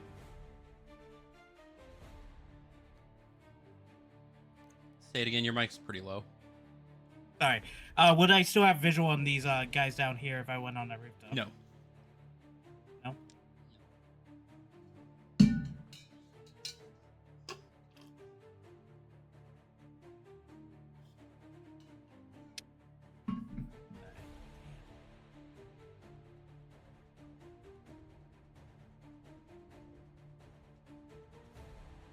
York is gonna just... He's not gonna move around into the circle, just gonna move around it, just... Yeah. You got- No, he's gonna go into the Hmm. go in and hope Gotcha. to find that guy that was that mastermind guy. All right. You do not see the mastermind from this direction. Right. So that was about movement-wise. I mean, about basically what I had. Yep. Um, Your mic's getting really low, by the way. I don't know why. I think I'm just talking. How about this? There you go. I might be talking more softly than I can notice, but I think he's gonna take he's gonna still have that for and do 2 Sach each on D and B. All right. Go ahead. So first on D.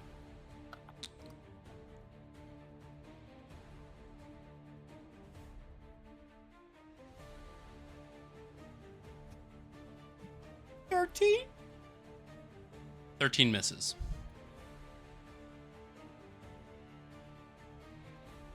Violent shot. Violent shot. All right. What does he have to roll? He would have to do a DC 16. It's a 4, regardless, is going to happen. Yeah, your saving throw for trick shots just DC 16. All right. Go ahead. So, go ahead, roll the hit.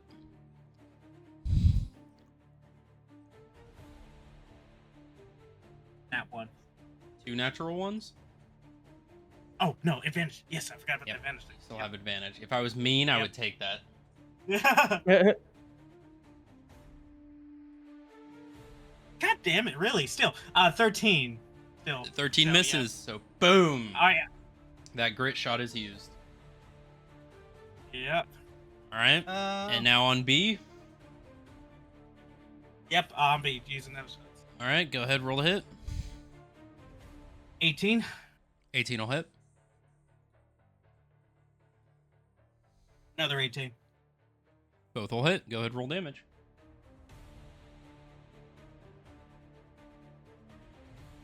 12. 12 points of damage on the first one. Another 12. Alrighty.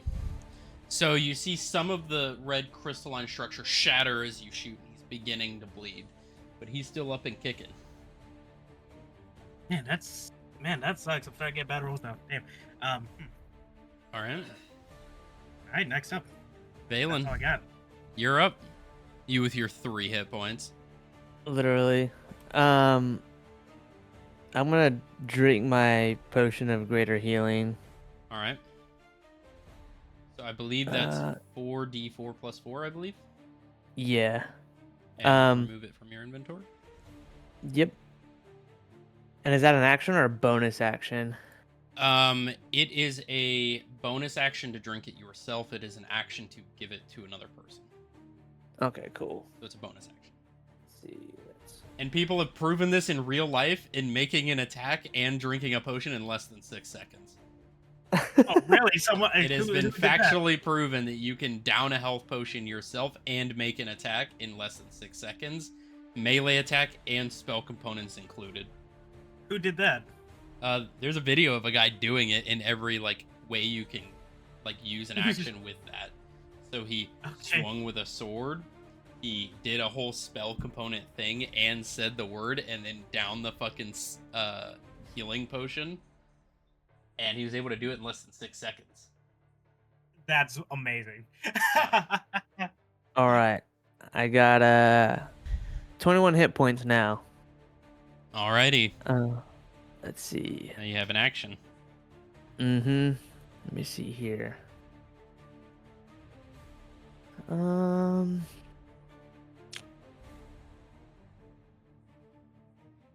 All right. I am going to cast the 4th level summon elemental spell. Ooh. Alright. First time using this one. Okay. All right. Remind it me says of what that summons. I can summon any elemental spirit that occupies an unoccupied space. So that I can see within range. It says that it uses an elemental spirit stat block. When you cast a spell, choose an element air, earth, fire, or water. The creature resembles a bipedal form wreathed in a chosen element, which determines certain details in its stat block. The creature disappears when it drops to 0 hit points or when the spell ends. The creature is an ally, and you and your allies in combat. The creature shares your initiative count, but it takes its turn immediately after yours. It obeys your verbal commands, no action required by you. If you don't issue any, it takes a dodge action and uses its movement to avoid danger. Using at higher level spell slots, use the spell slots levels for the spells level in the stat block, so it gives me its own stats sheet. Yeah. All right, so based off what I've gathered, these guys absorb fire, so I'm not gonna use fire. Let me see. I'm gonna use.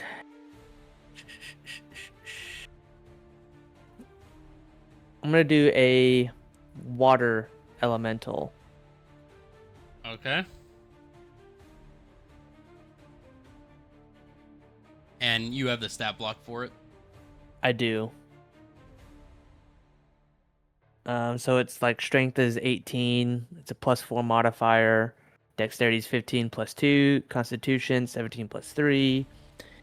And then it's intel, wisdom, and charisma and stuff. And you'll keep track of its health. Yeah. Okay. Gotcha. Sounds good. All right. Ready. That was time for you to spell level above 4. Okay. All right. So yeah, I'm gonna cast that, and I think what I'm gonna do from there. Well, I'm gonna move my location because I just got hit from that spot. So I'm gonna run across the roof to here. All right.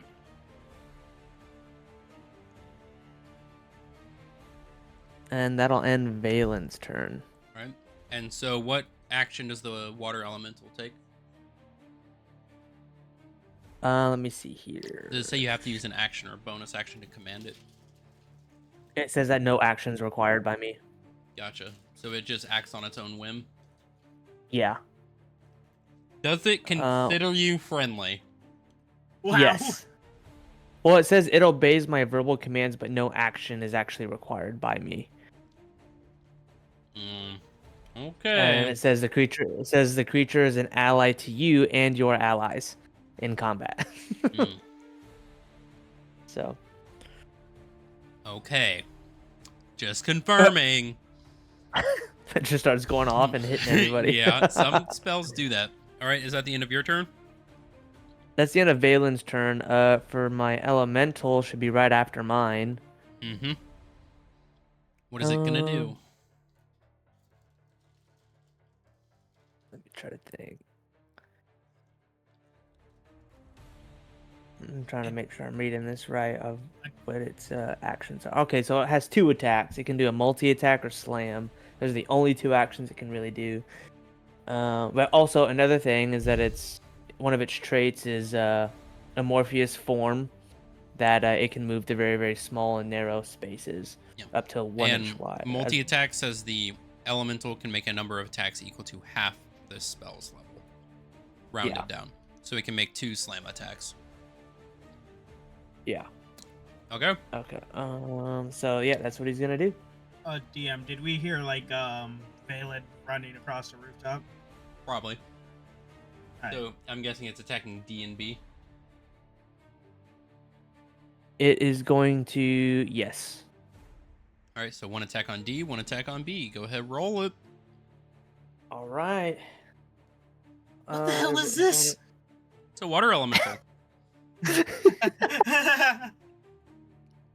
All right. Let's see. No Let's see, it's context. See this modified. stream of water up here in the room start beating the fuck out of them. I mean, didn't I say water element? No, it was electricity. No, it was electricity in the what sea jump. Mm-hmm. Like yeah, lightning. the Yeah. lightning elementals. Yep. Just Okay, making let sure. me see its modifier. I rolled a 16. Your spell attacks modifier, or my spell attacks modifier, so that'd be a +7. Yep. So 16 +7. Yeah, that'll fucking hit. 23. All right. Wow, that's something. All right, go ahead, roll for damage. All right. Hit is a 1d10 plus 4 plus the spell's level, so plus another 4, so plus 8.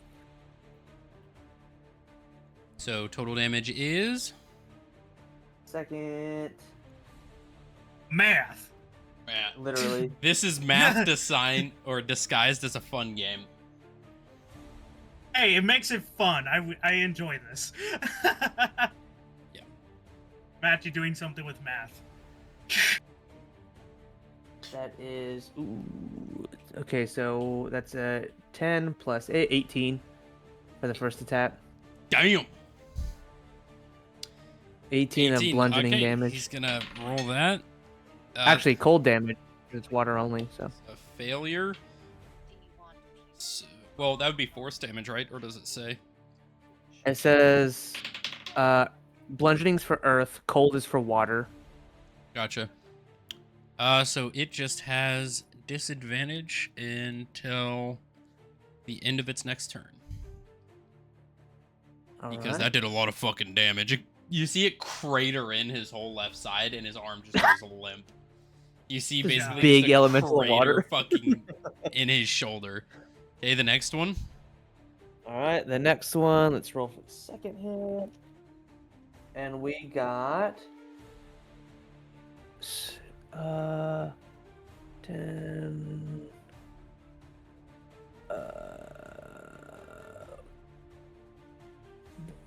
17. 17, We have rolled a 10. Yep. 17 will hit. Yes. All right. Let's see. We have a 6 plus 8. 14. 14 points of cold damage. 14 points of cold damage. You see it slams, and his head and from here up is just gone. As it just against the wall. Beautiful. And Summon Elemental is a concentration spell, if I'm correct.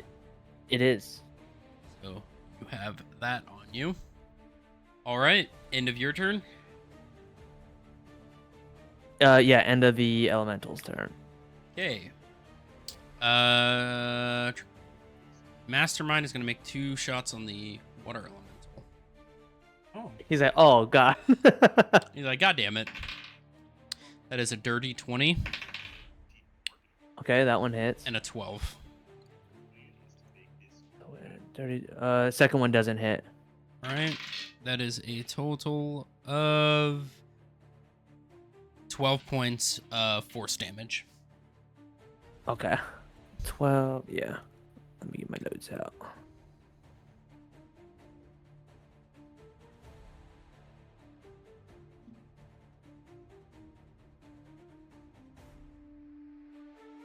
That's 12. All right. And the end of that Cool. turn, Ark, it is your turn.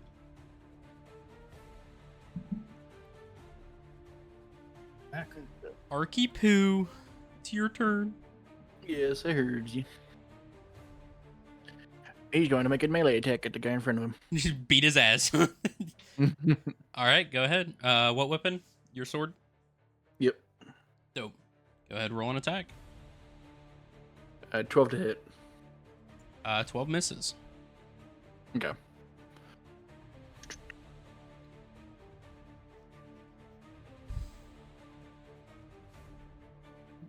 You should have That's two, all you can do. You should have 2 attacks, right? As a paladin? At level 7? There's 2-weapon fighting. Oh, do you not Which- get multi-attack as a paladin? No, that's a fighter. I could have sworn paladins as half-casters get it. Oh, you may get it at higher levels. I think you get it Probably. next level. Gotcha. All right. Is that the end of your That'll turn? be in. Yeah, that'll be in that turn. Okay. This dude he's just gonna try to put some big iron in your hip. It's a disadvantage for him now, though. It is. So that's a 6 plus some number that doesn't really matter. Nope. And that's a 5 plus another number that doesn't matter, I guess. Nope. So he goes to try and shoot, and you just grab it, and it just boom, boom, right into the floor. And you hear him just go, "Ugh."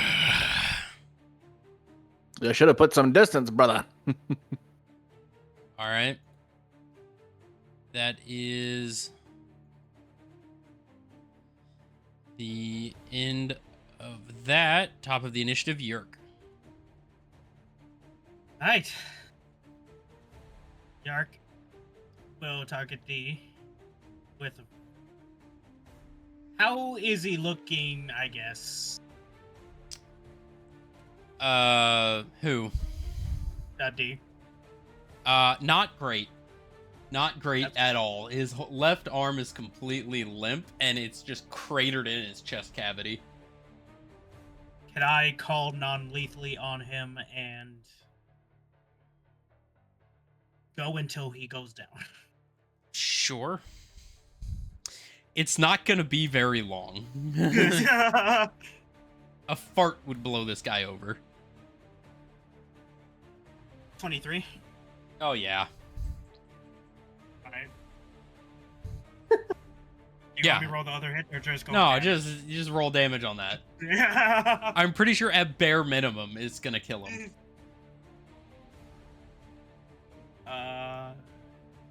11.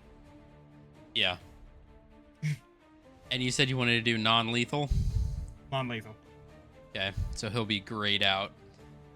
So you just or you just pointed at his knee and you just boom, and it just blows his knee out and he just crumples to the ground. Alright. Yark then is gonna use his movement to get more to the next room now. All right. That should have been about. What do I see from there, I guess, at this point?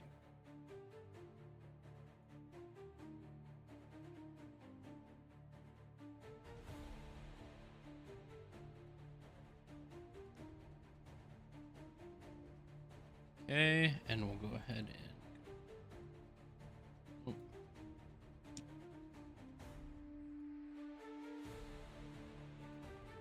Sorry, I'm trying to. This thing is so miserable to work with. No worries.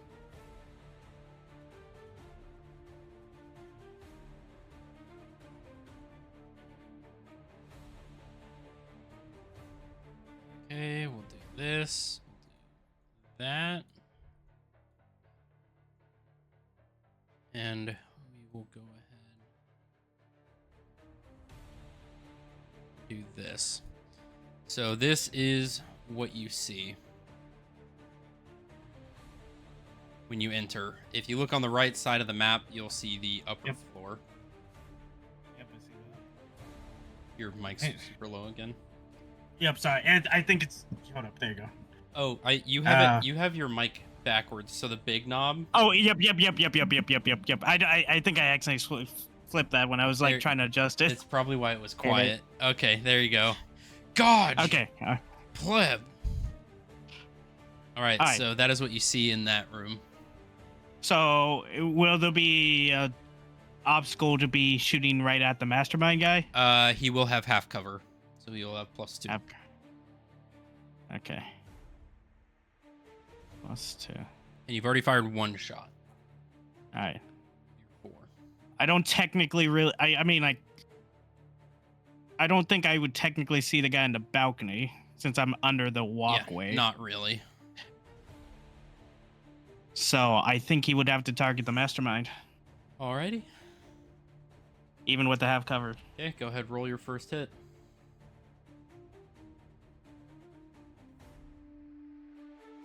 Uh, 22. He is going to use his magic shield as a reaction. So you boom, and you see the bullet just stop about a foot away from him, and it just ting, ting, ting, ting, ting, ting. Did it just increase armor class? You don't know. I didn't roll the other advantage. All right. Like- Go ahead. Roll the advantage. See if it beats. No, it doesn't. It's a 12. Nope. All right, so first All right. shot just flattens and then drops. All right, interesting. Okay.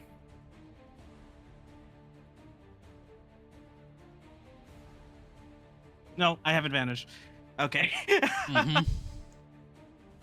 No, you can't. Okay, nat 1. Nat 1 with advantage. Yep, nat 1. 2 1s. 2 1s. 2 1s. Click. And it jams. You can use your reaction to try and fix it. You need to roll a dexterity check. You need to beat an 11 We'll do it. as your reaction. Uh-oh. Is Jerk... Natural 20 Natural 20. Immediately you plus 5. boom. Go to fire your third, or this would be your fourth shot. It's fourth. Yeah, fourth. Yeah. One more. Fourth shot. Only Yerk could get double ones. 26. For real. 26. 26 misses. Ooh. Boom. Actually, no, it matches. So that would hit still. Yeah. So you would hit this one. As All right. it actually shatters. It almost looks like a invisible wall that as soon as it shatters looks like a mirror. As it boom, Interesting. boom, right into his shoulder. So go ahead, roll damage on that. Oh, he got lucky. One 11. One lower he would have missed. 11 points of damage. It hits him in the shoulder and he just stares at you. He glares back. All right. End of your turn. Yeah, that's all I got there. Valen, it is your turn. Beautiful. I'm gonna go ahead and first thing I'm gonna do is drink another potion of greater healing. All right. So let me see how many health I get back.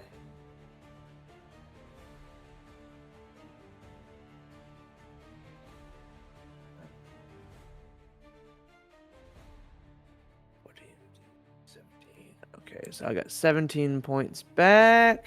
Looking a little bit better. All right, so I'm gonna do that, and then I am going to. Both the dudes beneath me are dead, right? Yeah.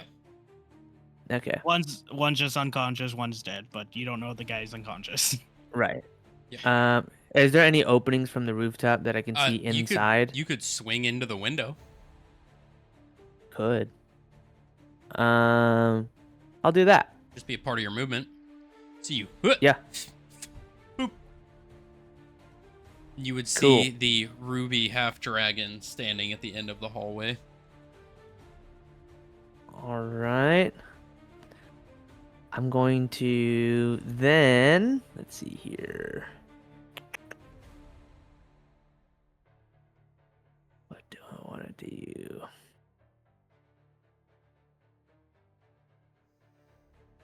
I'm going to cast Arc Lightning at a 3rd level. All right. What's the range on that? The range on it is 60 feet. Yeah. Oh, just about. Just about, yeah. That's why I decided to use that. All right. Let me roll.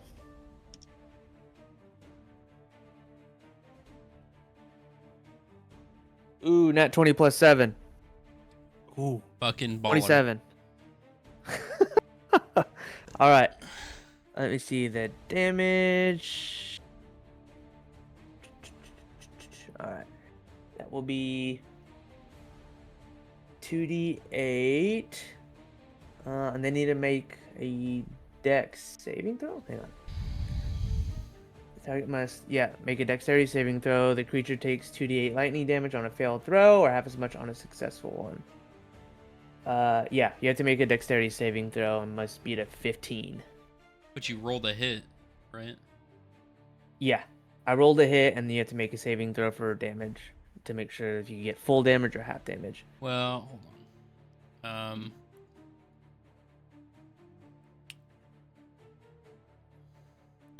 You create a bolt of lightning that arcs towards a target. Or is it hit +7? The target must make a dexterity saving throw. Lightning arcs from the. Sorry, I don't know why it's a +7. It's supposed to be a saving throw. It's not supposed to be a to hit roll. But I'll still let you keep that natural 20. Okay. So, and you're casting at what level? 3rd. Damn. Using a spell slot at the damage. Spell slot of 3rd level or higher. Wait, is arc? It increases by 1d8. That should be above 2nd level. I need to go in and adjust that spell. So Okay. yeah. So you're casting at Well, it 3rd. says at 3rd level or higher, but yeah. Oh, right. Yeah, because it is a 2nd level spell. Never mind. That's right. So it'll be 3d8, technically 6d8. And then it arcs outward to other people, but there's no other people, so it's just him. Yeah. So Would it be able to go out like upwards up into the guy in the balcony or no? Within 20 feet, yep. Sweet. So that is going to be... That's a natural 1. Oof. He gets Smart hit. play, So- smart play, Jay. So smart he play. is going to take 6d8 lightning damage. Alright. Let's see here. So the first target, the Mind Master, he gets 68 as well, you said? 6d8 worth of damage is what he Okay. gets.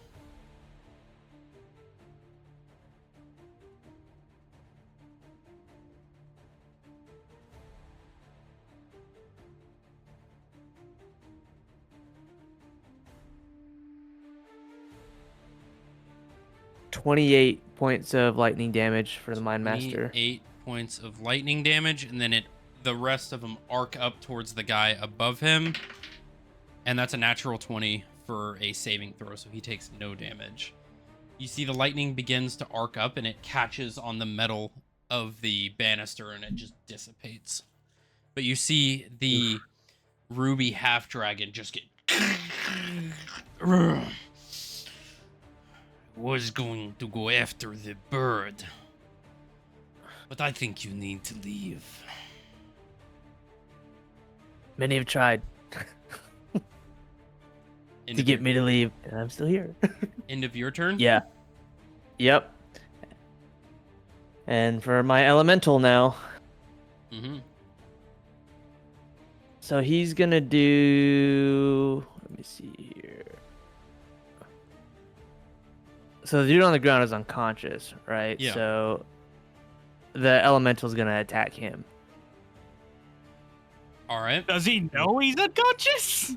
I don't know. Roll a intelligence check. I'd say 11 or higher, and the elemental knows he's alive.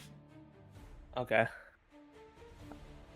I feel like you could see him breathing, but yeah, I'll roll it. I mean, he does have a hole in his knee and is actively bleeding out. I mean, it's not like he's going to be alive for much 19 longer. plus 4. For the elemental? Yep, his intelligence is plus 4, and then I rolled a 19. Yeah, he knows he's alive.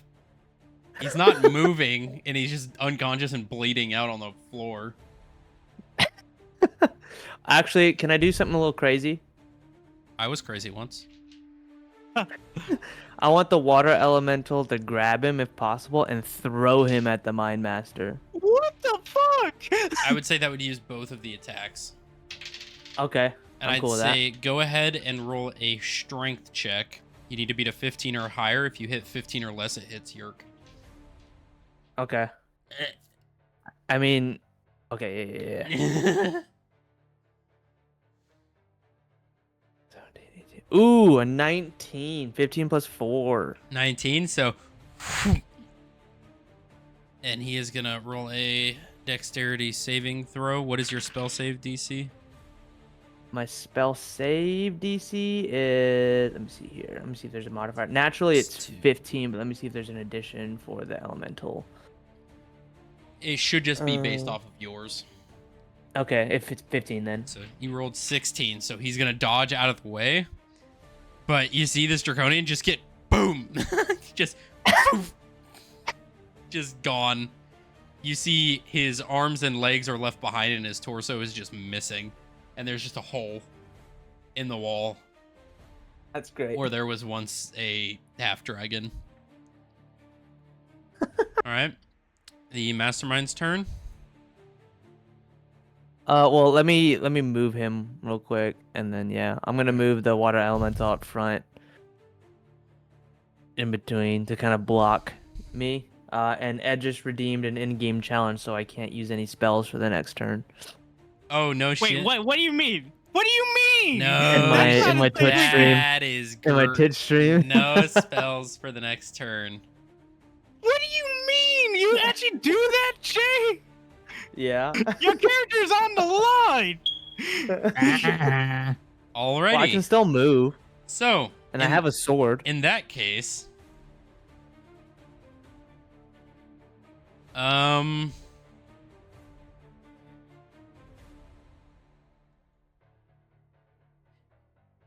you know what? Yeah, I think it's about time. All right.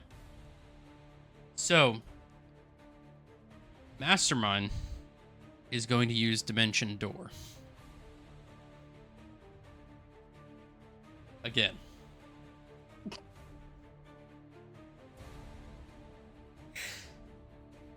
But this time, he is going to teleport behind you, Valen.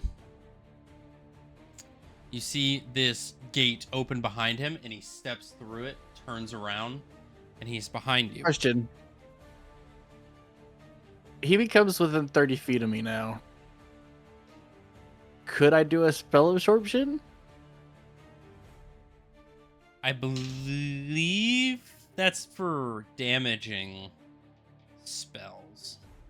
It's just if they cast a spell.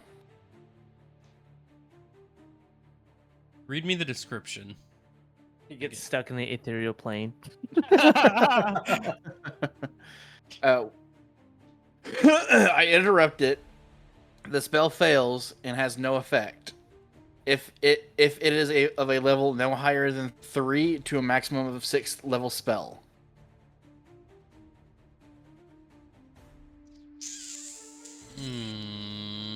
And this is a reaction. Well, this fight's getting good. We getting creative up in here. Yeah. You're making me think. I'm just shooting a gun, man. That's literally all I got.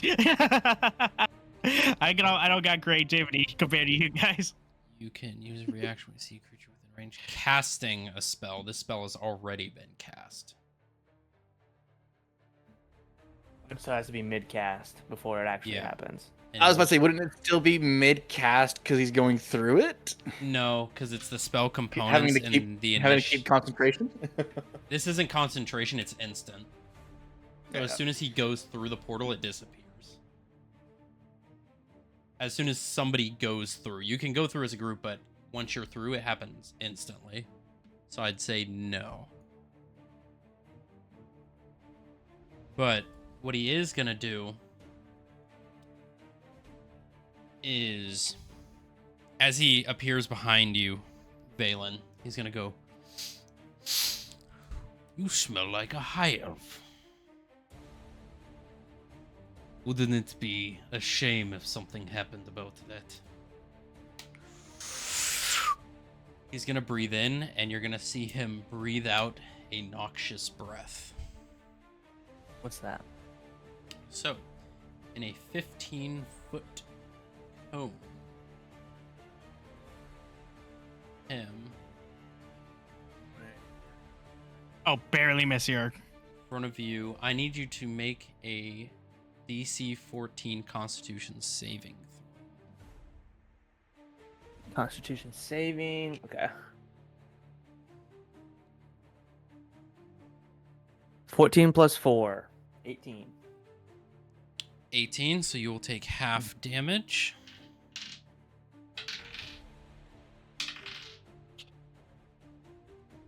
Oh, looks like my friend gave you more bits, I guess.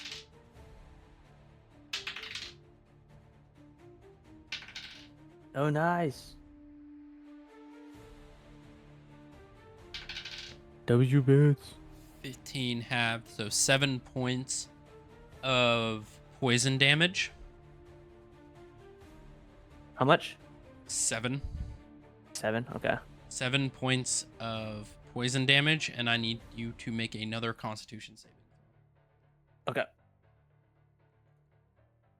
Yo, 500 biddies! Hell yeah! Bid drop. Let's go. Big 17, 13, 4. 17. So that fails. Okay. So, as this gas begins to protrude out, it's deep red crimson gas. You begin coughing it out. Your body, you can tell, is fighting a poison. But you feel something else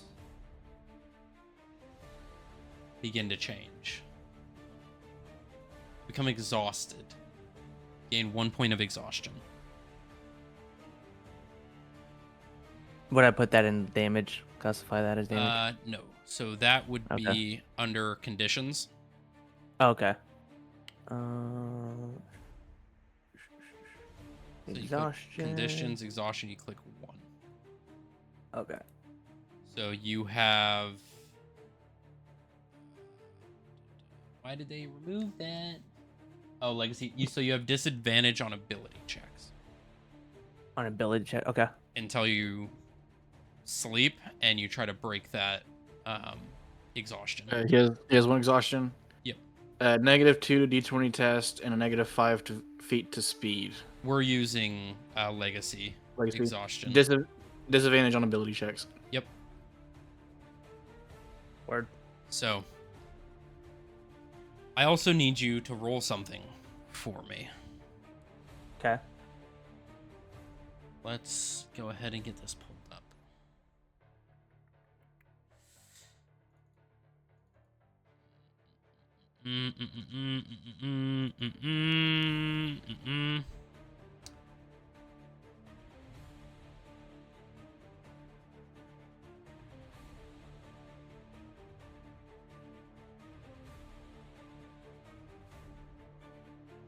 Okay, I need you to roll a D100 Okay. and let me know what you get. Word.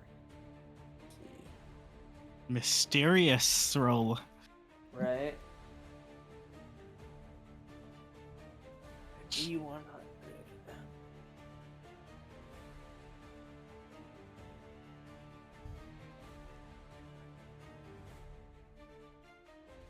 I got a 32.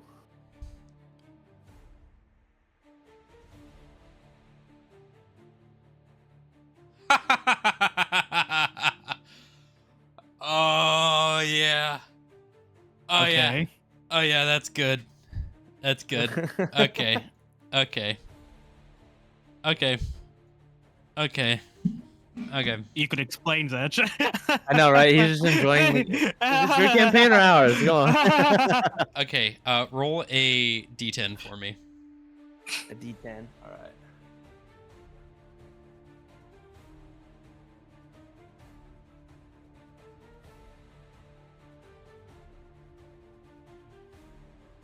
Seven.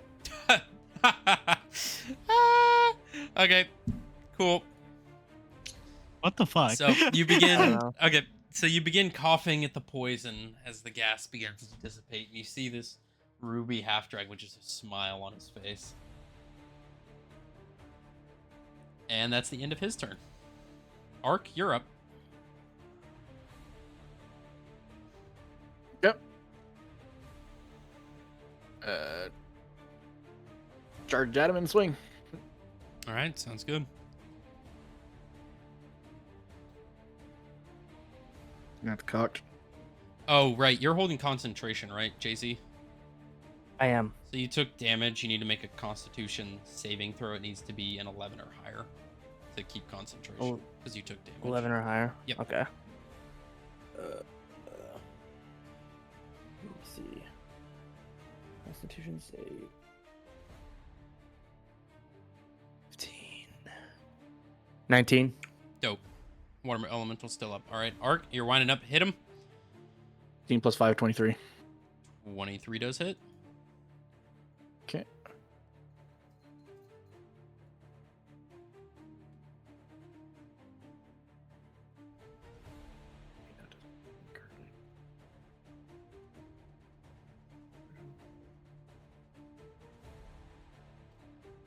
Jesus. Okay, yeah. Just throw it on here. So 7 points of damage against him. Alrighty. As you swing then- down and slash across him, you see blood spray. Bonus action. Grab his dick and twist it.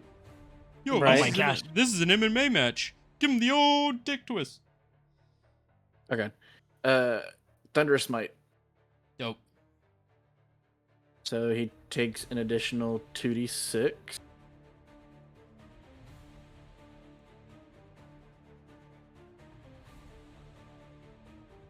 So an extra 3 damage on it. First level. And then he has to make a strength saving throw.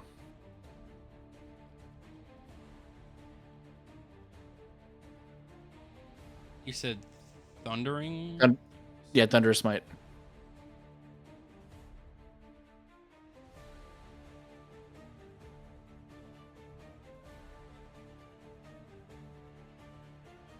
Time you hit with a melee attack during the spell's duration. Did you already precast this?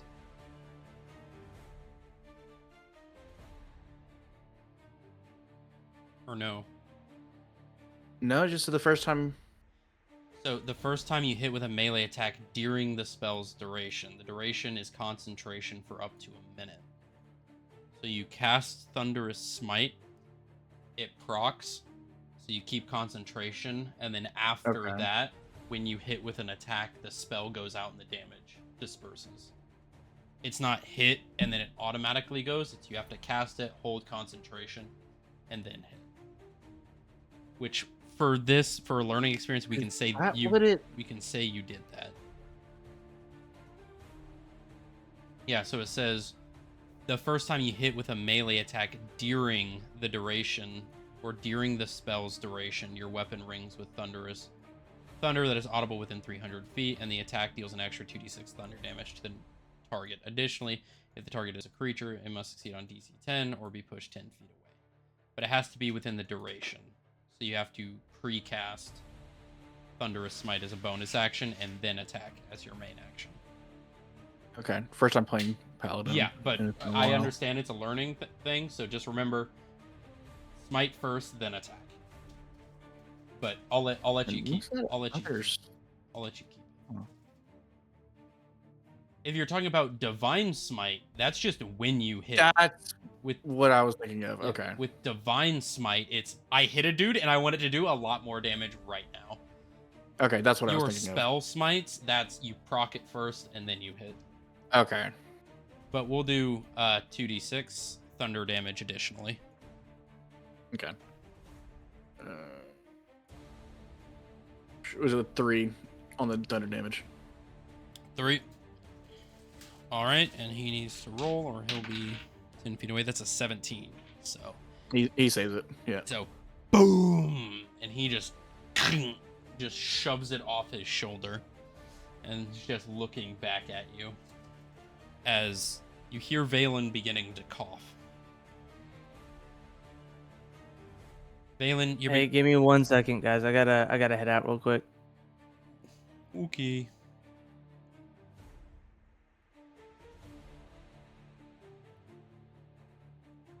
All right.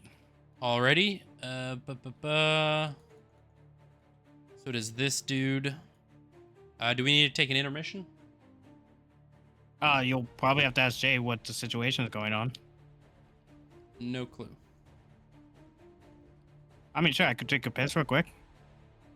Yeah, real quick, we're gonna take an intermission while he's gone for a second, just in case. But we will be back here shortly to hopefully close out this combat encounter. In theory. In theory.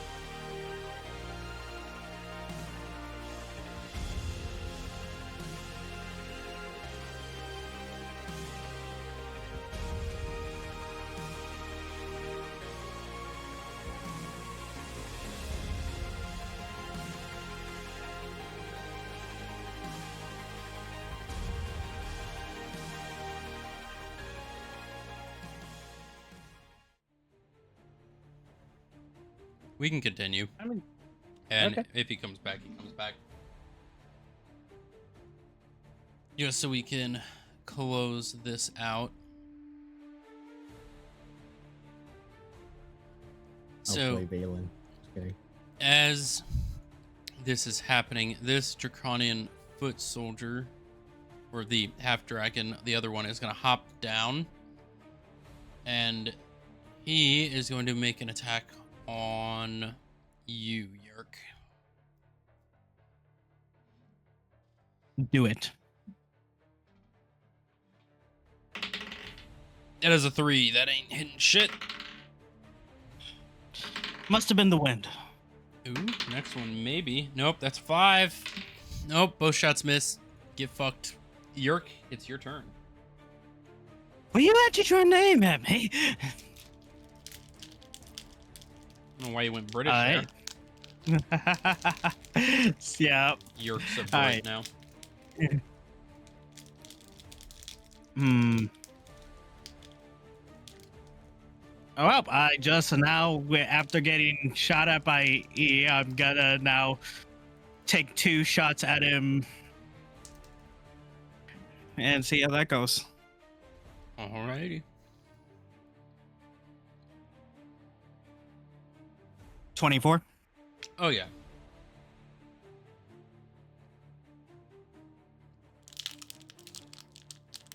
$28. Oh, yeah. Okay.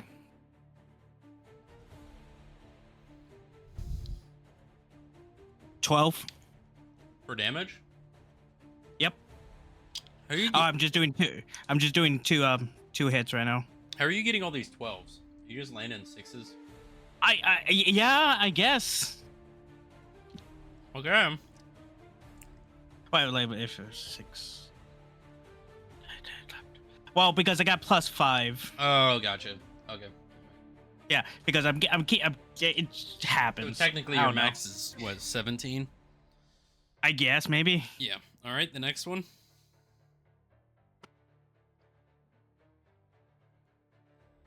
13. Oh, yeah. He done so. As soon as he He hops did. down, misses 2 shots on you, and immediately gets fucking domed twice. And just crumples to the floor. All right, he turns his attention to the mastermind now. Alright. Oh, that was simple. Into Valen's turn. Oh, Which- I am not done yet. Oh, good you're not done yet? You have more? No, Oh, you're shooting twice. Alright. yep, twice more now to mastermind. Alrighty.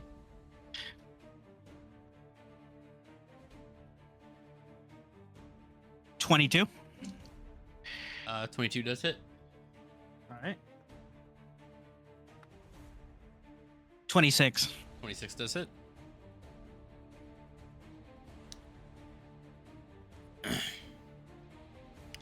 $13. Alright. I will say I'm doing this on lethally. Non-lethally. Mm-hmm. Alright.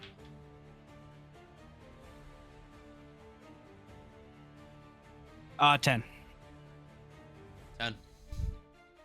So, Yerk, Yes. how do you want to do this?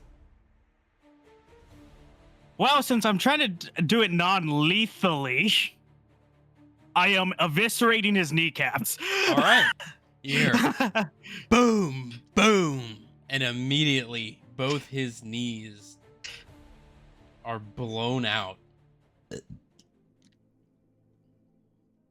as he crumples to the floor. Unmoving. Yerk moves to him then to check if he even is breathing. He is.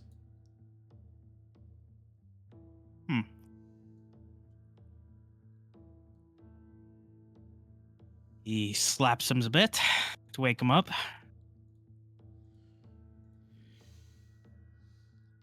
Ugh. That hurts. Asshole. Nothing much for you slavers.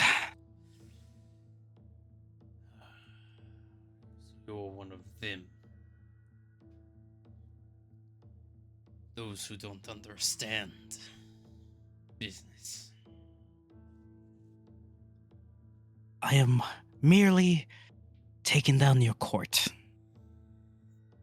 Bit by bit. Good.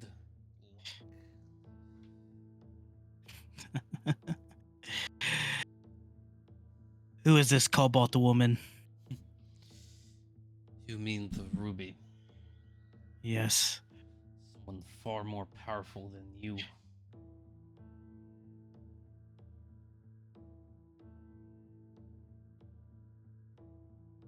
In due time. I'll be coming for her now. Good luck.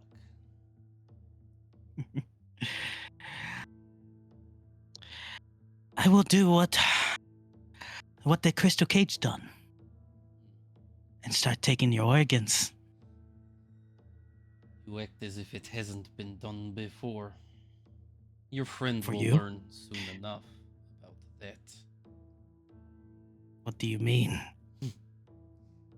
You'll find out. Yerk digs into his chest. You see, he's just staring at you. Pulls out something. An organ of some kind. Mhm. Still staring. You see the eyes begin to glisten over with golden light. And then they phase away. And you see the body slumps. You see it begin to shift and change. Over the next few moments, you see this tall, strong, ruby half-dragon slowly shift into what looks to be like a dwarf of some kind. Short, stout, old, withered. It begins to crumble and turn to a What? fine red powder.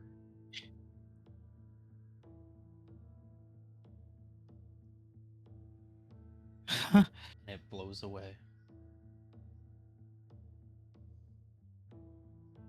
What was this? Does any of the other bodies do that? Nope, Just him? just the ruby.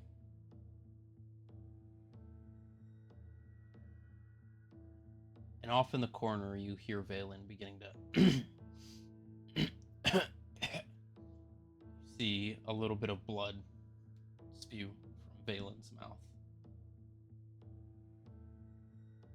And you look at the back of his neck. You see a small, fine patch of ruby scales. And that is where we are going to end today's session of Cosmo Eternum.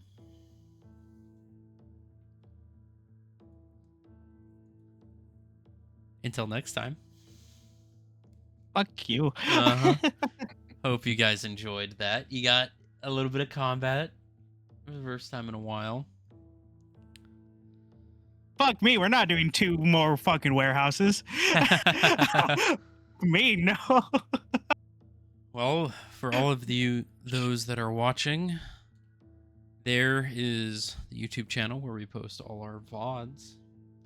And I hope you enjoyed watching. And until next time, I guess we'll see you later. Oh, gosh, that's just something.